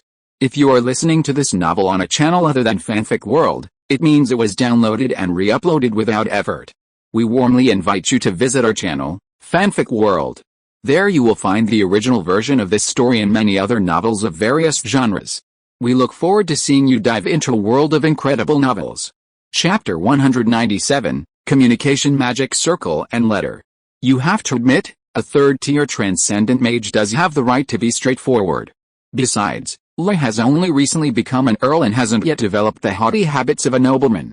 Therefore, he didn't find anything wrong with Memnon Becker's almost interrogative tone. Shrugging, Lloyd said, You know, I only arrived yesterday and was busy all day, barely having a moment's rest last night. So, I really didn't have time to look into the matter of detaining Imperial staff. He paused, then asked, Is there a specific reason why Master Memnon is so concerned? My granddaughter, Christina Becker, is working as a technician among these people and has been stuck here for a long time. Most importantly, you're neither honoring the previous contracts nor letting them go back, and this place is so chaotic. Tell me, wouldn't I be worried? Shouldn't I intervene? He paused, still glaring at Lloyd, and said, Otherwise, do you think I wanted to take this job and come all this way? Douglas Hill, standing nearby, smiled awkwardly and interjected, Lord Memnon, could we be a little more tactful? You're here to ask for a favor, to ensure your granddaughter's safety, not to cause trouble. Memnon Becker looked at Douglas, his beard bristling and eyes wide with anger. But when he turned to face Lloyd, he still forced a smile. I was a little anxious. Christina is my only granddaughter. Besides, I don't know what you're trying to do. This cooperation was practically begged for by your Raymond family. The Empire offered very generous terms. And this is how it turned out. If you ask me, the Empire should have bothered with you. All that talk about matching industries and forging alliances is nonsense. Douglas Hill quickly interjected, Lord Memnon, Your Excellency, we were saying before to stay calm, stay calm. And shouldn't we refrain from discussing imperial policies? Oh, right. Yes, right, stay calm, communicate peacefully. Lloyd was amused by the old man. Perhaps because he was focused on magic, this mage wasn't used to the insincerity of nobles. If it were a true noble, they might have lost their temper, or even taken their anger out on him. Lloyd simply waved her hand, tilted her head slightly, thought for a moment, and asked, Lord Memnon, do you know anything about the personnel the Empire has dispatched this time? For example, if I want to negotiate, who can I contact? You mean the Imperial Ambassador? Right, yes, if I remember correctly, it should be Lord Robin Waters.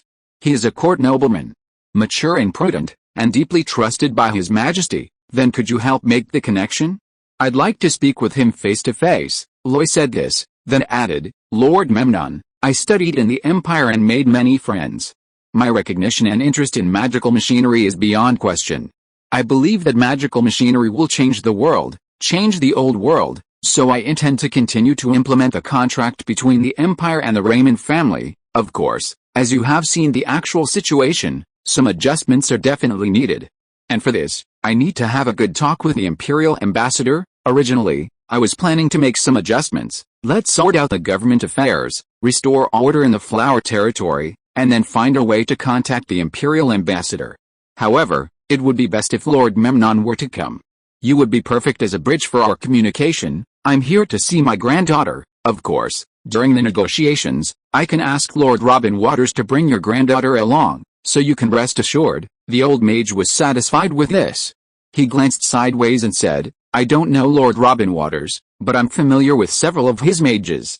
I can contact them first, and then communicate with the Lord. That shouldn't be a problem. That's good. Loy nodded and then said, now, let's discuss the construction of something far beyond a communication magic circle, shall we? Alright. Speaking of his old profession, the mage Memnon's eyes lit up, and he said, I have 3 plans here, Earl.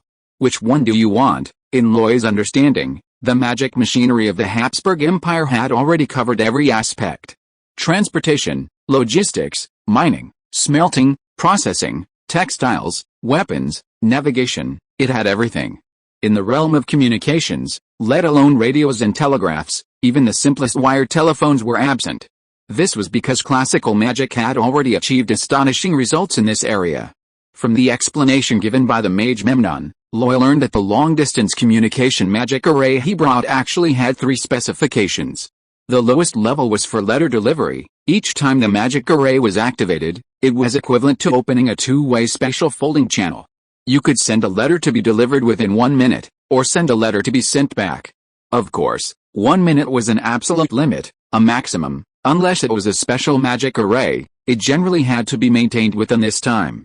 In fact, most of the long-distance communication networks laid out by the Empire were of this type. Mainly because they were cheap enough, the materials were relatively simple, maintenance wasn't too troublesome, and they offered the best cost-effectiveness. However, according to the principle of special instability, this type of communication magic array could only be opened and closed a maximum of 3 times a day. After that, it could not be used and had to be repaired for 24 hours before it could be opened again. Therefore, if there were too many letters, it could cause congestion. Especially in the major cities of the Habsburg Empire, communication between them was extremely frequent, and various information exchanges were rapid. The Empire even opened magical post offices for its citizens. As a result, these communication magic arrays were completely insufficient. The second-tier communication magic arrays were specifically designed and upgraded by the Imperial Ministry of Magic to solve this problem. Their effect is to maintain a special folding state for extended periods, ensuring the stability of special channels and allowing the free transfer of items within a certain size range. In case of emergency, 2 people can even stand beside the magic array, exchanging information rapidly and frequently, almost like face-to-face conversation. Of course, good things are often expensive. Maintaining a special folding state for a long time requires a considerable amount of magical materials and magic crystals. The highest level communication magic arrays incorporate crystal ball imaging capabilities. They can actually see a real person and communicate by transmitting voice synchronously. To put it another way, it's like a video call. These communication magic arrays are naturally the most expensive and only exist in the imperial central government and in important locations. They are usually activated when the Great Hohenzollern III needs to issue extremely important orders. Of course, since the mage Memnon said so, he could also build them, but the price would be so exorbitant that even Lloyd was speechless. It's worth noting that all of the above are actually point-to-point, single-line communications. Even if they were built, they couldn't be integrated into the Empire's communication system. That's not allowed. It's essentially like having a separate local area network. Loy actually considered the second option, which would be a one-time solution, making communication much simpler. However, even he abandoned it after seeing the exorbitant cost. It wasn't that he couldn't afford it, but the maintenance costs were too high. Without sufficient traffic, it would be a waste. Fortunately, The mage Memnon offered a fourth option. With an additional 1,000 gold tires, he could build the first communication magic circle, leaving enough expansion interfaces. Upgrading to the second option would only require further resource investment, making it much more convenient. Roy immediately decided to go with this plan, and the communication magic circle would be placed within the Lion Manor for now. Of course, building a communication magic circle wasn't easy. First, the location was extremely important. While physically present in space, one cannot perceive the differences between spaces. In reality, some spaces are solid, while others are weak. Communication magic arrays are almost always located in relatively weak points to reduce the magical energy consumption when activated. These weak points are relatively common and numerous, but one must constantly explore and locate them within a given space. The mage Memnon carried a large number of tools, wandering throughout the entire manor. After determining the approximate location each time, he even used measuring tools to measure the height bit by bit.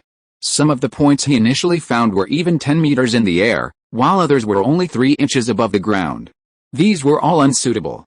Finally, he settled on a point outside the stables, about 1 meter above the ground, which was considered the optimal location. However, this meant that the stables had to be relocated or a new door had to be built. This was because a defensive system, including protective magic arrays, had to be constructed outside the designated location. If a long-range communication magic array was attacked when activated, especially when elemental forces clashed, it would cause serious trouble. If things went wrong, it could even cause an explosion, creating a huge shockwave. Therefore, external protection was essential. The entire construction process of the communication magic circle was very complex, and Lloyd couldn't understand it at all. However, he knew that after Mage Memnon completed it here, he would have to go to Auckland City, select a location, and then set up the communication magic circle. Then, he would have to continuously adjust it, with the assistance of other mages, until the frequency fluctuations matched, which would be considered a success. For this reason, Lloyd invited Lady Palacios over to communicate with Mage Memnon. Although Lady Palacios wasn't an expert in communication magic circles. As a fourth-tier calamity, based on her understanding of magic, she could assist and determine the operational procedures. Furthermore, Mage Memnon's temper couldn't be displayed in front of a fourth-tier powerhouse, so he was very respectful. Lloyd, meanwhile, pulled the cumbersome Douglas Hill over. They found a sunny spot, and with some food and tea brought by Butler Hoover, they began to chat. Regardless of how they met at the beginning, they are now close friends, sharing almost everything even in this foreign land.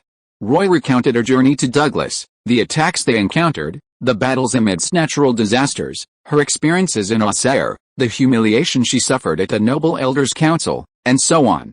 Douglas listened with admiration, as if hearing an adventure story. Of course, Douglas also told Roy many things about Auckland.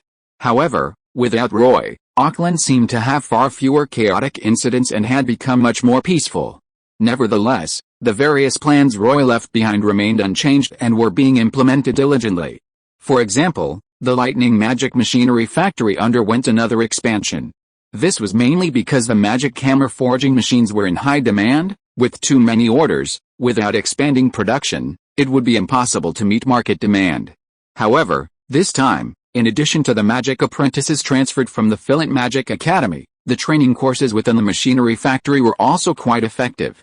Many workers and blacksmiths, after completing basic meditation lessons and with the aid of spices, successfully accumulated magical power. While they lacked a complete understanding of magic and hadn't attended formal magic courses, calling them magic apprentices would be an exaggeration. However, they were skilled workers, and with magical power, their role in production was significantly different. In fact, they often picked things up faster than newly recruited magic apprentices. Of course, in comparison, the Ortiz Pharmaceutical Company's development was even faster. Because, compared to the pinnacle of magical machinery, the soul-stabilizing spices were produced and consumed in droves, with almost no surplus. This spice had become the most sought-after resource in the empire, bar none. Even the older generation was attempting to use the spices to enter a meditative state and accumulate magical power. There were many wealthy people in society who couldn't complete basic meditation. Now that the opportunity presented itself, no one would pass it up.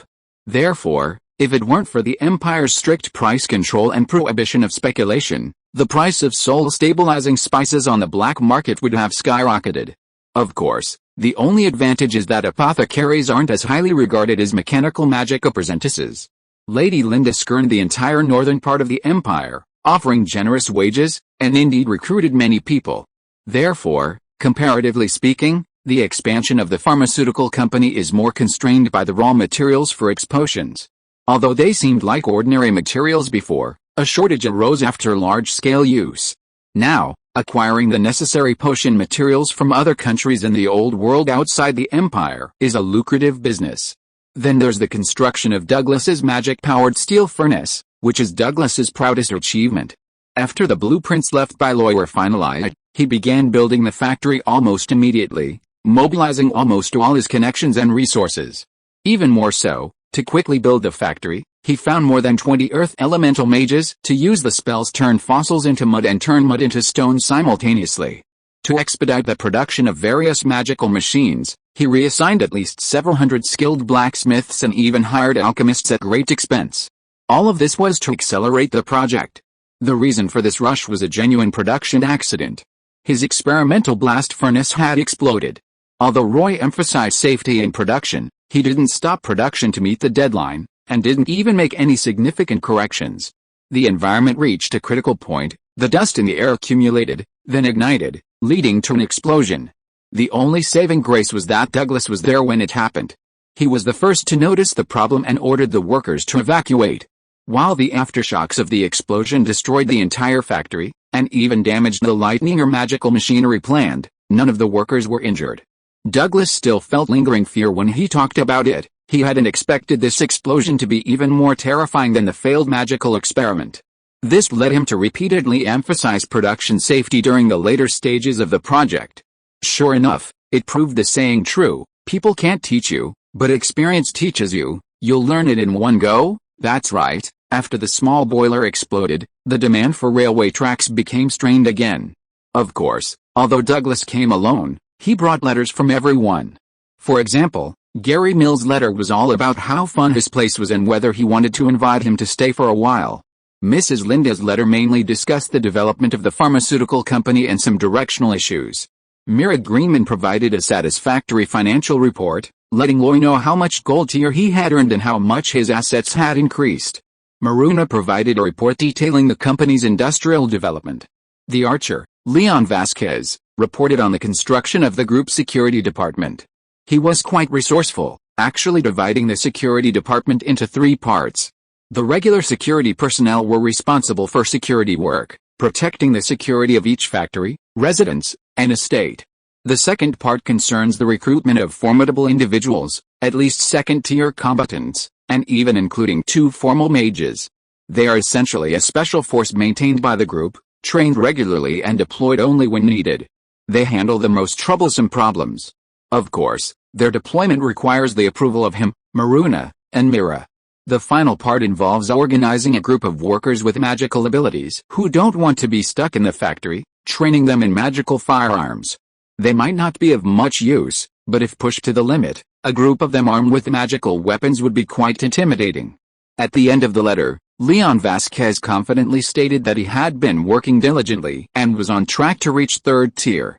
Of course, what Roy valued most was Baron Miller's letter. It contained, superficially, a report on the railway construction.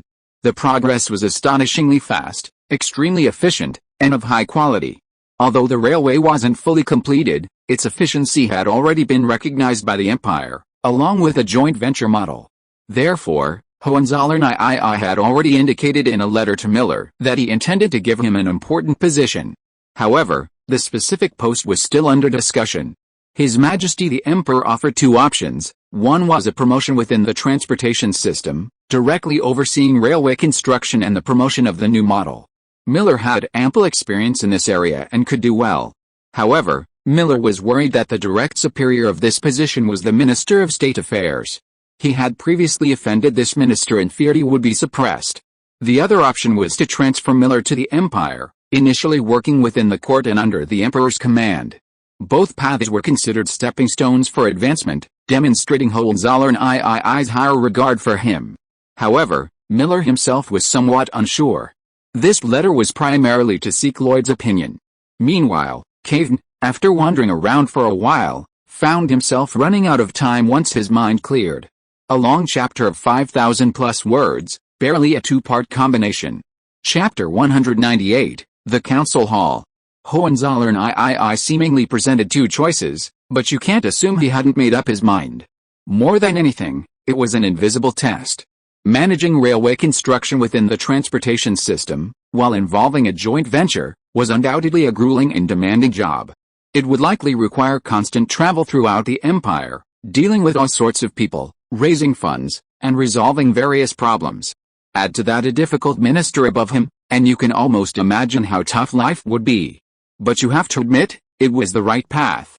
At its peak, one could truly qualify for the cabinet, step into the heart of imperial power, and reach the pinnacle of officialdom. The Habsburg Empire was absolutely unique in the Old World, not only in its beliefs but also in its political system.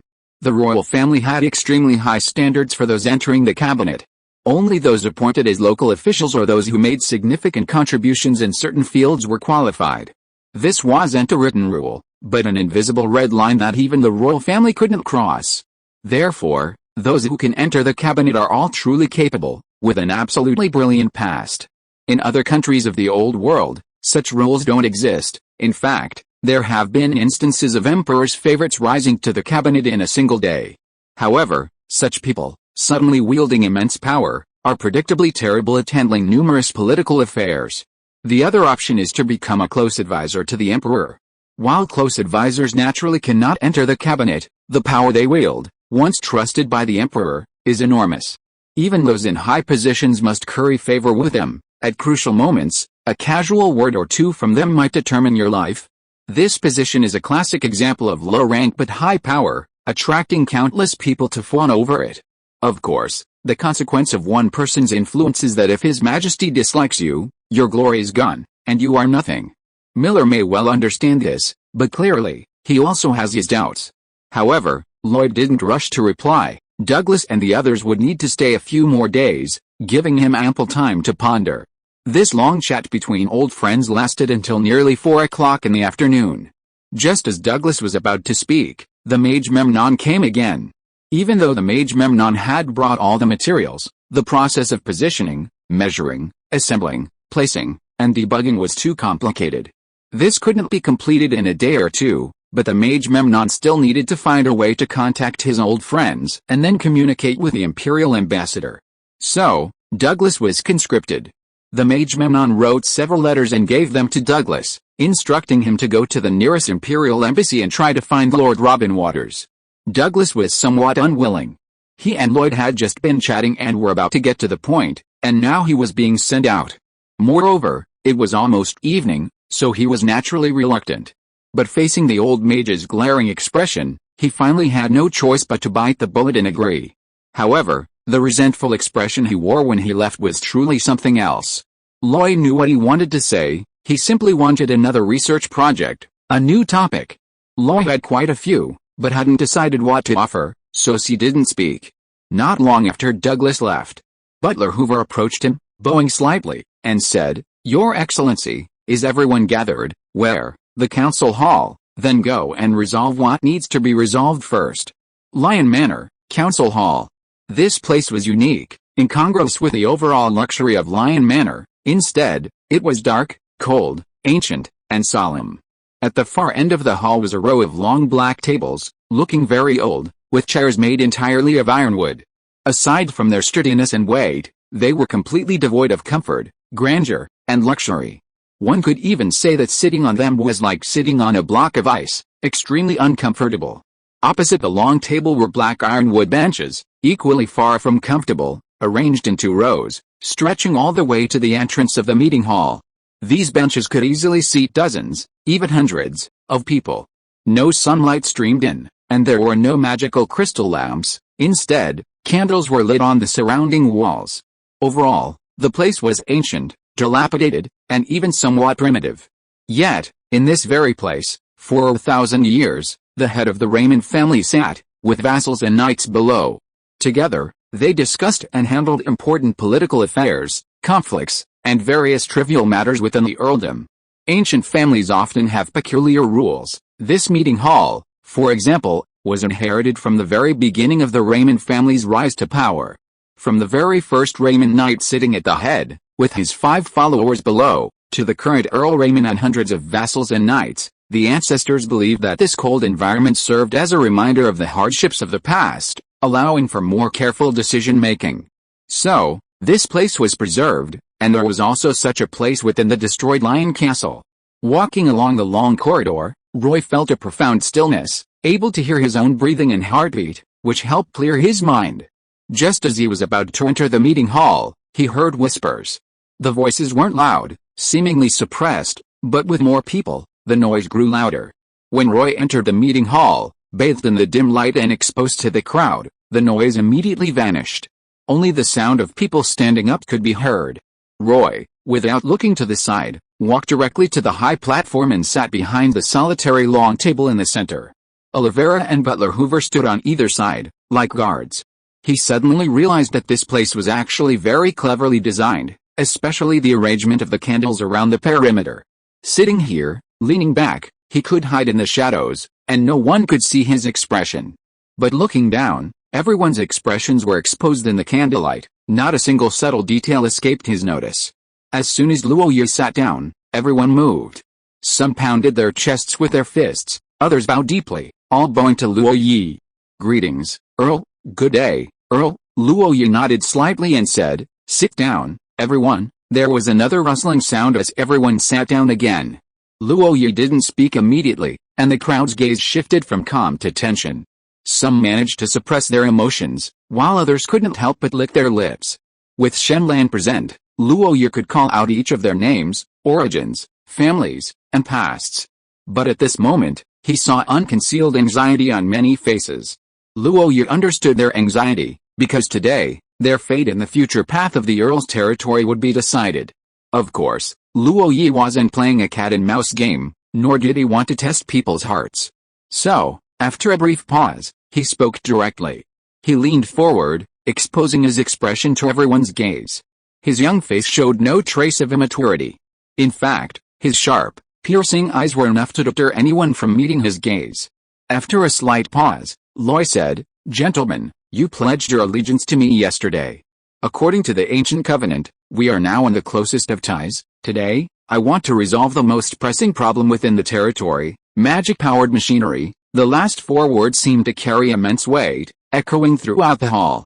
Turning his head slightly, Loy added, "Of course, I'd like to hear your opinions first. Who is willing to speak first?" Loy's voice faded for a long time, yet the entire hall remained absolutely silent, utterly silent. No one was willing to step forward. Everyone was smart enough, anything said at this moment might be wrong, so naturally, no one wanted to easily express their opinion. But this wouldn't do, so Loy began to call on names. "Sir Alan Wells, I'd like to hear your opinion first." All eyes turned to Alan Wells, who stood up. He was somewhat nervous, but he was determined to go all out. He raised his head slightly and said, "I believe that magical machinery is the source of chaos, the greatest challenge to order, and the root cause of Flower Territory's current state. If you ask me, Earl, you should abolish it directly and restore the original system. Earl, you are a cultivation genius, having even mastered the Lion King rank. I believe that once you mature, under your leadership, the Raymond family will surely reach new heights. Magical machinery, harmful things, comparable to demons of the abyss. It's best to keep your distance." Before Loy could even speak, someone couldn't help but interject.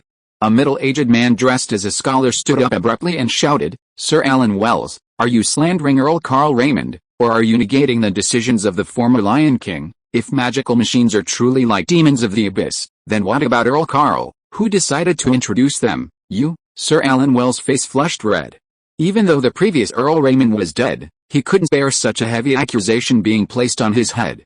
Loy waved his hand, indicating it was all right, then looked at the middle-aged man, narrowing his eyes slightly, and asked, "If I remember correctly, you are Lord Hit Cruz, an imperial scholar specially hired by my father.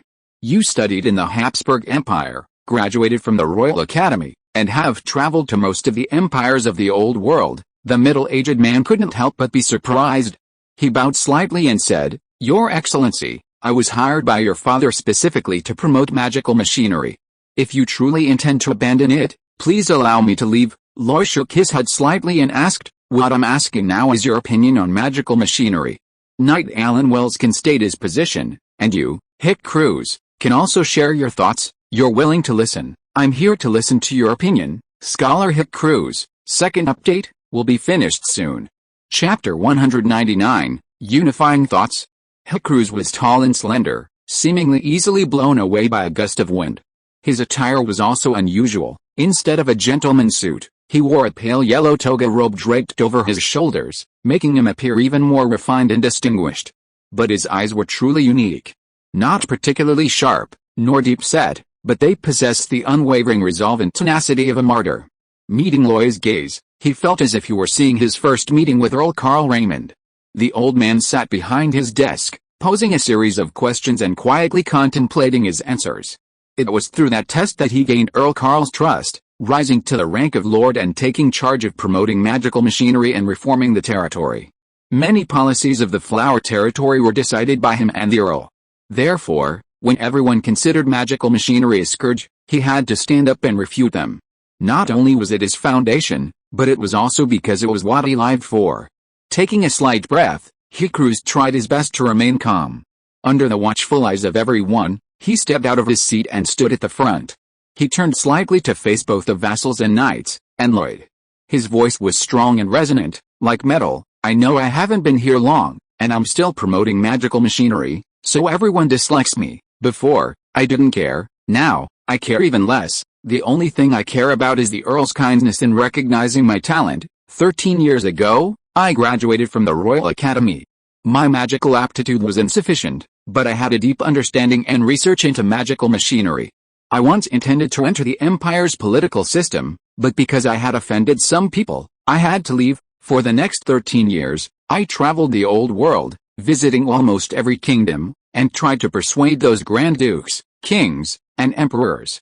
But you all saw the result. 13 years of mediocrity, which almost wore down my spirit, until the Earl summoned me. My views and political opinions were appreciated by the Earl, who then fully supported me. Although the Earl is no longer here, I still hope to do my best to let magical machinery take root and flourish on this land, hoping that Flower Territory can seize the opportunity and soar to new heights. As long as I can achieve this, I'm all alone. Life and death don't matter to me. These words moved everyone present, because almost everyone saw sincerity and passion in this seemingly unremarkable middle-aged man.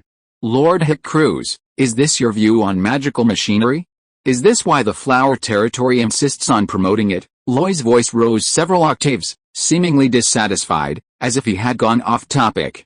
But Hick Cruz slightly raised his head. No, I say this simply to let everyone know that my heart is the same as yours. As for why we should develop magical machinery, this is not my choice, nor Count Carl's, but the choice of the times. His gaze swept around, seemingly meeting the eyes of each vassal. Before coming to the Flower Territory, I thoroughly studied the history of the Raymond family's rise to power. The Raymond family, inheriting the bloodline of the Lion God, has reached this point not through extraordinary strength, but through astonishing foresight. Many years ago, our ancestors saw the potential in this land, paying a huge price to continuously acquire it, thus becoming the masters of these 3,000 square kilometers. This was their first choice. During the age of exploration, our ancestors valued the profits of maritime trade, betting most of their assets to build ports and produce ships, thereby reaping the benefits of the seas. Nowadays, every time you spend, there is a harvest from ocean trade. Later, when the age of discovery came to an end, the Raymond family seized the opportunity to develop the perfume business, which became popular in the old world and became the obsession of countless nobles. From this, another round of great development occurred. You can think about it. Which time did it not take the contemporary Earl Raymond to seize the opportunity and lead the family to grow, continue and pass on step by step? At this point, he paused and continued, Count Carl Raymond has been on the throne for 27 years. During this process, there have been almost no large-scale wars or man-made disasters. This is not because there is no danger, but because all dangers have been eliminated invisible. When Count Carl was still here, except for the Norman Archduchess, who among the 4 marquises dared to speak loudly in front of him? Which of you dares to face the majesty of his old man? When was his decision wrong? Why do you think such a wise and powerful Lion King is desperate to develop magic machines in his old age? Is he really stupid, or did he see a golden opportunity? Hitcruise's voice grew increasingly impassioned.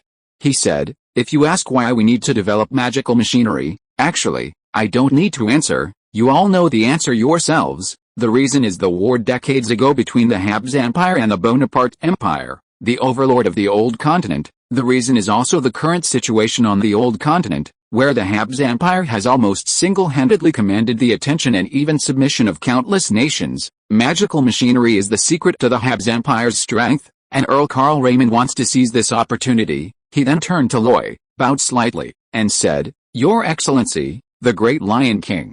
Please allow me to petition you to seize this opportunity for the strength of the Raymond family and the prosperity of the Flower Territory. The tide of magical machinery will inevitably engulf the entire old continent." His words seemed to possess a magical power, echoing in the meeting hall and causing the vassals and knights to fall into deep thought. It could even be said that these words had a profound and resounding effect. On one hand, although Count Karl promoted magical machinery, he hadn't discussed it in detail with them, so they didn't understand. On the other hand, Count Karl's prestige was too high. Having reigned over Lion Fortress for decades, these nobles were almost all people he had watched grow up. This man was truly like a lion, protecting his territory for decades, barely letting it suffer any hardship. This forged his immense prestige. But did such a wise old man's insistence on carrying out a certain task necessarily mean it was necessary? At this moment, even a stubborn individual like Knight Eli Wells couldn't help but fall into deep thought. At this moment, Roy looked at Hitcruise before him, his eyes almost overflowing with joy. His cheap father had left him some good talent. This man's eloquence was truly excellent, but he wondered about his execution ability. However, Roy didn't let the awkward silence continue, and continued to call out names. "Does anyone else want to express their opinion?" His voice echoed in the hall, but this time, no one spoke. Perhaps they had some reservations before, but after listening to Hitcruise's speech, they fell silent. Roy then called on another person, Alfonso Zeke. "My first Grand Knight Commander, what is your opinion?" The Grand Master of the Lion Knights is naturally the successive Earl Raymond, followed by 3 Grand Knight Commanders, the least powerful of whom possess extraordinary combat abilities. The first Grand Knight Commander represents the actual leader of the Lion Knights, managing the order on behalf of the Knights. This Alfonso Zeke is not only exceptionally strong himself, but also the son of the Iron Knight Phil Zeke, arguably the greatest military representative of the Flower Territory. This tall knight stood up directly, drew his longsword without a word, and held it up before him. "I am the Lion King's claw. Your Excellency, you don't need to concern yourself with our opinions, simply point out the direction of the enemy." Loy smiled, even though she felt these words were somewhat hollow, she was still very pleased. "Then sit down, Lord Hitcruise. You may return as well. Let me explain my thoughts." Loy paused, and only after all the vassals were seated, their gazes focused, their expressions grave, did he speak slowly. "First, I disagree with some of my father's actions. He was too eager for quick success, leading to violent backlash, not only from the outside, but also from within, resulting in heavy losses for the family. Second, during my 2 years of study in the Habsburg Empire, I personally invested in no fewer than 10 magic-powered factories. This brought me personal wealth and assets worth hundreds of thousands of gold tires. This is not an exaggeration, it is a fact. Therefore, I believe some of Lord Hitcruise's words are correct. Magic-powered machinery is indeed the next era's trend, so, my solution is to restore the old system first. I will not touch your existing authority. However, magic-powered machinery must be promoted, and I will show everyone sufficient benefits and advantages. As for the future, I believe that when the time is right, you, including myself, will have the best choice." He paused, then added, "This is my final decision. Today, I've summoned you all here and said so much, just to make you understand what I'm about to do. This isn't a discussion, but a notification, an order. I will promote magical machinery using the gentlest possible methods, but I also need every vassal to execute my orders diligently, without fail. Believe me, in this grand feast, I will lead each and every one of you, everyone who can keep up with me, to heights you could never have imagined before. Of course, I also want to warn everyone with ulterior motives. You are my vassals, and if I discover any acts of betrayal, the consequences will be unbearable." That concludes today's meeting. A banquet has been prepared at the manor. Please enjoy. Meeting adjourned. Indeed, this meeting, meticulously prepared by Luo Yi, was for this final step, and also to unify the thoughts of the vassals. Second update delivered. I'll write the third chapter later tonight, so please read it tomorrow. Chapter 200, The Executor and the Infiltration. In Loy's mind, the most important thing for accomplishing anything is winning hearts and minds. With united hearts, even mountains can be moved. This is no empty phrase. Therefore, the second thing he did after becoming a count was to find a way to unify the thoughts of his vassals. In fact, these nobles and knights who had grown up in the Duchy of Normandy had their own set of cognitive patterns. Trying to make them understand what magical machinery was, what freedom was, what the transition from a small-scale peasant economy to capitalism was, what industrialization was, in a short period of time was simply too much to ask. Loy didn't intend to forcibly change their minds, but he would tell them his ideas and what he intended to do. Most importantly, he didn't plan to emulate Count Karl Raymond and use forceful methods to promote the implementation and popularization of magical machinery. First, he didn't have that kind of prestige, nor could he do it. Second, as it had been proven wrong, he naturally wouldn't repeat the same mistake. Therefore, his policy was to first maintain the existing system, appease the vassals, and then find a way to promote the development of magical machinery. Once his plan was completed and the profits were substantial, he believed these vassals would willingly understand, recognize, and participate. This was far better than their current earnest persuasion. Governing a large country is like cooking a small fish. Gradual, subtle changes and incremental progress are the right path to avoid unrest. Of course, Luo Yi's approach was gentle, and his policies considered the interests of the old nobility, but his final warning was not insincere. He didn't actually believe their oaths, and even suspected that these people might have been involved in the destruction of Raymond Castle, including the extinction of its direct bloodline. Otherwise, given the Raymond family's control over the Flower territory, how could they have arrived and left so quietly? Even legends need to make a living. Were these vassals truly oblivious? Or had they already been involved? Don't be fooled by Luo Yi's seemingly calm demeanor. In reality, the Lion Manor itself had been thoroughly investigated and scrutinized countless times. Currently, Olivera has taken full control of the guard duties. If discovered, Roy would not hesitate to use swift and decisive measures to make an example of him. However, at least for now, no one is giving him that opportunity. Of course, the banquet that night was not enjoyable for everyone. Even with the melodious music playing, there weren't many people dancing on the dance floor. Everyone was preoccupied with Roy's words and seemed somewhat distracted. However, Roy didn't care about them. He ate a bite, said a few words, and then returned to his study. This was on the third floor of the manor, a luxuriously furnished study.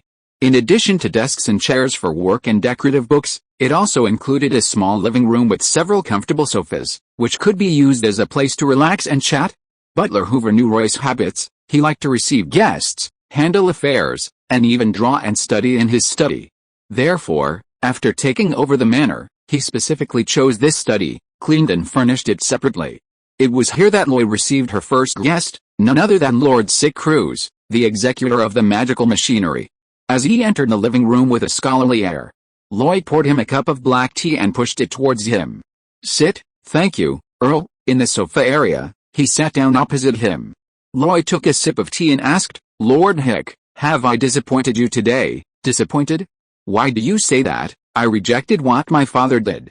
Shouldn't you be disappointed? Hick Cruz said bluntly. You are not your father, so of course you can't blindly follow his methods. Besides, the Earl's death means that our previous choices and methods were wrong. There's nothing more to say. He paused, then added, in fact, I was quite surprised by your choice. I was even prepared to be kicked out and embark on another journey of wondering. Loy retorted, I studied in the Habsburg Empire for 2 years. My knowledge of magical machinery is no less than yours, but I've seen too many people who suddenly rise to high positions and then betray their own class. The dragon slayer becomes the dragon, that's the norm, haha. It seems Lord Huck has truly seen the warmth of human relationships. However, in Flower territory, I hope you can demonstrate your talents and fulfill your wishes. I hope so. Hick Cruz's enthusiasm was low, even somewhat dejected. He said, the previous method was definitely wrong. Now, I don't really know what to do. Then take a look at my plan. As he said this, Roy handed him a document.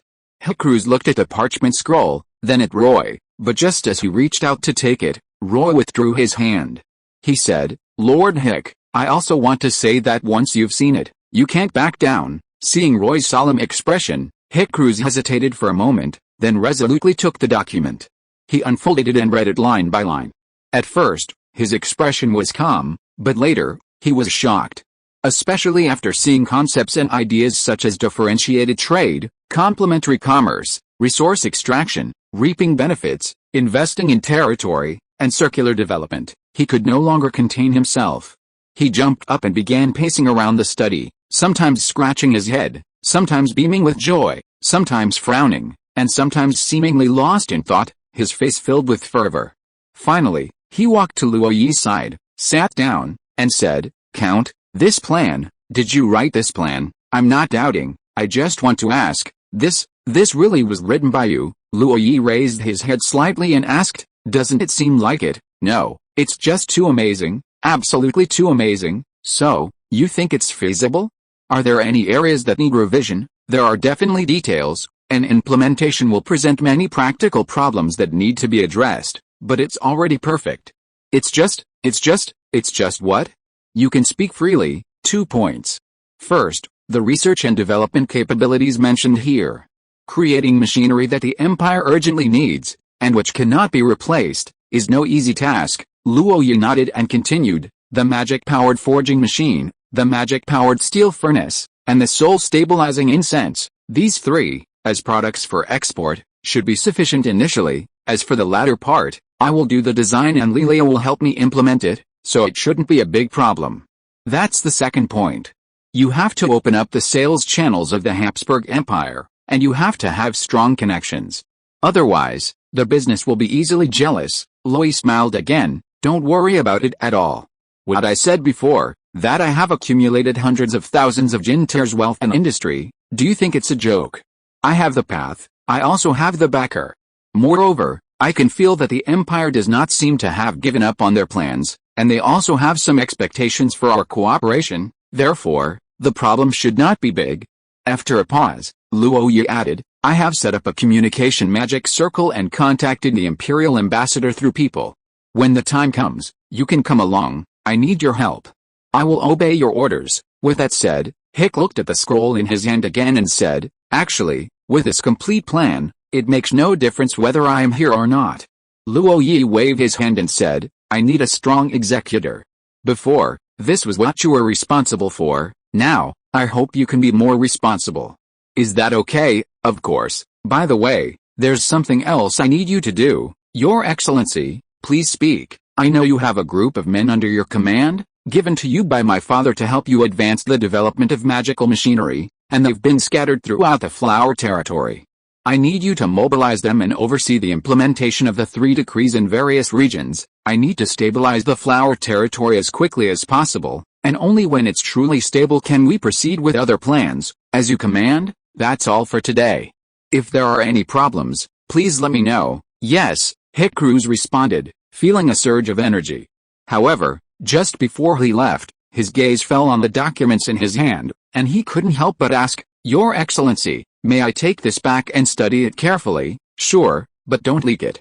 I don't want others to get hold of the plan and use it to ambush me." Of course, Lord Hick Cruz left, his departing figure completely different from the bewildered look he had when he arrived, like a warrior going to fight against heaven and earth. Shortly after he left, Aang entered. He walked to Luo Yi's side, bowed slightly, and said, "Count, I've selected a group of people, and they're currently undergoing intensive training. But, are we really going to carry out this infiltration plan?" Luo Yi nodded slightly. "Of course, I don't want to entrust my life to the enemy's mercy. Therefore, the information must be thorough, even pervasive. Indeed, what do you think would be a good name for this organization? Posted at midnight, a little late, but I haven't broken my promise." End of this chapter. Thank you so much for reading until the end. Don't forget to give it a like. Looking for more exclusive content and immediate access? Subscribe to our Patreon. Remember, every like, subscription or donation encourages us to continue. Thank you all. See you in the next video.